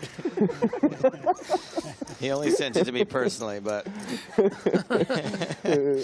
modified. I'm calling for a chop, so it's not good. Unblockers. I only opened my text to tell him what a good joke the knit joke was, and then I saw this. Unblockers might be real. Public call. I feel better. Greedy.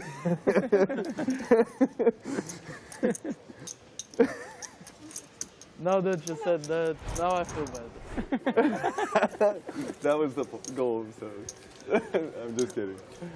I'm glad everyone's having fun. I want them to enjoy themselves while playing for obscene amounts of money. Especially after what I just said about how painful this would be for me to be under this kind of pressure. Yeah. Here's a look at our chip counts here on day 5 of the PCA main event. I'm holding a queen there, right? Just 7 players remaining, and that means one more elimination, and we are wrapped. We'll return for day 6, which is the final table day, with 6 players competing for a first prize of $1.5 million. I'm going to tweet Ben's work here.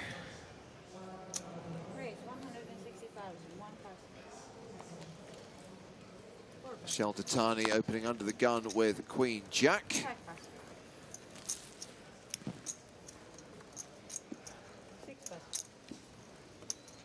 Boy, it's fun to be one of the big stacks. And just look down at this Queen Jack and say, yeah, under the gun. Oh, yeah, why not? Oh, I just get ace-10 to fold? Nice.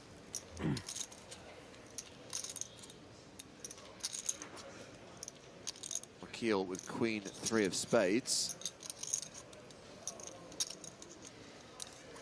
Now Wakil, the short stack by just a blind behind Clonius. After Clonius has dodged and weaved between 9 big blinds and 14. Good fold there with the Queen 3 suited. You know, sometimes tempted. Oh, maybe I can flop some equity. Maybe I can make top pair with a queen. Oh, what? My opponent also has a queen, and now I'm out.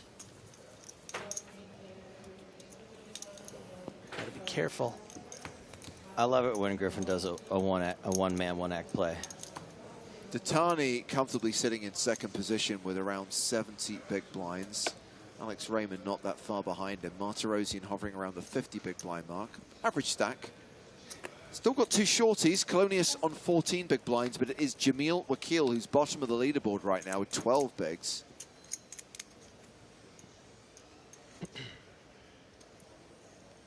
"45 minutes on the level. 45 minutes until the blinds go up again.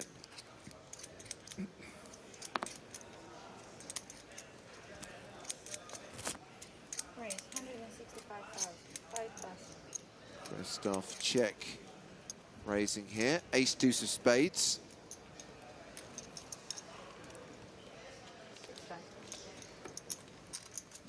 Good summary from Philip Stan on YouTube. Pretty nice game.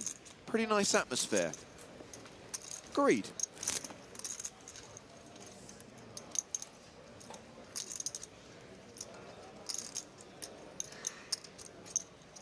So here's my question to you, Kevin.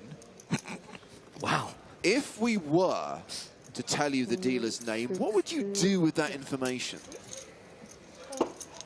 I like to give this dealer credit, but also I don't think people need to be tracking her down.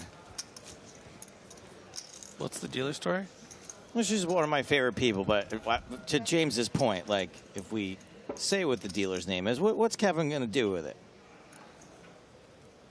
I don't know why Kevin needs that information. That's the problem with Kevin.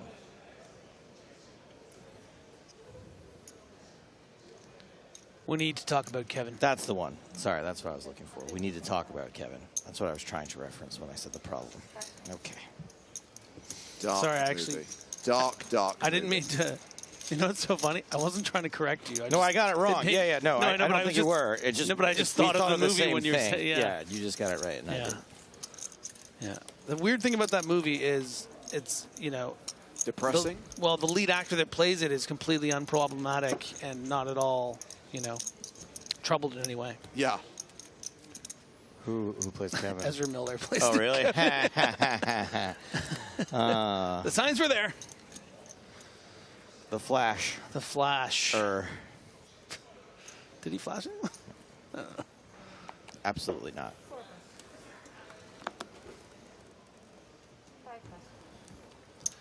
Back to the poker.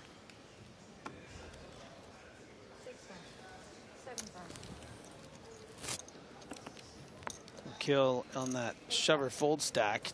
Doesn't even look at his cards. Folds them. He probably looked. I just didn't see him do it. Neves with the respect walk. I've always found that so interesting, It's just like, if the whole table gives you a walk, it's respect. I think everyone just got bad cards. That's what I think. Don't want to derail things, but what is happening with the Flash movie? Have they recast? I think it's no. They've decided to go full speed ahead. Yeah. Nice.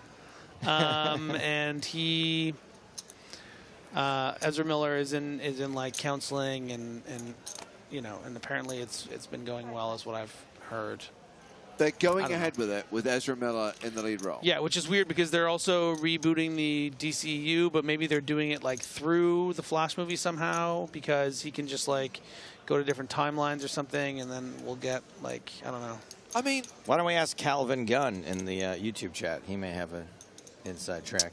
I'm just thinking, Nice. do you think Kevin Feige just looks at everything that's happening with DC and just laughs? Might. He just laughs and laughs and then eats a big salad made of shredded $100 bills. Well, the thing is, it's not just The Flash that's coming out. It's also Aquaman's coming out. You mean more terrible movies? No, I know, but I'm just saying that like they're got their feet still in the pool a little bit, but they're also like out, and it's just such a mess. It's just they really blew it. To quote Robert De Niro in the movie Copland, "You had your chance and you blew it."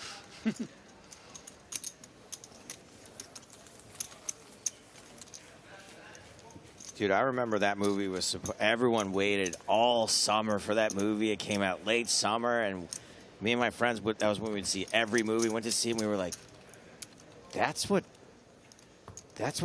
was it? That's what everyone was waiting for? Which film? What is Copland. Copland? What is it? I've never even heard of it. Oh, I enjoyed Copland a lot. It's fine. I gotta say, it sounds like a really scary theme park. It's kind of like the movie that we lied to Finton about. It's like this all-star cast, all-star director, screenwriter sort of combo Who's the thing. director? I don't remember. James Mangold? Wait, That sounds about Logan? right. Yeah. How old is this movie? 97? 20 years old, yeah. How old is James Mangold? I thought he was like young for some reason, but he's clearly not. Tell you what, Griffin, 25 years old, rather yes. than us bore the entire Yeah. stream about it, I'm just going to go to the IMDb page and you can look it up. Okay. Yeah, Oh, Sly Stallone's in it? I'm with Bridge to Clarity. It was decent, not great. Oh, 7 out of 10. That's not bad not at all. It's like Ray Liotta, Sylvester Stallone, De 64 Niro. Metacritic. James So who's- Mangold. James Mangold. It's pretty not bad reviews. I think it's a good film. By the way, I was a teenager when I saw it, so maybe I would feel differently about it now. Featured reviews. Finally, a role that shows Stallone's true talent. Oh my God, I've been waiting I remember for Stallone that. being pretty great. He is good in it. Yeah. He's really good in it. Nice. Is he the one that blows it? Yes.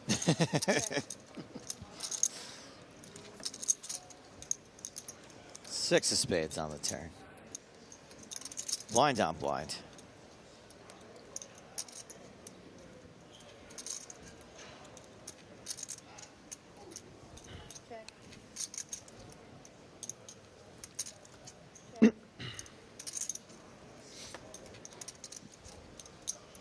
Ooh. Is that something? Yeah, that's bad luck for King High, which was winning until the river. Now I understand why you went, ooh.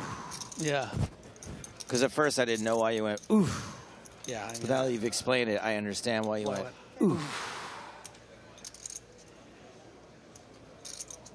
James, you want to give us one? Ooh.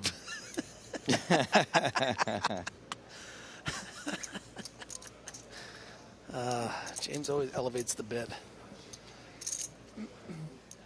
Because you feel like he's not going to play along, and then he does, and he comes through in the end, and you're like, oh, that was he great. just nails it. Yeah. Check checks. Martirosian bets 200,000. Do you have a raise with the King of Spades? Are you like Sam Grafton?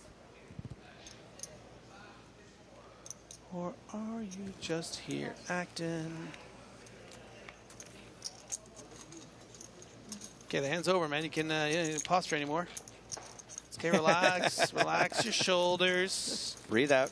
Come on, be like the tree. There you go. Stretch it out. What do we think of this question from Hank Steele? It says, stream starts 30 minutes later tomorrow, correct? Correct. 1 p.m. Eastern. 7 p.m. Central European time. Okay, so I have a question. Oh, God. Aren't... Okay, you said 7 p.m. Central. So, like, is that UK? No. Okay. No, I'm good then. UK's 5 hours. Correct. Okay, I was confused. I felt like because you're from the UK that you would say the UK.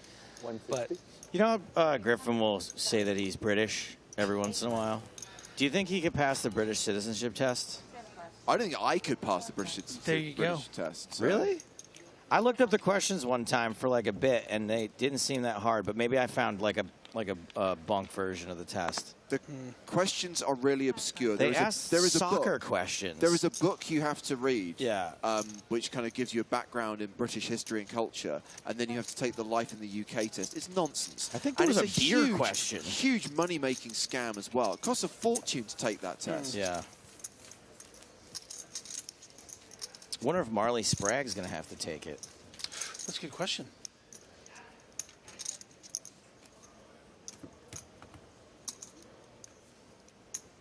Maybe she can ask the solver. Yeah. A lot of people very concerned about the clash we have tomorrow with the NFC Championship. I'm going to say double screen it, guys. It's funny you mentioned that, actually. I got a text from my buddy who's a diehard Eagles fan. He's like, you better be watching the Eagles tomorrow, bro. And I don't watch football. Is there any other kind of And- Eagles fan? Yeah. And I was like, yeah, I'm working tomorrow. And then he like gave me a really emphatic thumbs down. Also, you're outnumbered on the commentary team. Maria and I are Niners people, so. Oh yeah, are they the opposite team of opposition? That's who the Eagles are playing tomorrow. Okay. Yes. I think you may have picked the winning team, but that doesn't mean that I will be supporting them.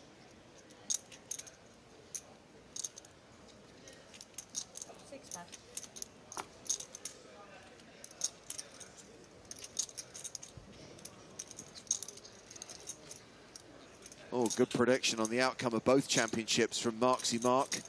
Eagles over 49ers in extra innings, Bengals over Chiefs in penalty kicks. You guys have already burned through all your, like, everybody loves Raymond material, right? I mean, there's only one. I'm just asking if line. I can. No, I'm just saying. Griffin, Yeah. it's 10:20 in the evening. We've been on air since 12:30 this afternoon. Do you really think that joke hasn't been hammered to death by now? I mean, look, to hammer to death is one thing. I said it twice while Lex was in the booth because I knew the first time it annoyed him. But the problem is every time we've played the feature on Raymond twice, and it's in the clip. So technically it's been said like probably 5 times today. Okay. But 5 times in 8 hours isn't that bad. No. Or more than that, 10 hours.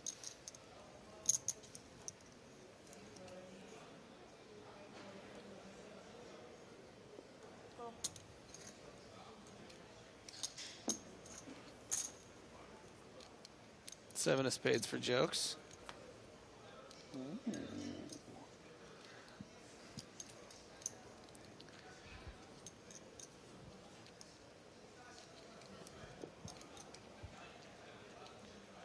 Bit of a weird spot for Martirosian here with this, you know, otherwise really nice flop, and now this flush draw pretty dry.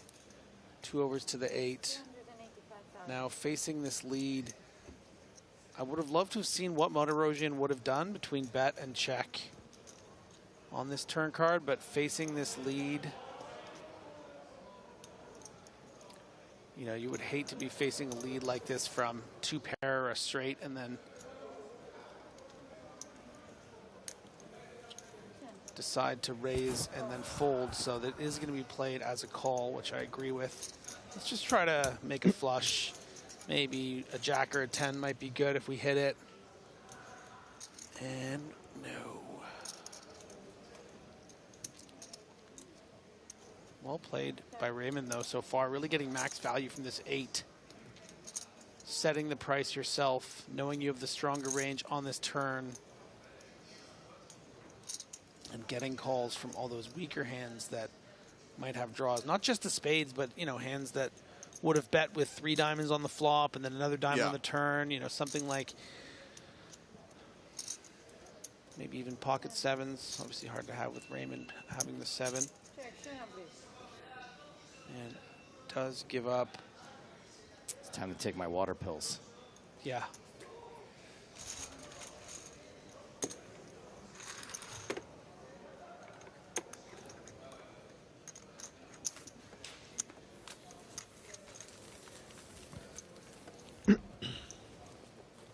A little over half an hour left in the level. Yeah, 30 minutes on the clock until the blinds go up again, and that will put even more pressure on Colonius and Wakil, who are the short stacks right now. And I'm guessing, Griffin, that means everyone else has to be slightly cautious. There is an expectation, I guess, that those guys will go broke soon. Yeah, those, if you look at the chip counts here, and, you know, in big blinds, we have the Raymond and Neves with around 77, 78 big blinds each. We've got Datani with 67. Then there's a big drop off there to Sick and Martirosian at 40 each. And then another big dip to the 14 and 10 of By the dip. and Wakil. By the dip. So, as very astutely stated by James, those middling stacks got to be careful, and you know, the big ones can certainly put pressure on them, but they're going to play pretty cagey. We've been seeing some nice play by those mid stacks so far. I know this is somewhat controversial. I do think that we should have played to the end of this level, just to make tomorrow go a little more smoothly, but I don't really want to go all the way through level 6. You mean level 29, which will be the next blind level, the 6th level of the day? Yeah. Yeah. I mean, there's a very good chance we get to the end of this level. I'd like to think that in the first half of the next level we'll get to where we need to be. By the way, the reviews are in. For Copland? No, for this tournament. Khan describing it as worst tournament ever on YouTube. I'm describing it as you're banned. Yeah, we want to know what you folded, buddy. Good fold. Don't ever let that happen again. What's up, Matt Waldron? Hey, buddy. Thanks for the shout out. Is that Waldry? Matt Waldron? Yeah, his friends call him Waldry. Old school poker media.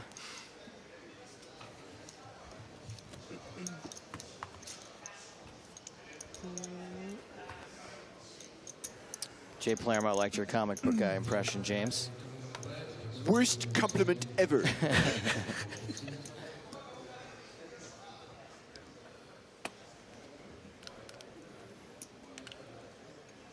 Pool the cleaner asks Joe, what's the ratio of Twitch to YouTube bans this PCA? Here's the thing.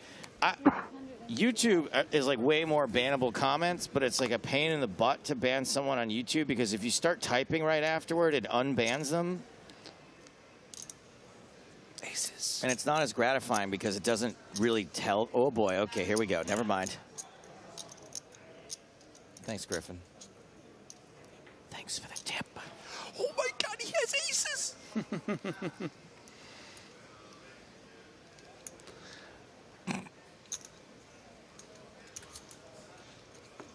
Re-raise, 480,000. Nice little clean 3x 3-bet for Martirosian, who's been, for someone who's been a middle stack, has been quite involved in the last few levels. Certainly playing hands that he should be in all these spots, but just getting, you know, opportunities to play. And in this one, I think Neves is going to be like, all right, I 3-barrel bluffed you. I 3-barreled you when I had the nuts. And now I think I can let you have this one, but I'm going to make you sweat it a little bit. Sweat till you can't sweat no more. Yeah, I'm going to make you, worry that you shouldn't do this much. Don't be doing that. Well predicted, Griffin Benger.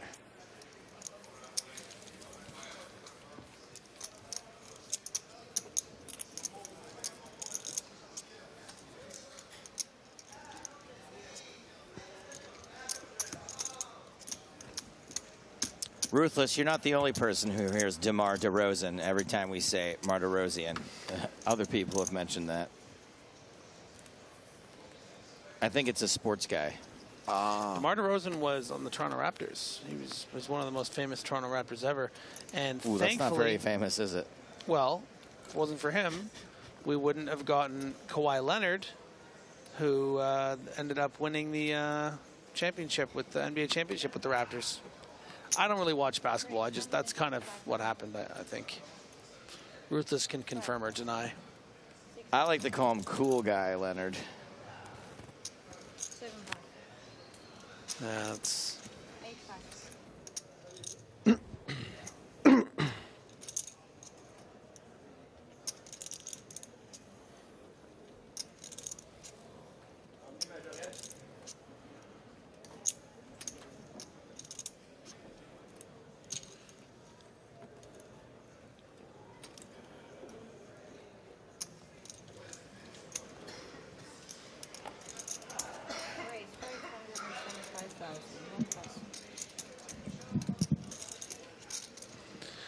Datani. King 9? More. Ace Jack?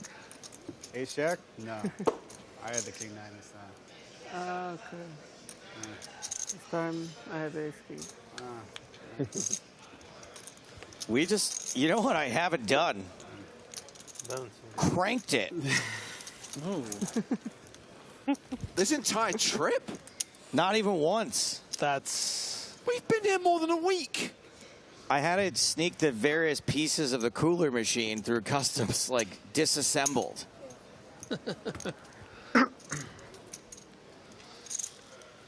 That does explain why I went into your hotel room and it was like the Imitation Game. You were building that thing. So, just to be clear, you've now put it back together again. It's lubed and ready to go? It is oiled up, it's lubed, and I guess since it hasn't been cranked in a while, it won't take very long. Yeah. Can I touch it? Yeah, Can I have crank? Okay. But just don't look me in the eye while you do it. So basically, if we do get to level 29, if we do play through this level, get to the break and come back, then the cooler machine can be activated. Yeah. And we can Yes. And then we can crank it. We can crank the cooler machine. I'll crank it on the break. Okay. You do that. I don't like to crank it on air because I get all sweaty and out of breath, and it's just...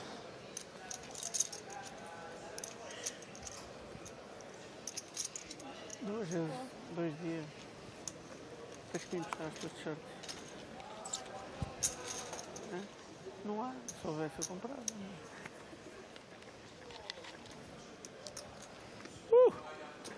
Domination rotation in Chick's favor. Finally, Chick catches a break. Just been making sweet folds all FT, but slowly getting towards the bottom half of that leaderboard. But now, as long as he can hold off some hearts and some aces.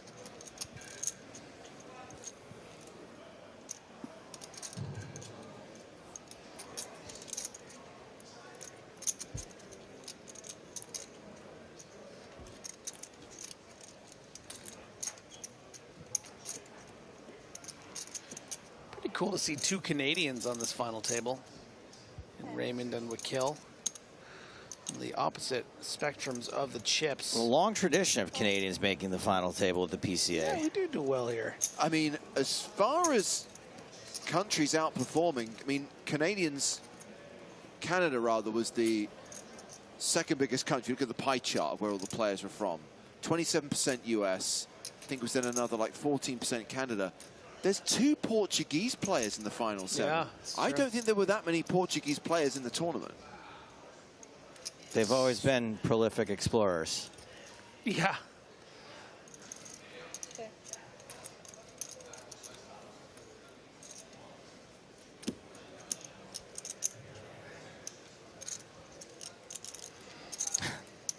Classical Craftsman says, I can only see CSI K.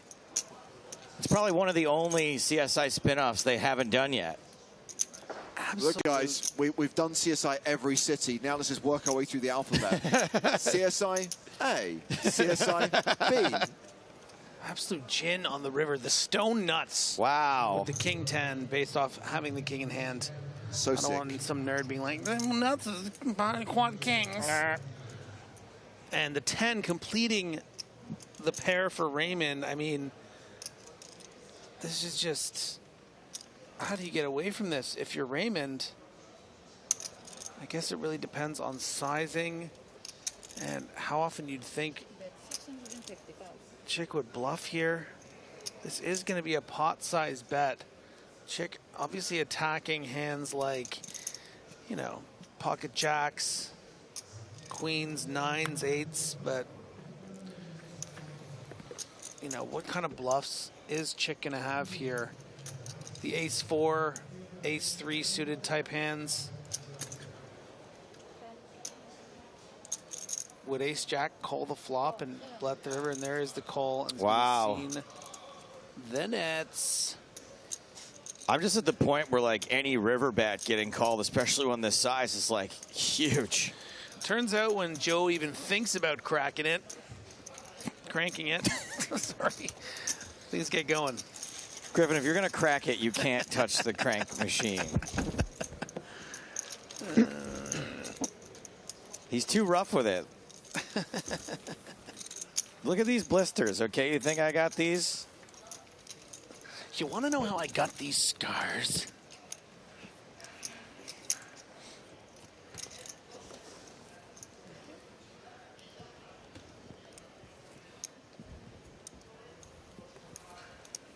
I'm really going to regret this, Griffin. But so you know at the beginning of CSI when there's always like a pithy remark, right? Okay. When they're like, looks like his time ran out. That's called a hard button. Okay. So I'm going to give you the opportunity to come up with a hard button for CSIK. At any point, but think about it. Don't just cram one out there. Take your time. What's CSIK like? Make it up, whatever you want. Oh, CSIK as in chick. Okay, okay. Yeah. Okay. Got it. Was he here moments ago? Did you, Joe? Yeah, I wasn't following the I said I was going to regret it. I was following the hand. I wasn't following your CSI bit. I overheard God. CSI. Okay. I'm on board. No way this ends well. The hard button. All right, let's focus on this hand. Nevis with the sixes. Tens in the small blind. Now, I don't care how cautious you're playing. Yeah. Button a small blind. This is just going to be a 3 bizzle, right, Griff? Yeah.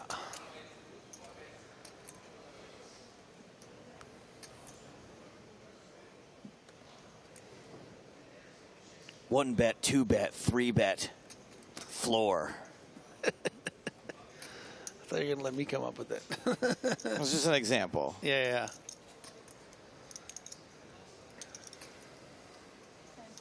And then the who kicks in, right? Yeah. Wow. Yeah.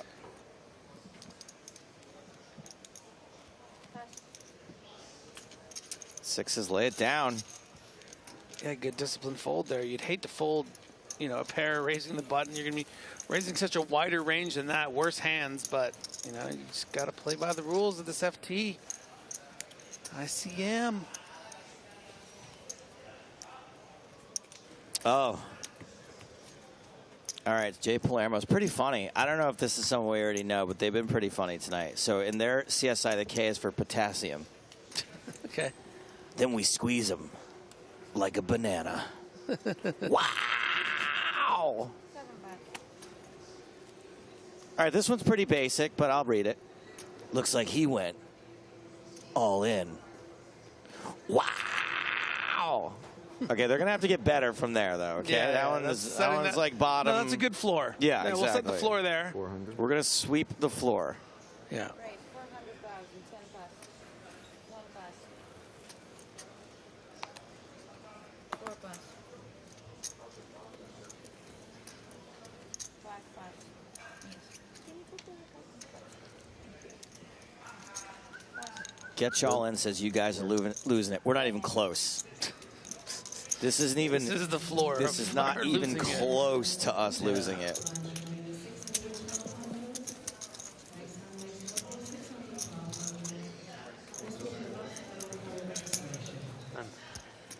What? He spends.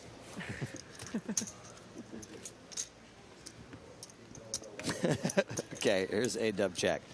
Looks like he was the one that folded. Wow!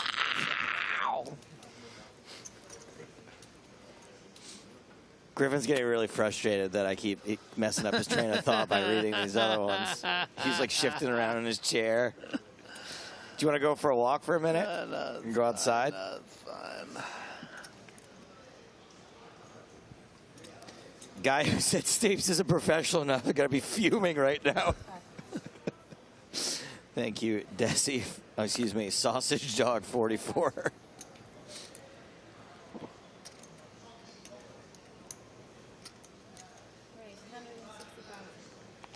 Nevis. Bump it up.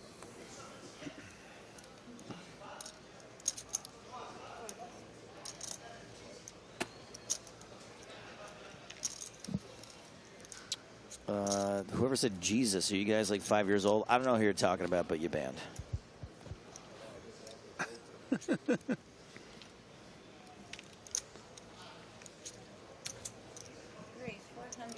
All right, here we go. I feel like the cooler machine, even just the little bit of pre-cranking I've given it is like getting there already. I told you, when it hasn't been used in a while, it warms up quick. Sometimes Yeah, it can happen. It can happen before it's even totally. You got to be careful with pre-crank because it. Yeah, it's still. It's still. Yeah. It still has some. You know, it can still. It can still work. Can still get the job done. Yeah. Yeah.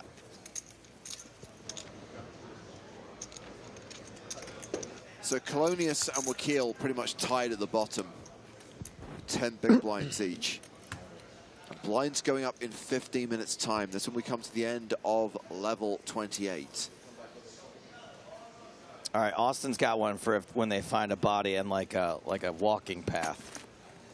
Looks like he was dead on the turn. Wow! Great, 160,000. CSIK. Tani has opened under the gun. Here we go. Ace, Queen, and Artur Martirosyan has got 9s.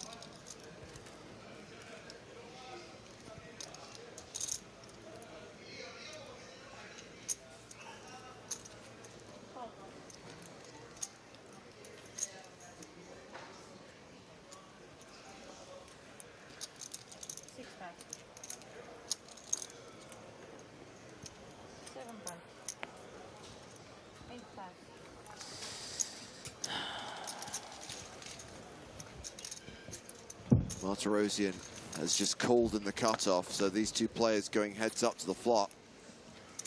And that flop has a 9 on it. Fortunately for Titani, he has not paired his ace or queen. Yeah, and not hugely incentivized to really continue in this pot. You don't even have a club. You're obviously going to continue on a good deal of boards with the ace, queen of clubs. But you're going to need a little slice.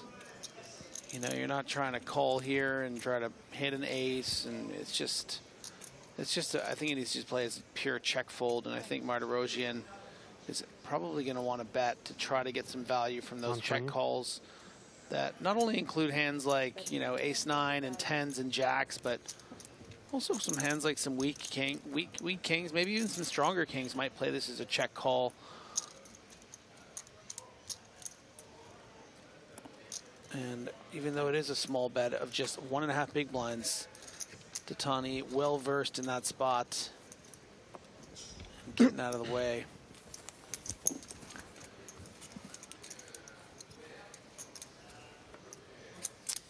Police discover a dead baby chicken just near a body of water. That's one chick that won't make it to the river. Wow!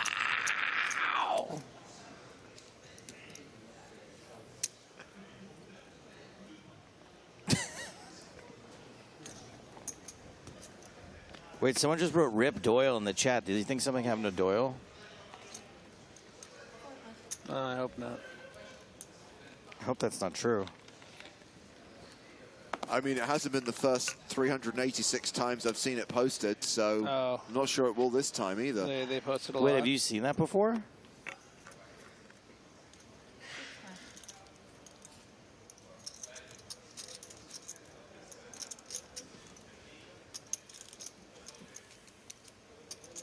Joe, you got trolled, my boy.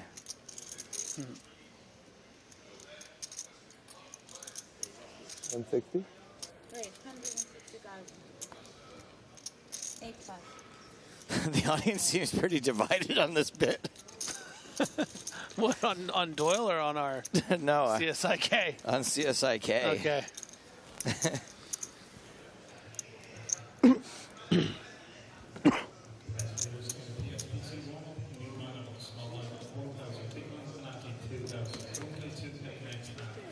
Maybe the real Doyle was the friends we made along the way. Thank you, Slasher. Well, the rail is filling out. So dumb.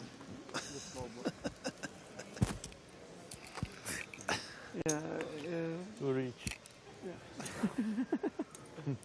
Expect a big crowd by tomorrow.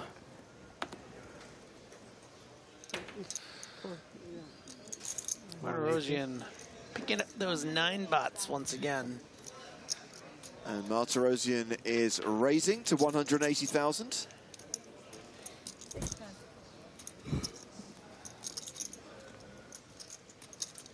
pass. 8 pass. 10 pass. No, Neves, just leave him alone. Neves has got the Grafton. More nines. It's all about the nines right now. And Neves is called out of the big blind, heads up to the flop. Jack 4 deuce, just the 1 diamond.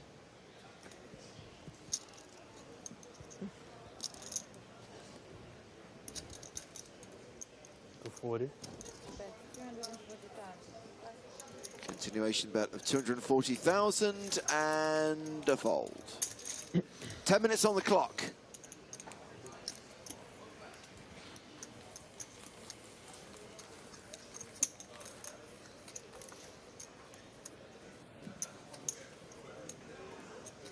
I mean, kudos to the 2 short stacks that are still just floating.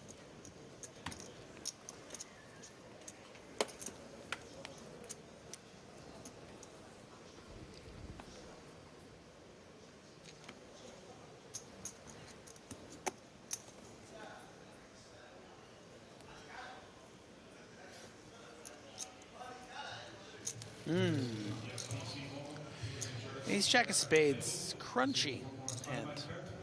What? No. Clubs are crunchy. Clubs are crunchy. Oh, clubs are crunchy? Yeah. Okay.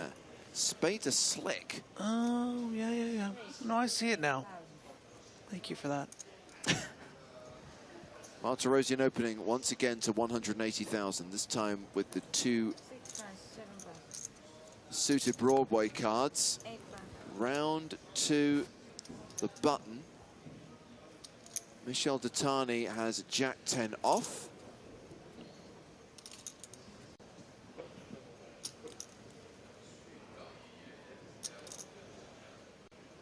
Detani.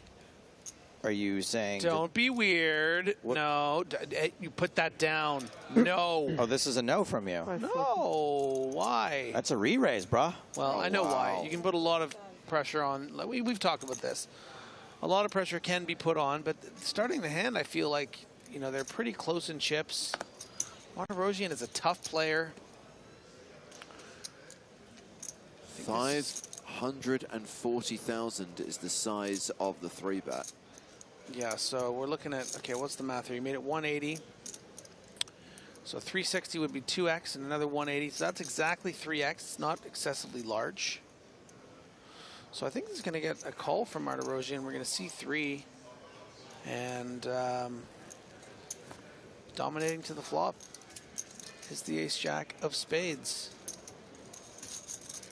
But Martirosian out of position without the betting lead. The flop is 8-5-4 with 2 spades. Martirosian is a 9-1 favorite here. Checks to Detani. Oh my gosh. And the table tell, rubbing the table. Cleaning. Everybody knows that if you rub the black table, then obviously you have the spade draw. Am I the first person to point out that Detani has a Daytona?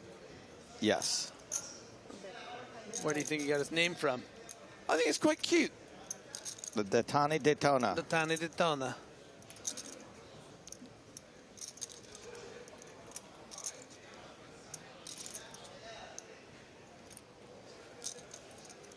Standard continuation bet from Detani here as the aggression, as the aggressor. You know, you want to be able to fold out some, you know, maybe ace-queen of hearts or ace-queen off, those kind of hands.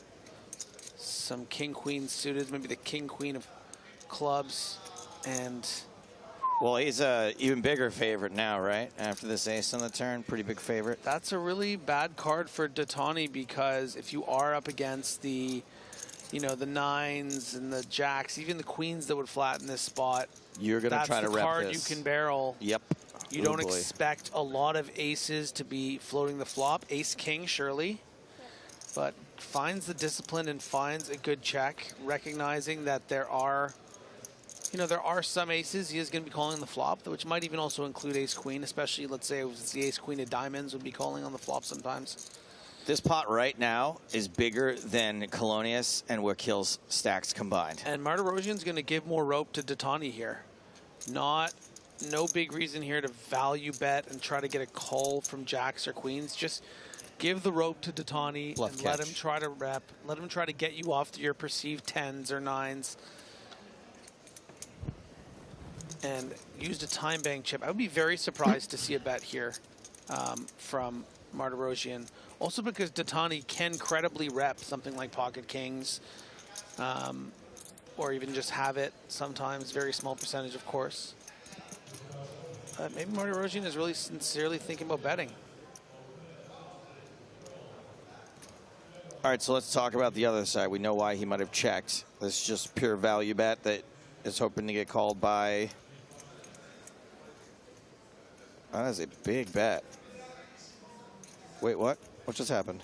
Just a quick fold. Oh, I see. Yeah. Well, that is going to push Artur Martirosian into the chip lead.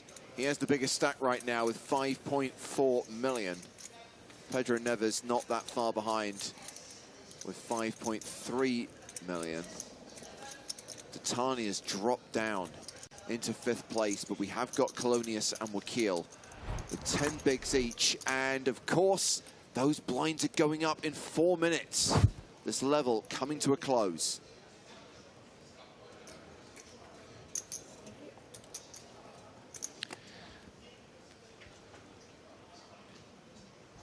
So what's a Daytona?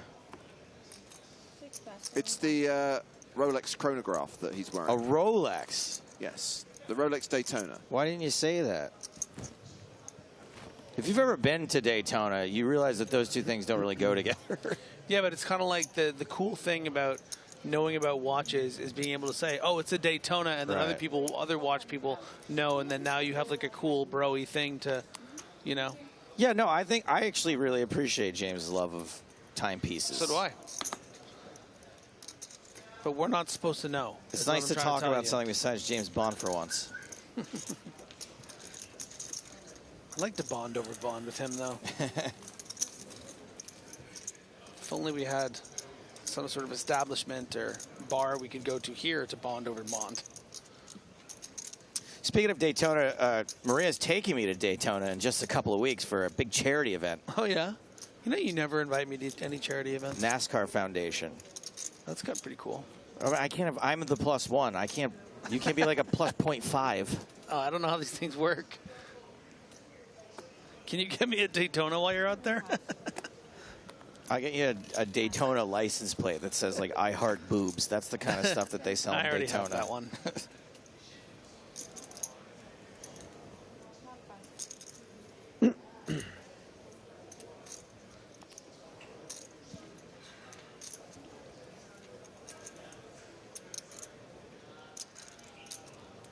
We got 10-5 off. I love the fact that Brandon's describing the Daytona as kind of an entry-level Rolex. Ooh. Yeah, good luck getting one from your AD, buddy, or paying anything other than 100% above retail on the grey market.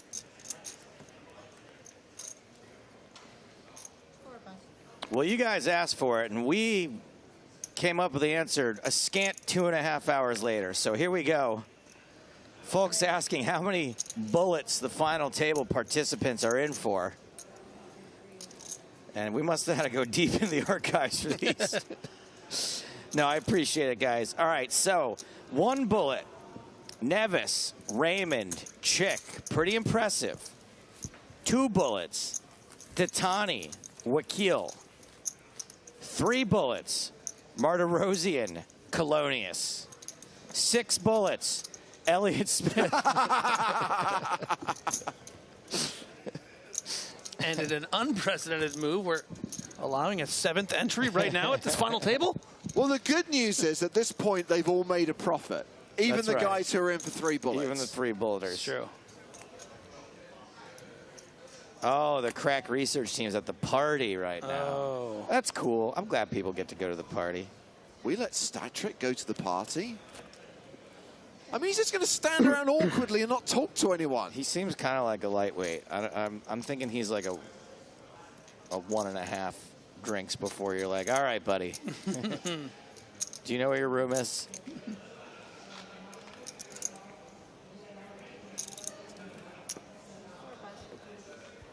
Well, if he's just finished after like 3 beers, you can call him hat-trick. Very good. Oh, Griffin's crossing that one out of his notebook now.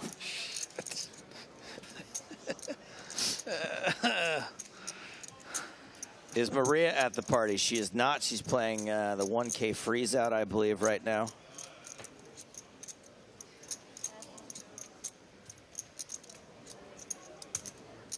People are still firing on the CSIK thing. I think I'm done with that bit for now. Yeah. I mean, if Griffin comes up with one, I'll I let him do it. I started doing one, but then James cut me off. Oh, yeah, it's his fault. James, could you cut him off more often? You didn't start? The shuffle? Well, looks like we've reached the end of the level. Looks like we will be coming back in 20 minutes, continuing to play day 5. Blinds are going up to 50,000, 100,000. Pressure on Jamil and Alex. They have now got 8 and 7 big blinds, respectively.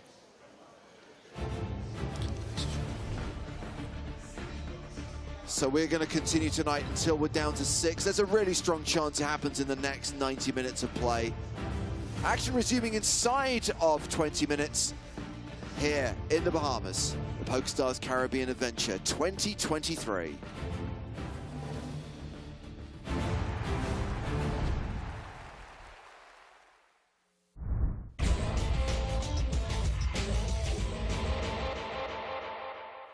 Ryan does call. Martin Finger looks interested from the cutoff. If Martin re-raises here, we're only playing like 2% of our hands. Finger just calls.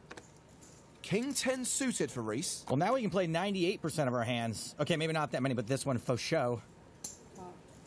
Ryan calls. Bryn Kenny folds the small blind. Jesse Chinney gives up the big blind. 4-way to the flop, which is king high. Hey, me likey. See if Mike continues. Into 3 opponents.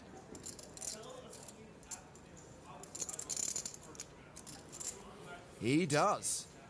A continuation bet of 12,000. Donnie Stern folds. Martin Fingers out.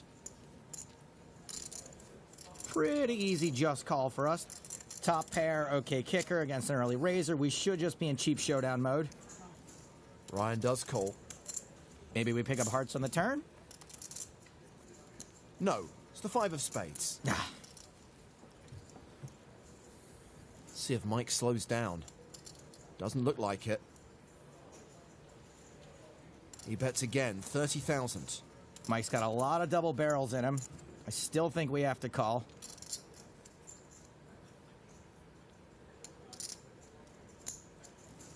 Once again, Ryan calls. More than 113,000 in the middle. Queen of spades on the river. It pairs the board. Backdoor flush draw got there. I don't think that's a terrible card for us, because I don't think Mike's ever double barreling with just a queen. Make that triple barreling. Oy. Mike empties the clip. He bets 80,000 on the river. Okay, the long version is with Mike's line, his hand is almost always ace-king, aces, full houses, and then also absolute zero. We just have to figure out how often Mike would do this enough with hands like ace-jack, ace-10, and jack-10 without a flush draw. Those are the only real hands that missed. The short version, I think we've kept this pot small enough that we can call. He does call. And Mike shows king-queen. He flopped top 2 and he rivered a house. Look, I don't know what to say. I screwed up. Nobody feels worse about that than me. 7-6 suited for Donnie Stern. Donnie Stern. It's not always a man's last name matches his face. Thank God it's Donnie Stern and not Don Johnson. Stern raises to 7,000. King 10 for Martin Finger. He folds. Deuces for Ryan Reese on the button. He calls. Donnie Stern folds the small blind. Jesse Chinney in the big blind with 10-4 of clubs. Come on, Jesse, we really want you to be part of the show. Duh. We're going to work in, I promise. Heads up to the flop. And because Paul knew he folded a deuce, Donnie Stern is a 60% favorite. Well, he flops top pair in a straight draw.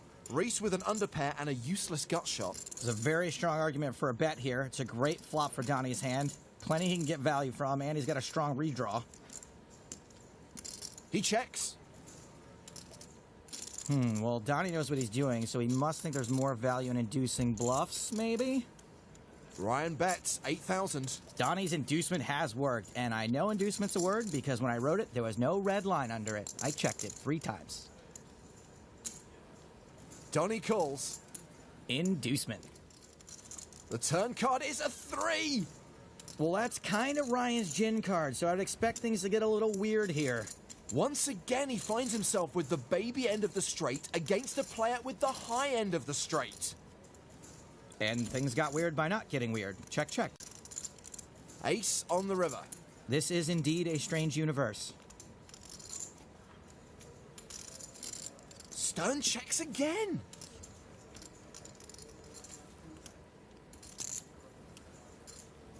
Another example of inducement. It's a trap. 17,500 from Reese. Oh, yeah, Donnie. Time for some sexy check raise action. Get in there, boy. Get all up in them chips.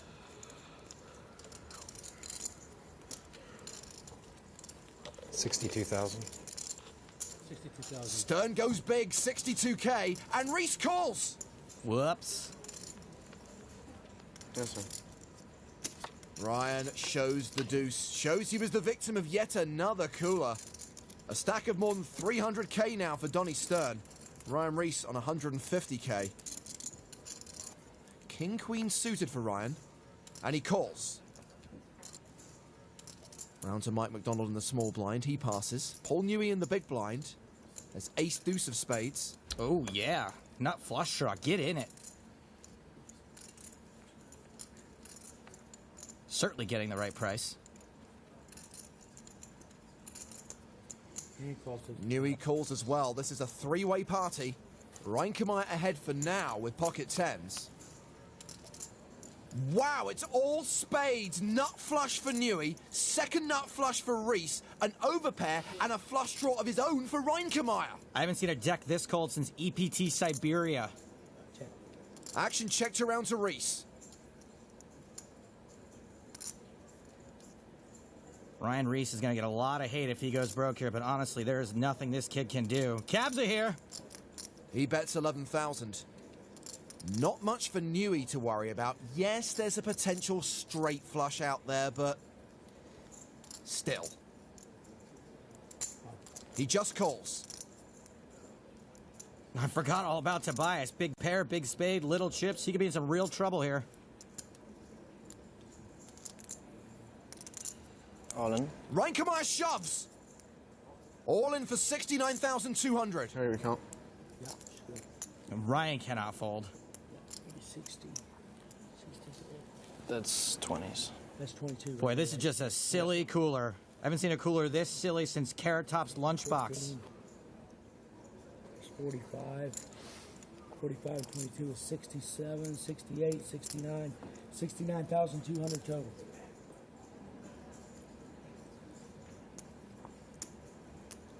Michael. Ryan Reese calls for most of his chips. Paul Newey's got him well covered. Give him a second to disregard that he could be losing the 4-7 of spades. And... okay, maybe 3 seconds.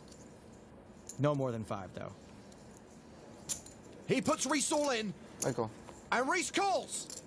Not only is Reese going broke, but he's going to get lambasted over social media. And fairly unjustly, too, I would say. Good luck, guys. Reese drawing dead. Reinkemeyer needing running cards. There's a slim chance of a split pot. Let's do this. Come on. 7 of spades is okay. Give us a sweat. I take both. Like, just... The turn card is the Queen of Diamonds. It's over. A good card. Double elimination. Ryan Reese, we hardly knew ye. See you guys. Paul Newey takes out 2 players and moves up over 500,000 chips on day 1 of the PCA Super High Roller. We lose Tobias Reinkemeyer and Ryan Reese. Maybe not the best player in the world, but he was on the business end of more coolers than a fertility clinic.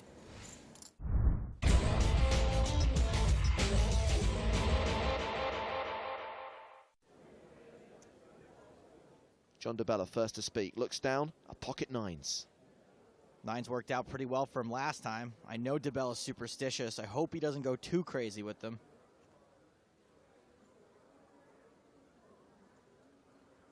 Work it out, buddy. Work it out. I'm just going to go put the kettle on. James, I think he's got it. Come back. 250,000. Action on Juan Lu. Jack 7.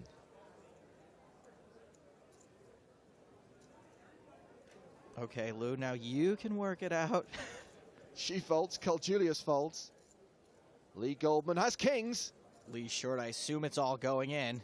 He hasn't been all that active. Gotta wonder if John will factor this into his decision-making at all when it's back on him. He does shove for nearly 1.1 million. Fold it around to David Bernstein on the button, pocket fives. Another pair. Bernstein's pretty short as well, but I don't think he can be third in with a pair this low. Yeah, he mucks. And Ruben Visser's got tens. OMG. In Ruben's case, he's probably better off letting one of these two guys go broke or nearly broke and just laddering up. Fine. He will give it up. For us, folds the big blind. It's back on DeBella. DeBella with the third worst hand we've seen. It's probably 8. Was that 840? I call. He makes the call. DeBella made a hasty call, but ultimately won. The math would usually dictate anyways. However, now he's a 4-1 dog. And the John DeBella fan club falls silent. Goldman set for a double up. DeBella will be left with 1 million.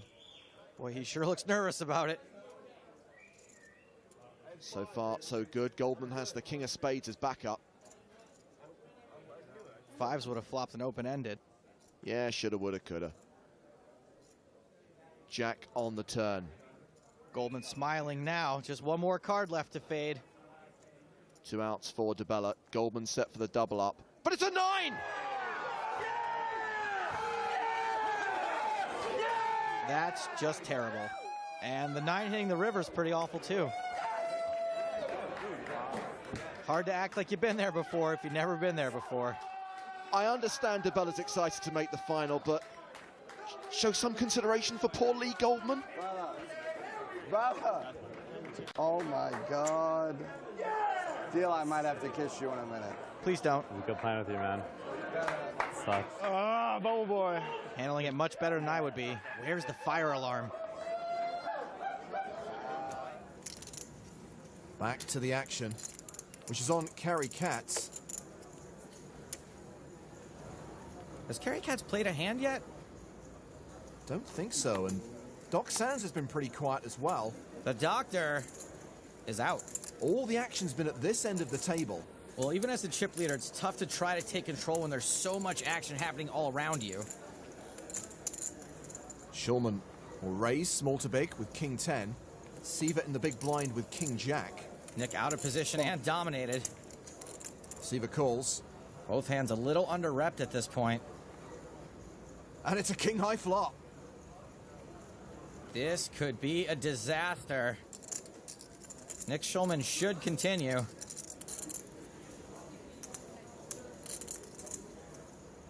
He does bet 180,000. These hands are absolute monsters short-handed.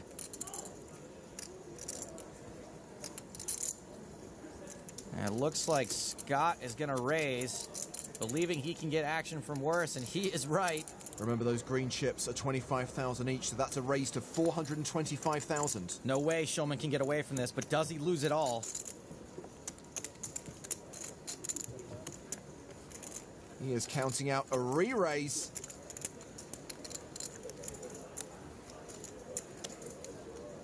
Shulman 3-bets to 775,000. He's 3-betting really small to induce. Big mistake. Scott's not folding either. I'm all in. Scott shoves. Call. And Shulman calls. And we are about to lose Nick Shulman in the exact same spot he went out in 2011. He only has 2 outs. Meanwhile, Scott Seaver is on the verge of winning a pot of more than 3.6 million and drawing practically even with Doc Sands. A deuce on the turn, Shulman down to 5% equity, about to make the walk of shame. A 10 on the river saves him. No problem, OP. A 2-outer saves Nick Shulman. That is just brutal. Never easy. Nick Shulman is way too lucky to be a Cleveland fan. Now it's he and Scott that are nearly even in chips. And Scott, the unwitting receiver of a bad beat. Action on Vladimir Trinovsky. King 10 offsuit. Come on, Vlad, stack those chips, will ya? Folded around to Vanessa Selbst in the small blind. Ace-King. Vanessa's going to be raising a lot of hands small to big, so Ace-King is pretty much the top of her range here. She will raise. Makes it 75,000. Sean Deeb in the big blind has Ace-10. Wow, this is just a massive cooler blind on blind. And Deeb could re-raise, but he's got a hand he could already be thinking about getting a showdown against a player like Vanessa. He just calls. The flop, 10-3 deuce. Top pair for Deeb on a very dry board. Vanessa continues for 60,000.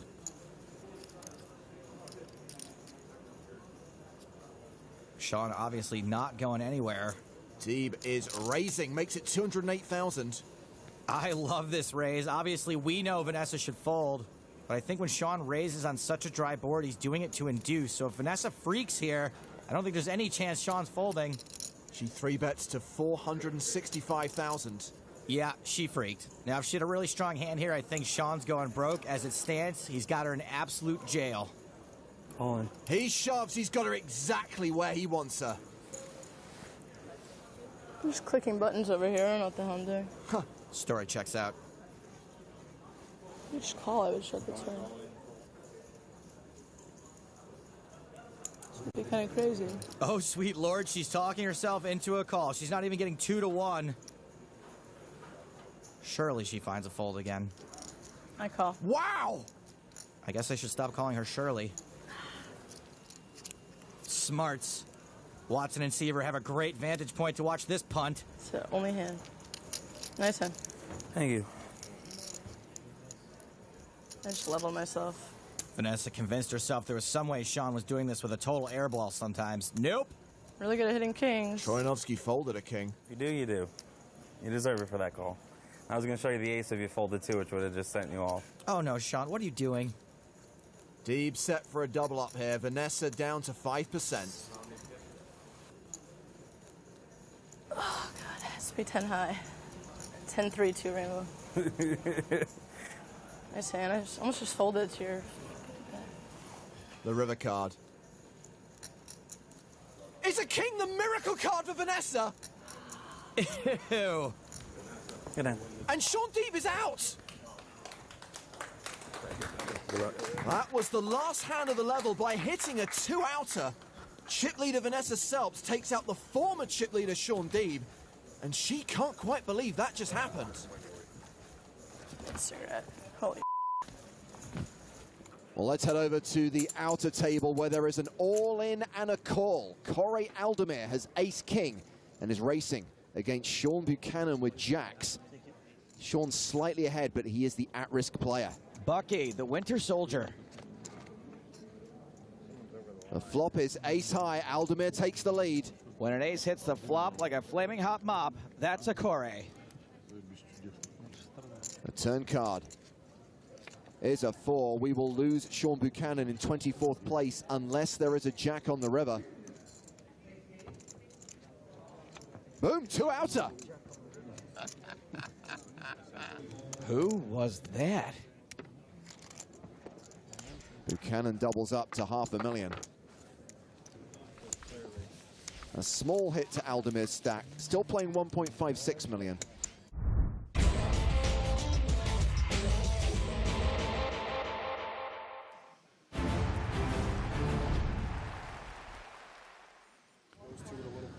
Welcome back to the PokerStars Caribbean Adventure 2023.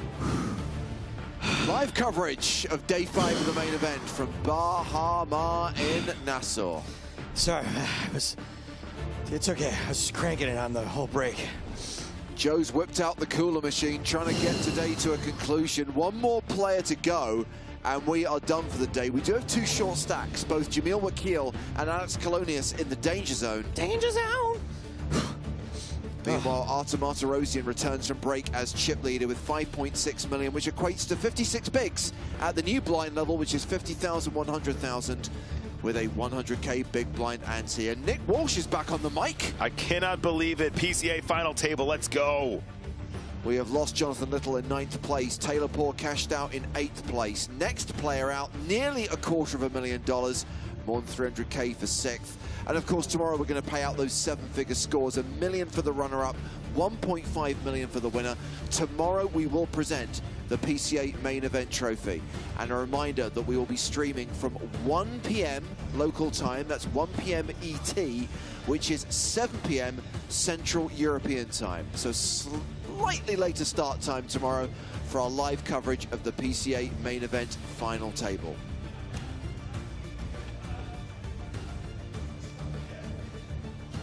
We'll have every single hand live and cards up. Big build-up to the big event that concludes this series here in the Caribbean, that being the PSPC, which starts on Monday. The Platinum Pass winners are in town, arriving today and tomorrow, and they'll be in action from Monday. We'll stream all 5 days of the PSPC. Of course, there is a mini PSPC, which is part of the mini PCA. This series running all the way through until February the 23rd, February the 3rd rather. Tomorrow is Sunday, January the 29th, and that's when we have the mini PCA main event. This tournament is going to award an EPT Monte Carlo package to the winner. You can also register for the mini PSPC, which is a replica of the Players' Championship, plays out over 5 days, has 10K added to the prize pool, costs $25 to play. But crucially, every single day you'll find 3 tournaments in the lobby. All of them have EPT satellite tickets added to the prize pool. So cool. There is a ridiculous amount. There is tens of thousands of dollars in added value across this series.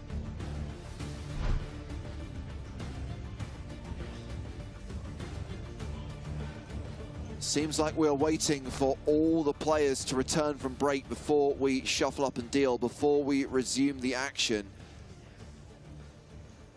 I say blind them out. Are we in the money?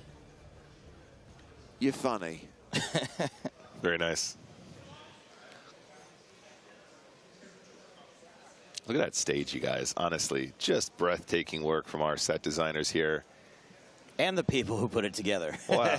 They did a great job, Anyone too. can design it. Well, not anyone. It takes some skill to design it, but it takes a lot of work to put it together. Yeah, absolutely. Great job to the entire team. Just a shout out again to the staff here on the floor. It just looks so beautiful. Notice we've got the trophy in position today, a trophy that will be presented tomorrow.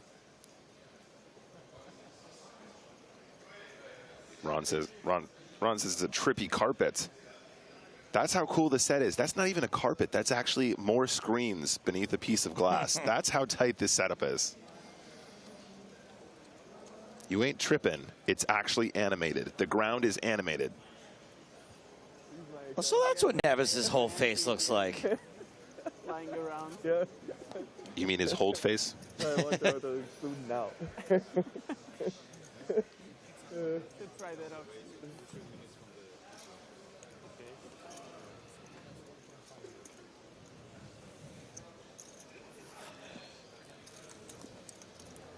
I kind of wonder with that set, like, could we play Xbox on it, like on all those screens? Oh, man. Now that would be cool. If we just did, like, GoldenEye or something? Slappers only. Re-release later this month. Wouldn't that be fun? Let's do it.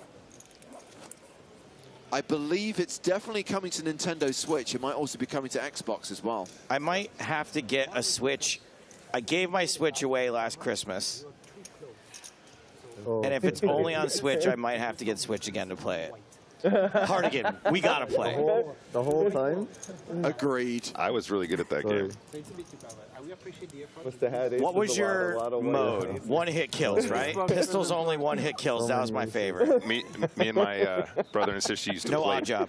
We used to play proximity mines only, and we'd find creative ways to hide proximity mines. Cool. And I would One-hit decimate. kills? Yeah, decimate them every time. The whole time they couldn't see them? No, they would have told you. No, because you scanned the card. Yeah, oh, you mean, yeah. Yeah, double check. Thomas Martinez asking, what are the new blinds? 50,000, 100,000. It's right there on the screen, guys. Top left. Thank you, graphics guys. It might not have been there at the time. I'm willing to give. Anyway, I wouldn't be able to play GoldenEye now because I've been cranking it the whole break, and my fists have locked up. Well, look, you cranking the cooler machine might not be necessary. We've got 2 shorties. We've got a 38 big blind average right now. Oh, wow. That's the lowest it's been the whole tournament. And we've got Artem Martirosyan, the chip leader, wielding that big stack, raising to 200,000. Colonius folding the queen 8. I'll show everyone. It's easier. You can see. Well, raise and take it to start things off. It hasn't. Maybe my cranking's just not what it used to be. Give it a few minutes. Come on, they just come back from break. They're warming up.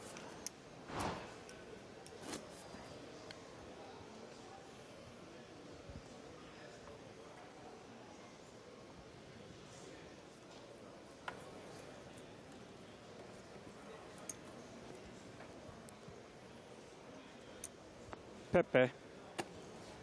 Proszę, Pepe.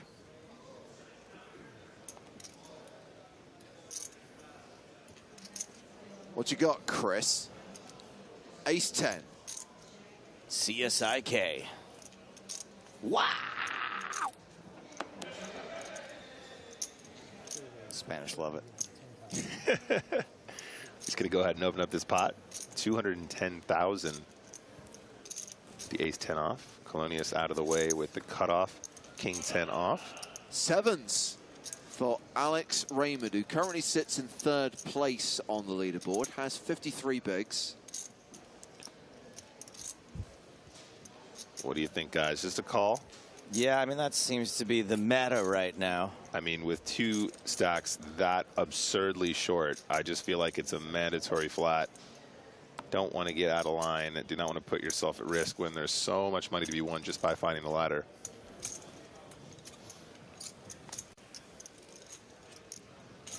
Laddering up like Donkey Kong.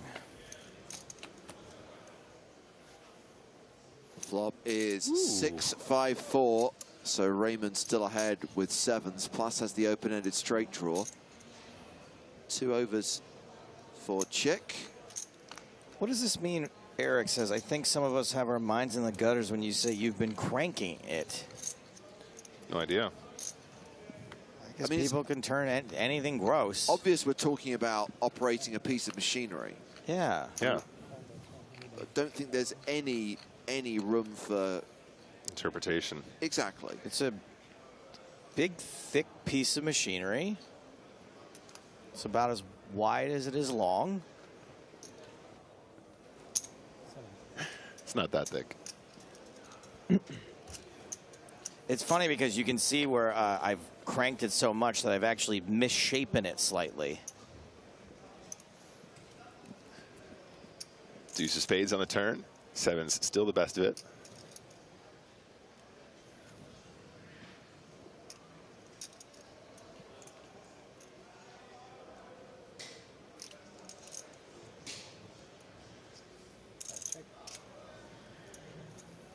No second barrel from Chick. He made it 150,000 on the flop. Checks the turn.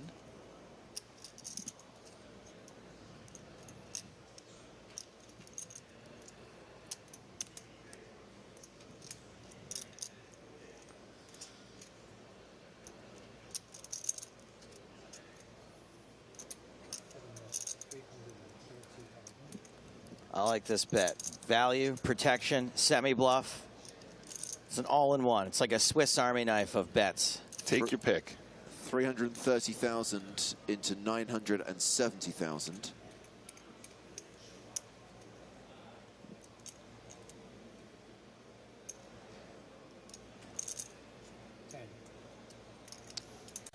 I guess. There go the 2 cards into the muck. Nick, have you ever been playing online and your volume's turned up so loud that when they fold, it like scares the bejesus out of you, even a fold? Yeah, absolutely. I just remembered that. Like you're listening to a song really loud and then it just like...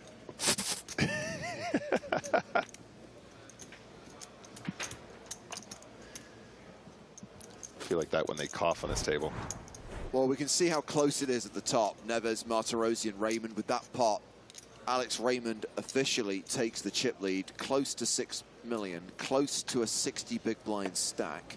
Wakil, Colonius, 7 big blinds each.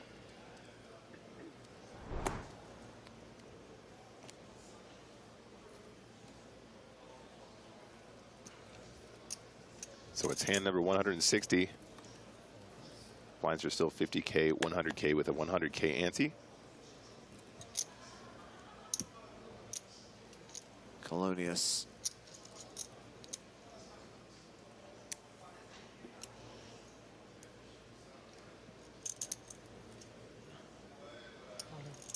Announces all in. Okie dokie. Haven't seen his hand yet. It's cool. An ace and something. He might have just looked at the ace. Potentially. Just 7 big blinds here, all in, guys.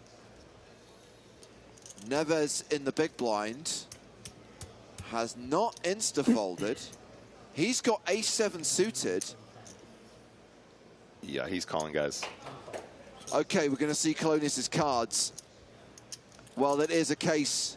Big one. ...of domination. Looks like ace-jack for Colonius. Well, is the 7 always coming? Or will there be justice here for the best hand? Colonius, the favorite to double up and survive. 2-1 favorite.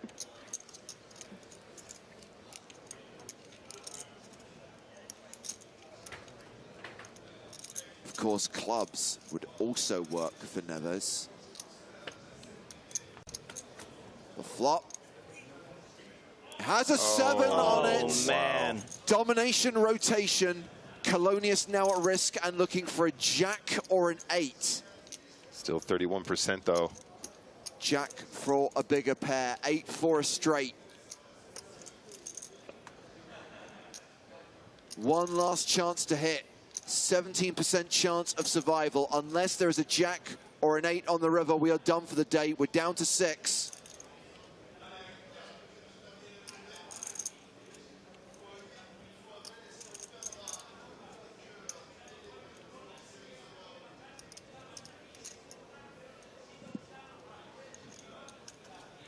River card is a 10 and Colonius is KO'd.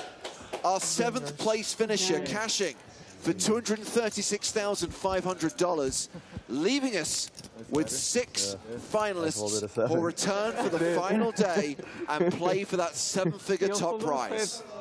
I folded 2 clubs. Clubs? Wait till ele foldou 7 e ele foldou 2 paus. Are we done? Man, I feel like Colonius played so patiently until he lost that big pot where he got cooler top pair against the flop flush. Never really recovered from that. Was treading water the entire last level. You could see him trying to manifest a miracle on that river, and the miracle did not come. So Pedro Neves has every reason to smile. He will be coming into play tomorrow as the biggest stack, but it is close. Where are you going? He's got 61 bigs. Alex Raymond has 59 bigs. Artur Martirosyan 58 bigs. Jamil Wakil has laddered. He's now guaranteed more than 300K. He still has 7 bigs. He's still in the danger zone. Danger zone. Can you believe? Time for these guys to bag and tag. Can you believe on the final hand of the day, it was always coming Neves?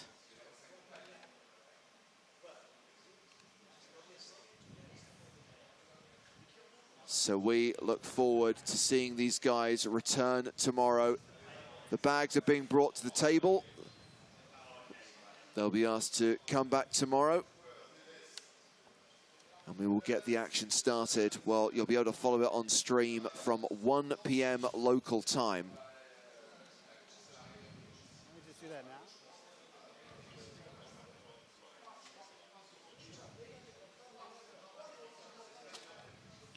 CSIK through to the final day. Yeah, he's got just shy of 40 big blinds. Tatani with exactly 40 big blinds. So those two guys are bunched together. I guess they'll all be playing the waiting game with Wakil super short. Yeah, we've got more of that to deal with tomorrow. It's good to see smiles on everyone's faces. People finally breathing a sigh of relief. They got about 12 hours, a little more, I guess, until the serious faces go back on. Well, I am very much looking forward to watching these guys play out the final table tomorrow. Looking forward to seeing every single hand live and cards up. The commentary team back in action. Sam Grafton back with us tomorrow. And a reminder of the slightly later start time of 1 p.m. EST. So condolences to Alex Colonius, just shy of $250,000. Those are the sums of money still up for grabs, including that runners-up prize of $1 million and the winner's prize of $1.5 million. 6 players returning to compete for the big cash money. And as we established, it will be Pedro Neves who comes into play as the biggest stack, followed by Alex Raymond and Artem Martirosyan. Michel Tatani, Christoph Czech, around 40 bigs, and Jamil Wakil, super short, with just 7 bigs. Most of the blind level still to play, still 80 minutes on the clock at the 50-100 blind level. So reminder, with the PSPC just around the corner and parties galore in the Bahamas, there are plenty of updates and stories to be found on the PokerStars blog, so check out the work of Jack Stanton and Howard Swains, and join us tomorrow for the final day of the PCA main event, but of course, it's the prelim to the PSPC. 1 p.m. ET, 7 p.m. CET. We'll see you then. For now, from Joe Stapleton, Nick Walsh, Lex Veldhouse, Scott Baumstein, Maria Ho, Sam Grafton, and Griffin Bencher, good night.